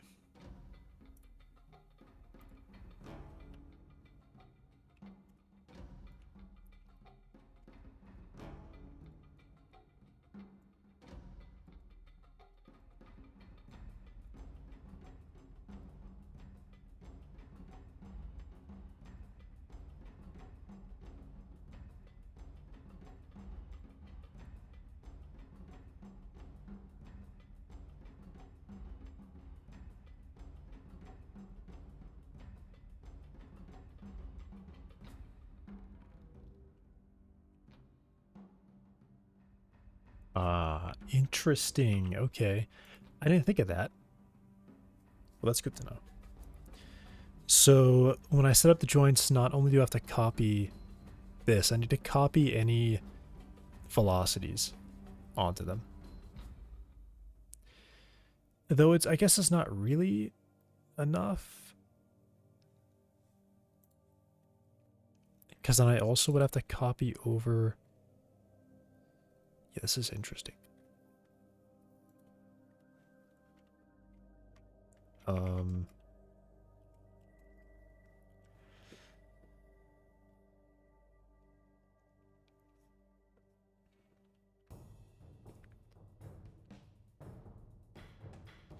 How do I know what the angular velocity of it should be?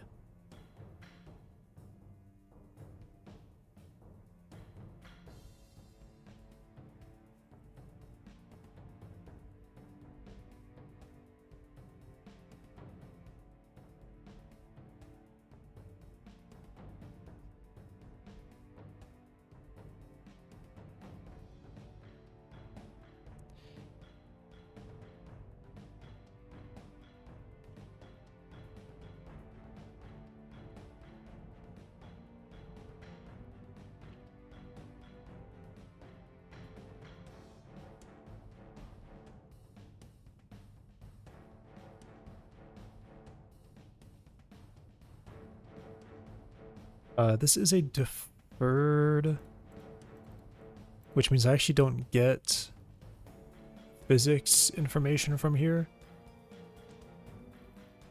Huh.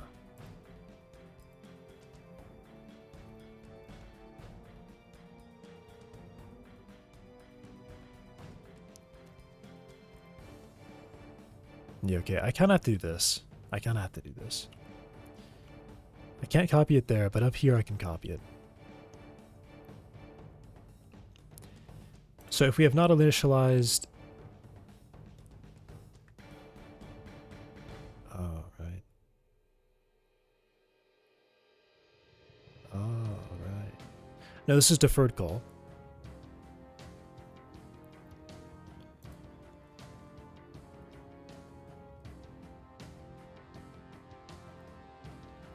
Because the first time it calls this in ready, and then it calls it the next time it calls it, it'll have been a physics tick, which means I'll be inside of a physics tick.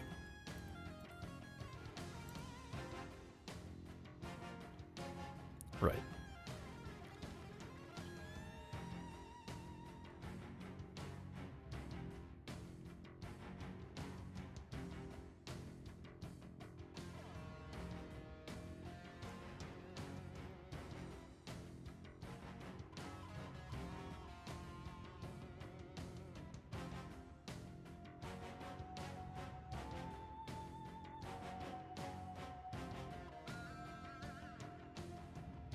Or no, I think I'm actually safe because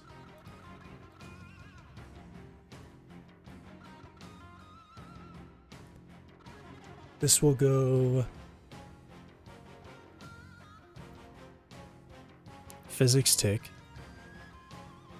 It runs physics process.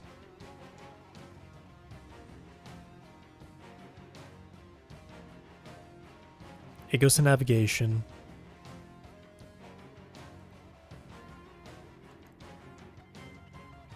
I guess this returns true if it fails. And then down here it runs message queue flush. So it's still physics tick. So I should be safe to run this inside of this deferred call.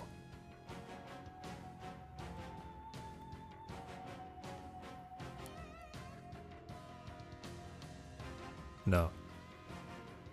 Because the first call is actually not in physics. Never mind.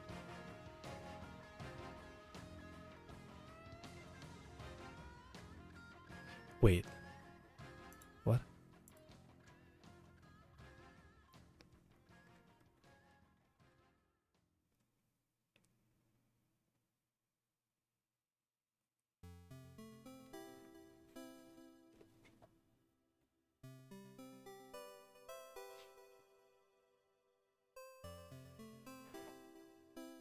I'll just write it here and see, and then if it tells me no, then I'll copy it out.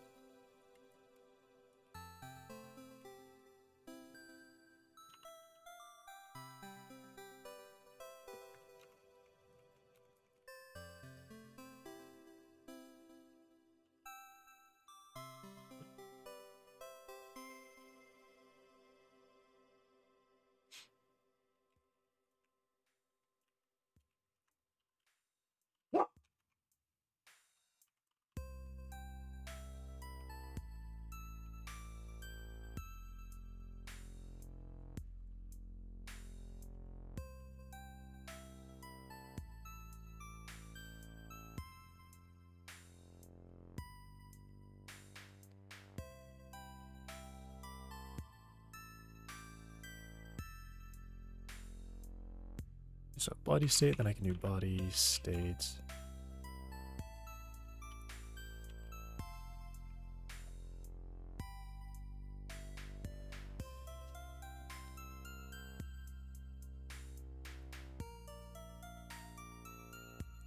I guess the question is, if I get this velocity, how do I obtain it as a linear and a rotational velocity?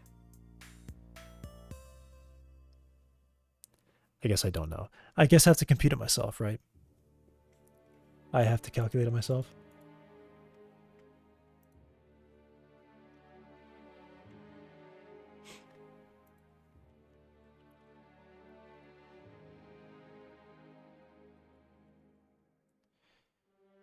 So this will be the center of mass of this body.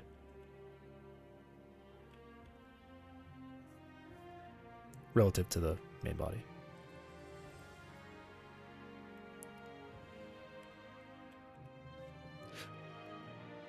I guess I should just do this up here.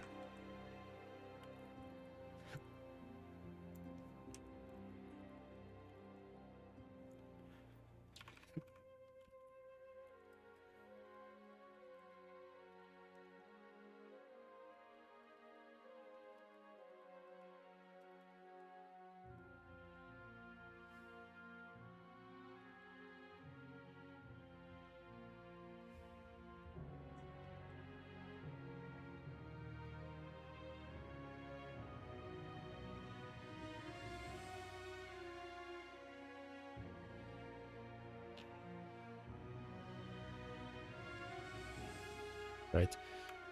Local position should be my transform plus center of mass relative to that one's transform.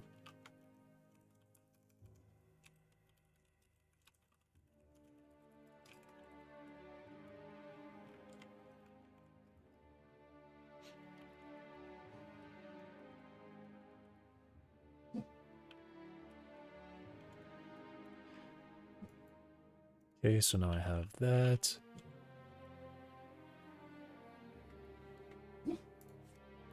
This talk is so funny.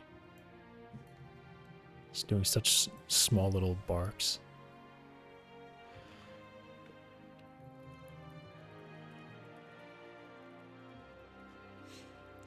So then here I think this should be...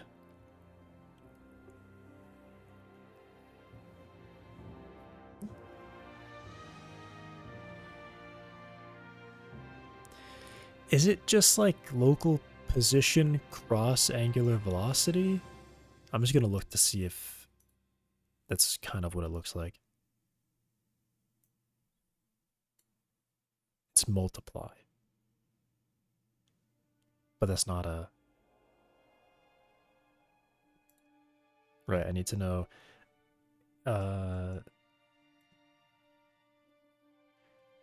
Inverse I R1x.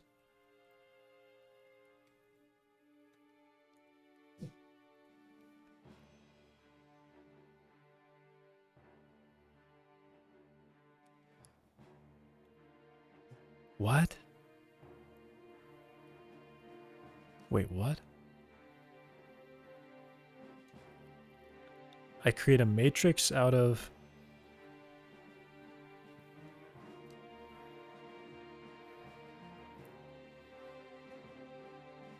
the basis rotate by this point to get a new point. And then I create a cross product of that. What? Okay. Axis constraint part. I think axis constraint part was a little bit easier to understand. That one looks just crazy. Yeah. So...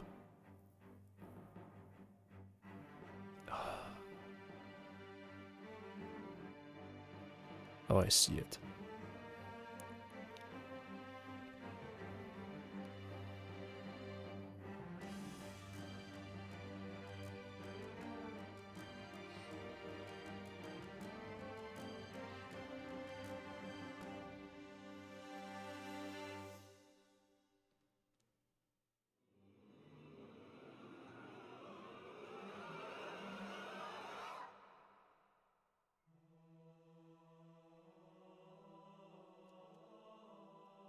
All right, I'm just gonna Google that.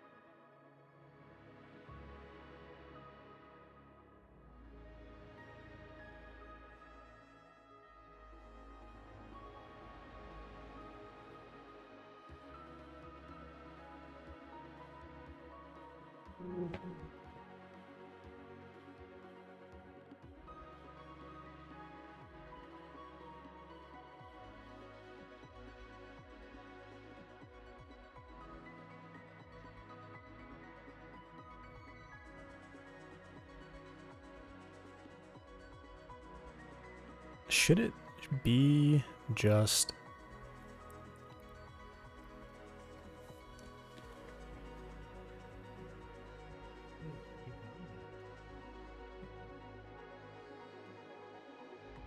he's just grumbling.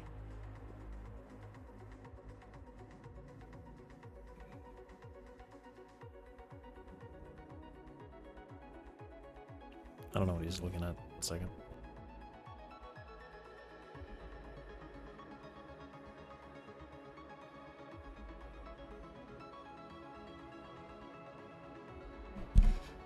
Okay,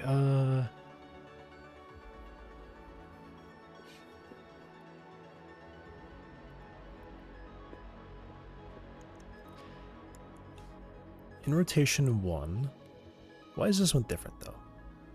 This one's just odd. I create a cross product.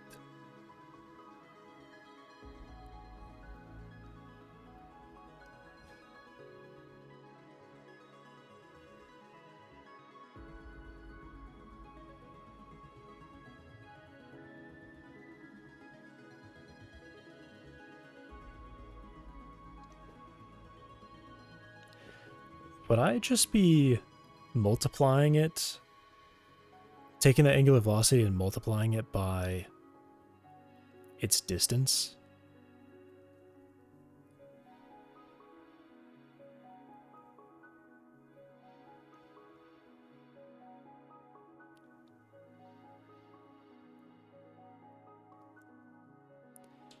Yeah, it would be like the distance on that axis.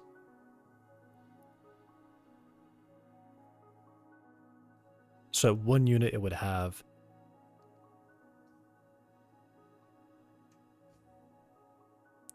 No, at 0 units, it would have the same angular velocity. And as you get further away, it would have a lower angular velocity.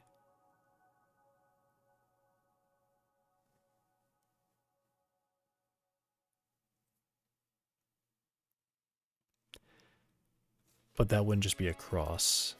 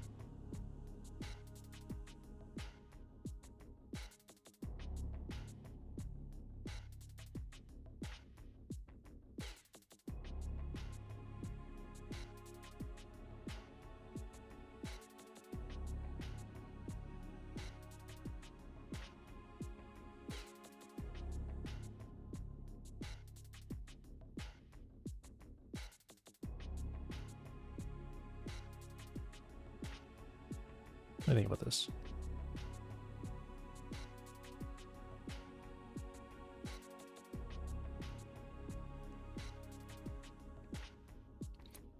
Do I just actually copy the angular velocity?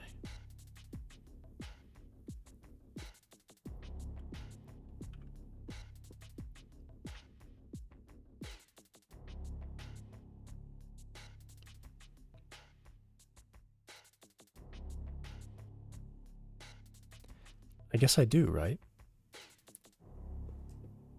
Because if the question is how many times does it rotate per second, whatever distance you are from the center is that's how much you have to rotate as well. So after the main body finishes its rotation, you have also finished your rotation. So I guess it's just copied.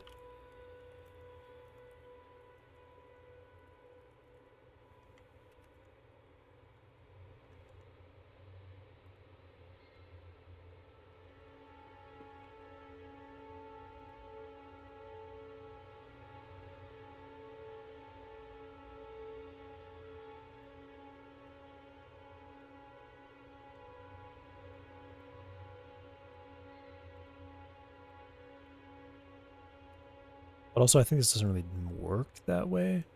I think I just do.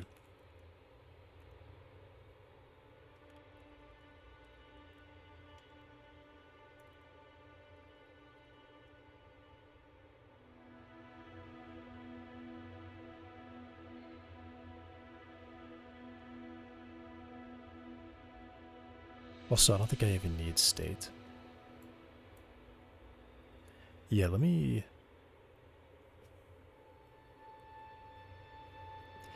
Because at the very least, I can calculate it myself here.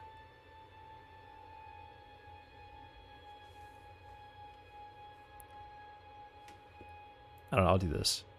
If I can't do it, then... whatever.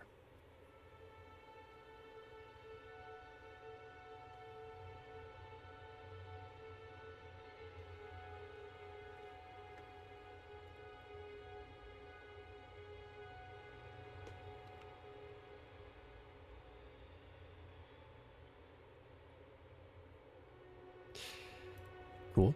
Okay. I will give one of these a ridiculous rotation to see what happens. Just a totally insane spin rate. This should be in global space, so I'll do 180 degrees.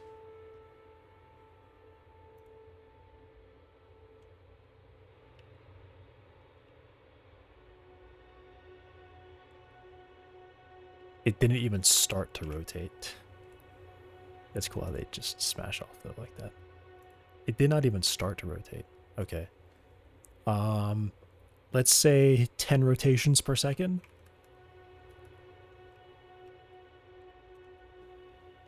That would be 10 rotations per second.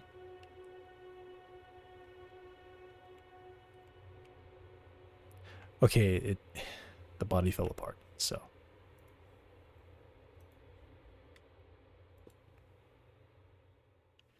I mean, I guess there is a pull, right?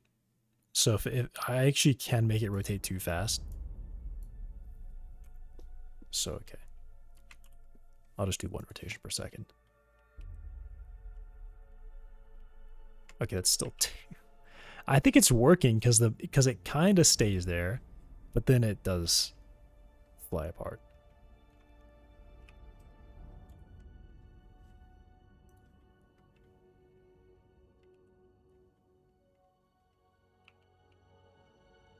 What is this? I'm so confused.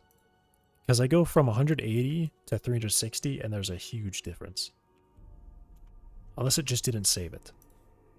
For some reason.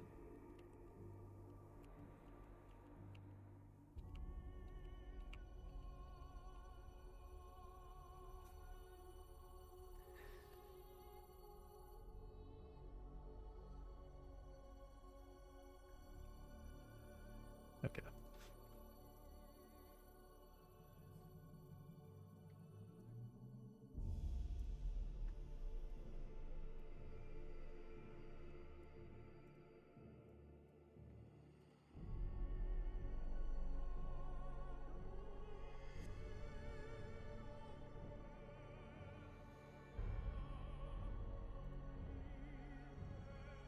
It's so fast.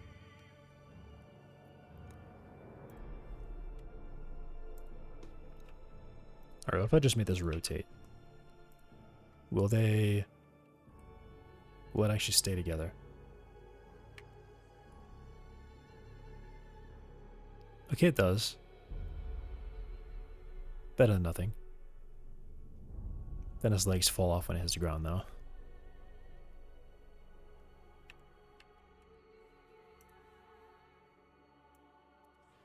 Can this survive this fall?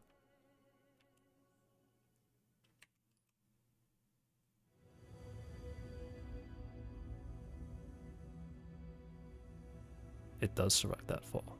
Nice.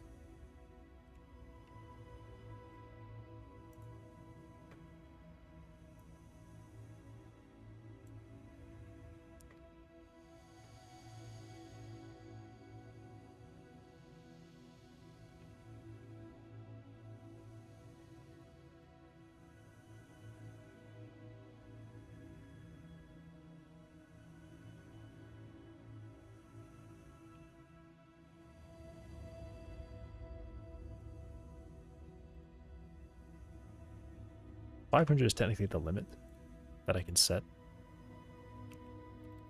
So I actually want to see if he's even allied correctly.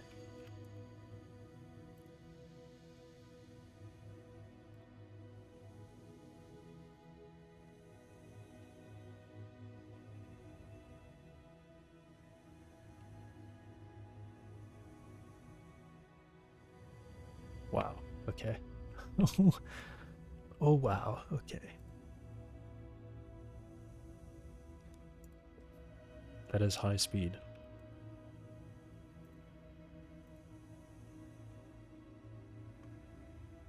Oops, wrong thing.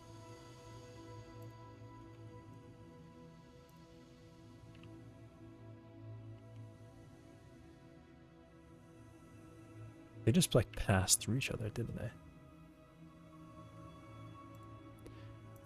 Does the main body not have... It does have continuous. How does it miss? I guess it makes sense that it could miss. Because they're both scanning ahead and both of them think that they're not hitting each other.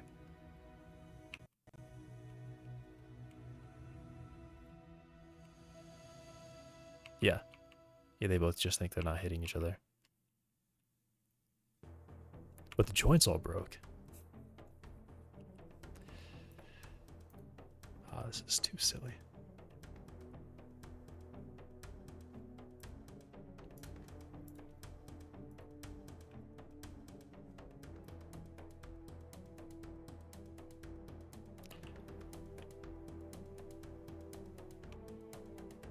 Yeah, so it looks like they kind of missed again.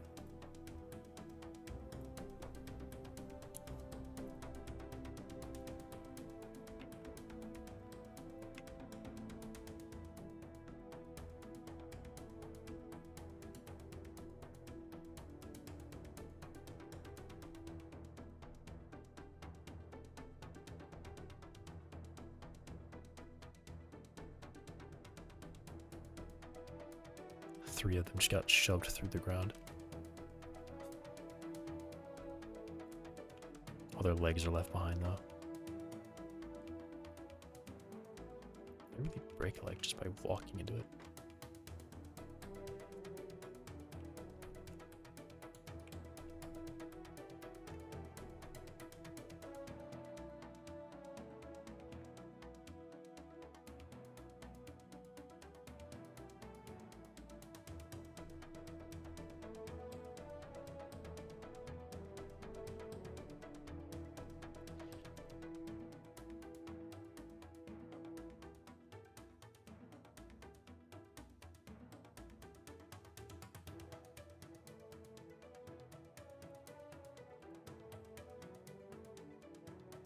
I'm surprised that they actually collided.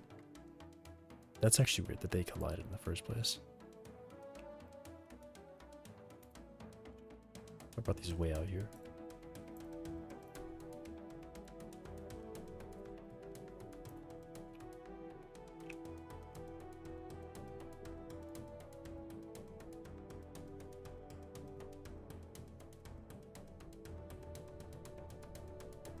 Would I even be able to see them? Okay, so they still, like, actually obliterate each other. I can't believe that. I'm actually surprised. They actually don't pass through each other.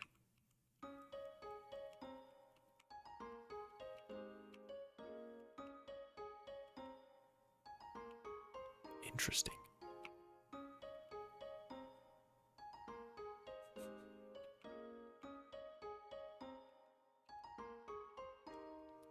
Alright, I gotta flip one of these upside down so I can see which one is which. Which body passes through. Or even if they are passing through.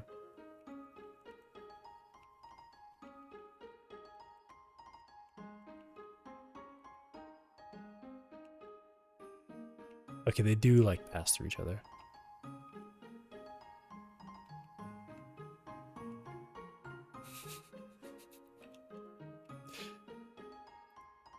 Why? Why is it so...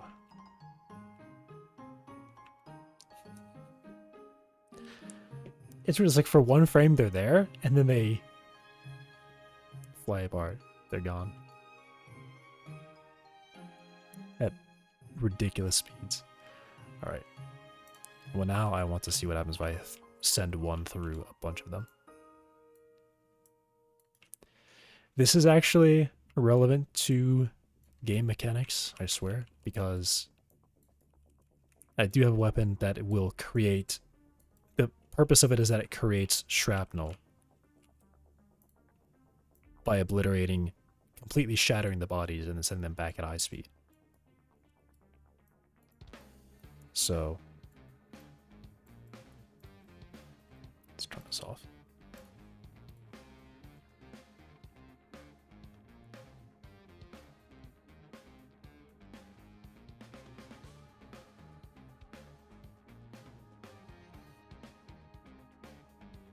That's nice. Okay. They all got tagged.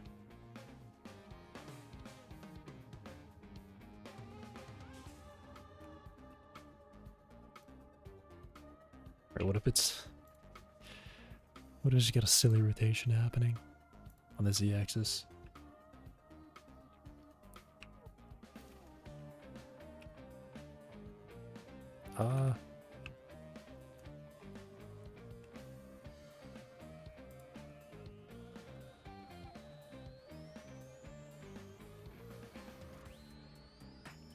Yeah, I mean they're just obliterated. I'm glad to see that. I'm glad to see that even though this has like such ridiculous speed, it's basically teleporting like 4 times its length in a single frame. It is still colliding.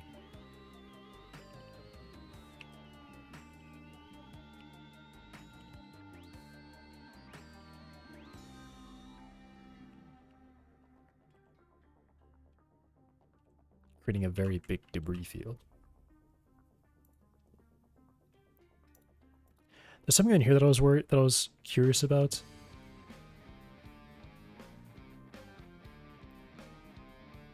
Is it common? 3D? This.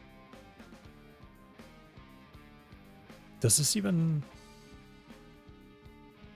I don't think this is even...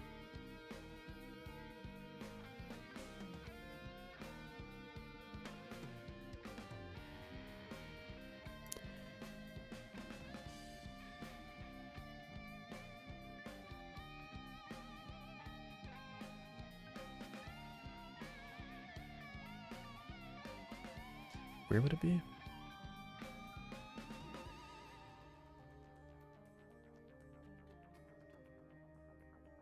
Here, one. How's the spider coming along? I'm blowing it up right now. But I was just looking to see if there's something that improves how collision is actually handled. I guess I can't really improve that. I'll show you. So I just have something... I just have a crawler flying into these at 500 meters per second. And I'm surprised to see that it actually... Well, for one, it totally shatters. And 2, it actually does end up hitting everything. I guess it doesn't hit the top one, but then the top one gets it by shrapnel from another one. And then that one falls apart.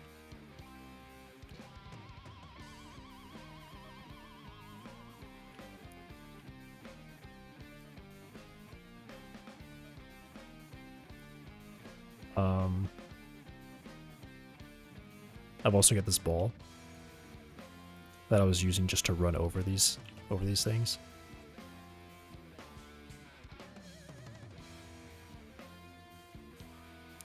It does push them through the floor sometimes. That's fine. I see you driving. Yeah. I've just like really quickly set up so the joints can break.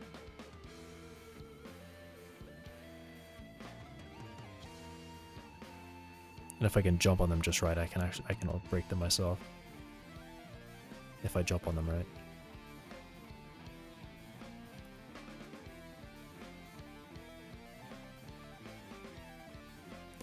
They do still float and then they glide, which is kind of funny, but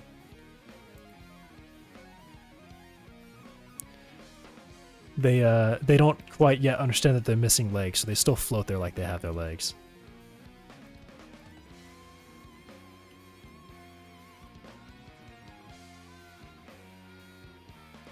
And every now and then I can get this ball to break a joint if I hit it enough times, I guess.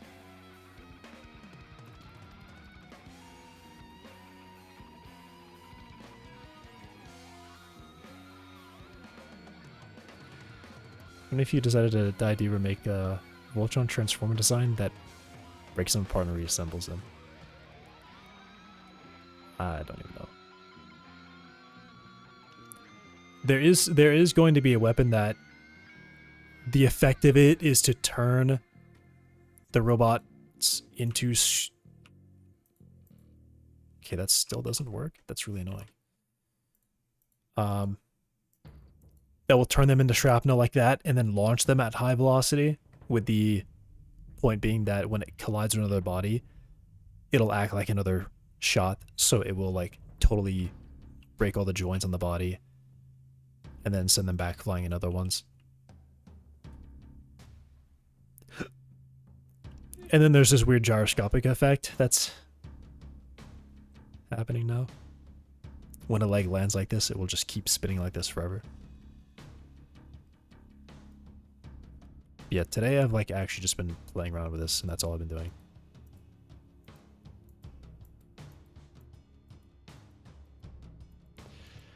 Which has been fun for me, but I'm sure not very interesting to watch me jump on a leg for the 100th time.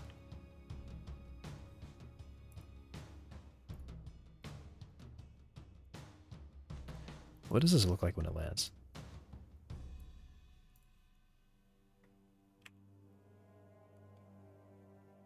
Okay, it just kind of like flops.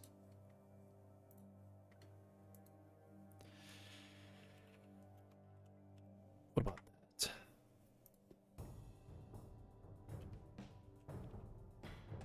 Yeah, that's what I expected.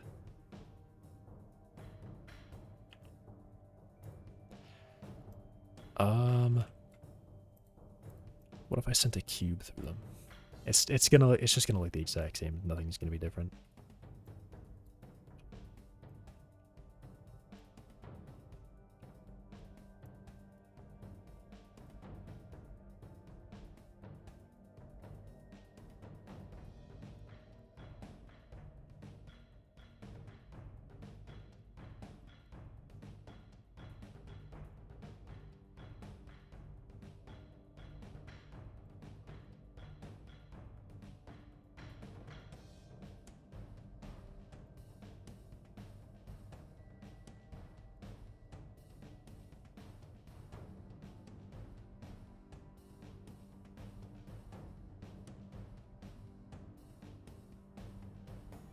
Oh.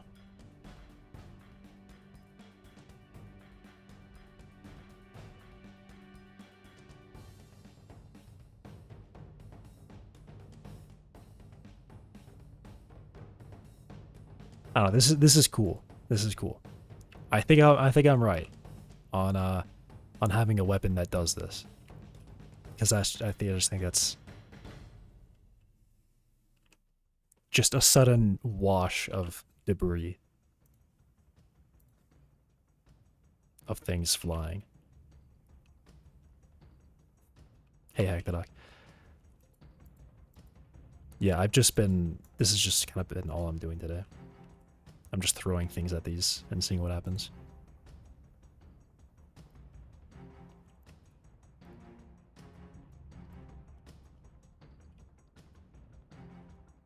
I think some of these are kind of getting out.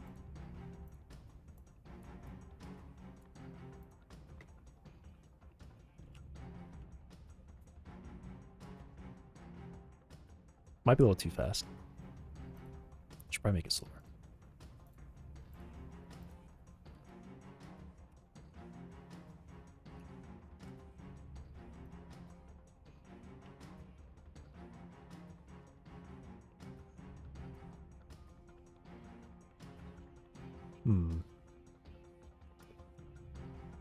I guess that would be like if something big just fell on it.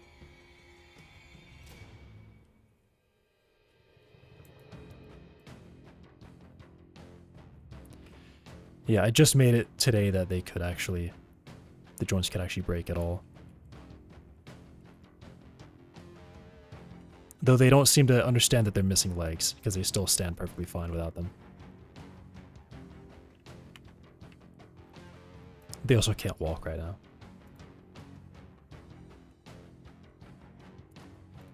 Well done. Thanks.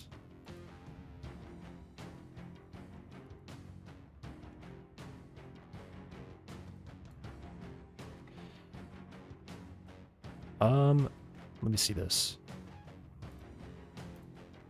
This would be good.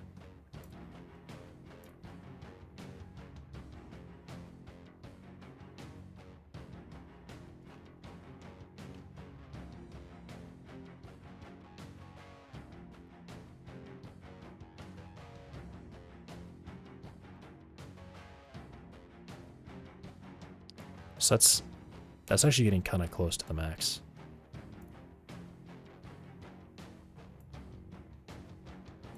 What does physics appear?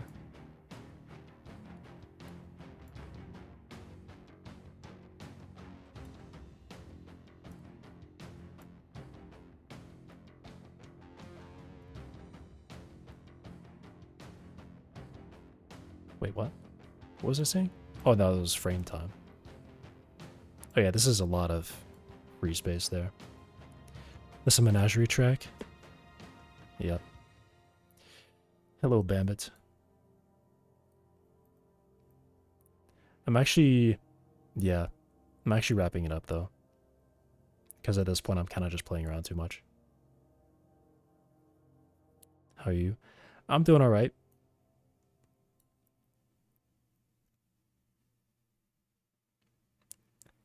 It's always the position constraints. Well, I guess I took off a lot of... The zoom actually works now. I guess I took off a lot of the actual spring, so now it is just purely positional. Okay, well, you have Godot. Yeah, I mean, I'll show you what I've got since you just showed up. Kind of like it. Whoops. Unfortunate timing. But I just made it so the joints can break right now. They don't understand that they're missing legs yet, but they will eventually. But I've just been trying to balance out making it the joints stable when they're just standing around and also being able to break in the first place. And I even tested it at really high speeds, so I can actually make this travel. This has got to stop.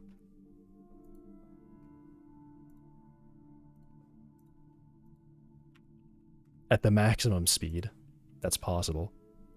And this just kind of totally obliterates them, but in slow motion. The box just passed through. Wait, the box passed entirely through the ramp. But yeah, they all still got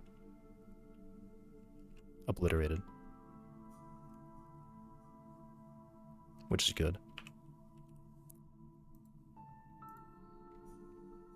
Fortunately, I didn't have to do any programming for the physics. I kind of just set them up.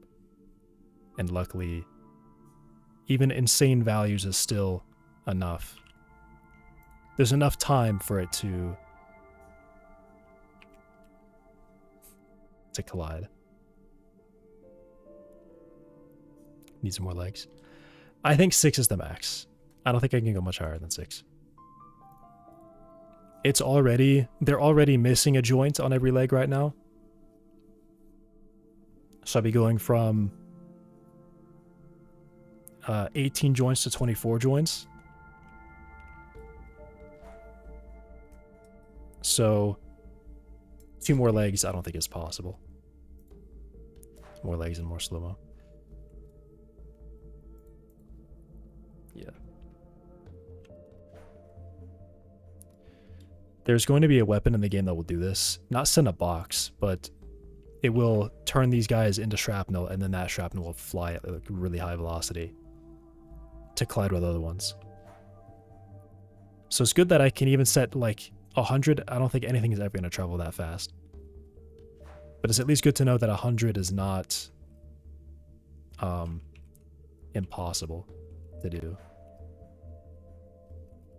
I can jump on this ride, I can break it.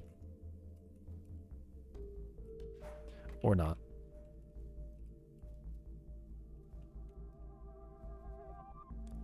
What? That doesn't make any sense. There's no way that's correct. That's just crazy looking. Yeah. Something with like the gyroscopic precession force that this thing simulates is just not... It doesn't seem right. I think it's just lacking a lot of friction. Looks like the spiders, they're not tweaking anymore. Weapons from resistance? I don't even know what that... I don't know. I don't recognize that name. Yeah. Yeah, you too. Thanks for stopping in, even if it was just for like a few minutes. What is this touch? This is hitting something. What is that colliding with?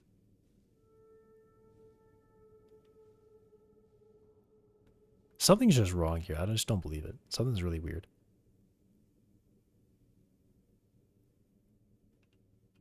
There's nothing here.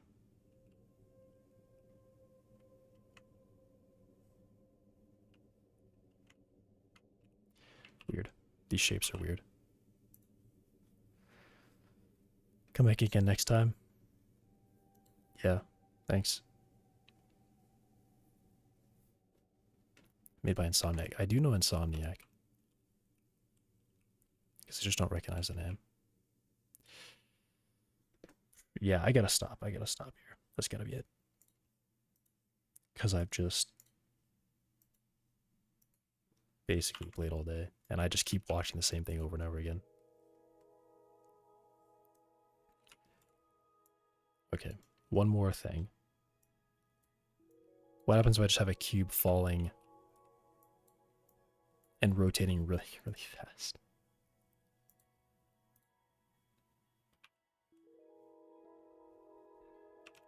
I'll start off at -20. I think 2700 was the max.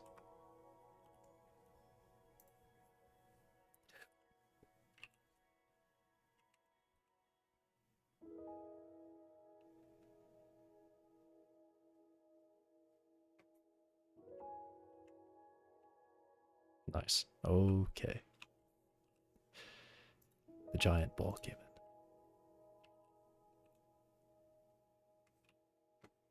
That's...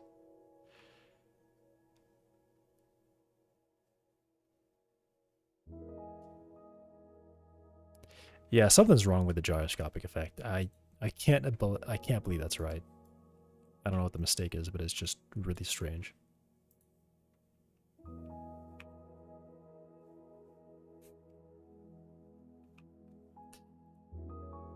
Okay. That's gotta be it. What if I just dropped it normally? Okay, they just crush. And then that's it.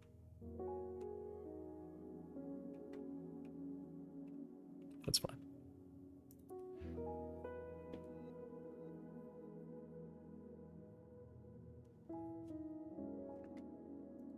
I can't stop. I gotta keep trying different scenarios.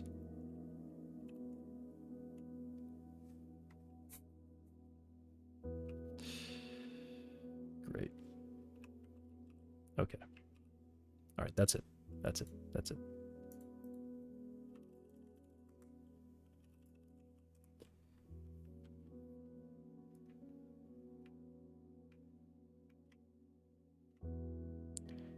I can at least do that a little bit there. So I guess I did have something.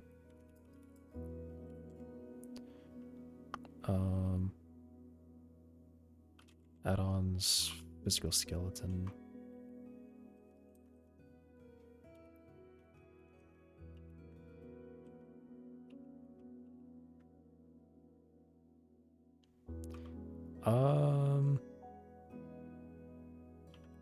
That was too many new lines though.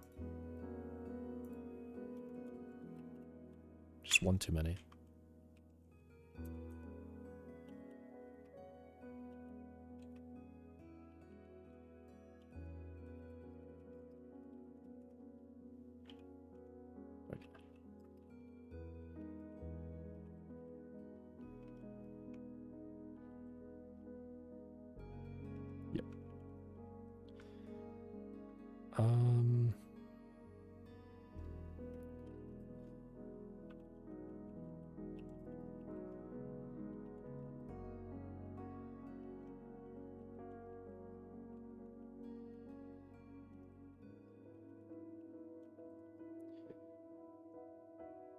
Copy main body velocities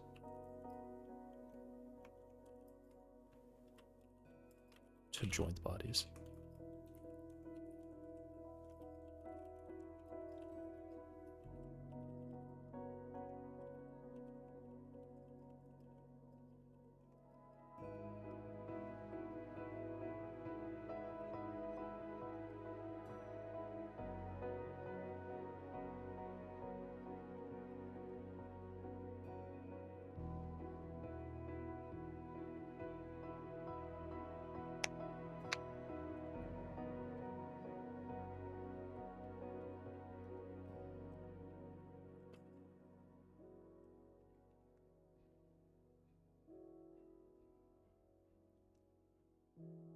That's good. I'm glad I found a spot that actually I found some settings that are low-ish,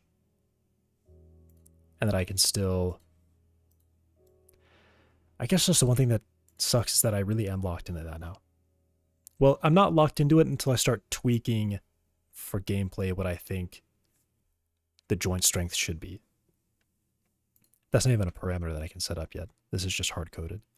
2 centimeters and it breaks. It would be...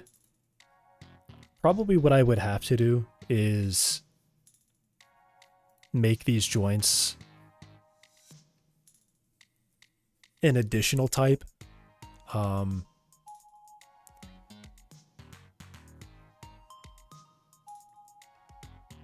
guess I just don't know which way I would go with it.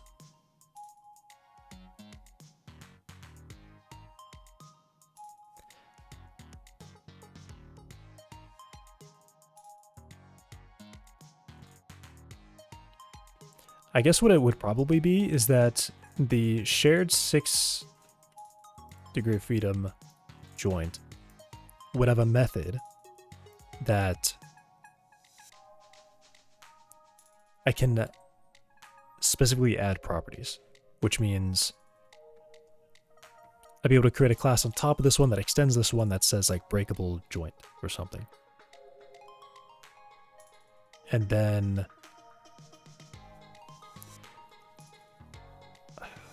I would hesitate to do this, or it could make it like its own component. But then this one, I don't know. It's weird. I definitely need something where I can set on the specific joint itself what amount of displacement should break it. Actually, I don't. Yeah, I don't do that because the way it's supposed to be set up is that this physical skeleton is supposed to be calling a signal that says, hey, this joint is out of place. Wherever that is. There should be a signal. There is. It's code 4 succeeded. It'll probably just change to be like joint displaced. Which if there's like a position displacement that's like more than probably 1/10 of a millimeter, then I call out. 1/10 of a millimeter or 1/10 of a centimeter, which would be a millimeter. I say like 1/10 of a millimeter. If it's more displaced than 1/10 of a millimeter overall, then we'll call this. And then for angle, if it's more than 1/100th of a degree beyond its technical angular limit, then it would also call. And probably what it would say, yeah, I'll get to it later. That's for later though. Yep, because I get it now. Alright, well that's it for today. Thanks for watching. I will be back tomorrow. Goodbye.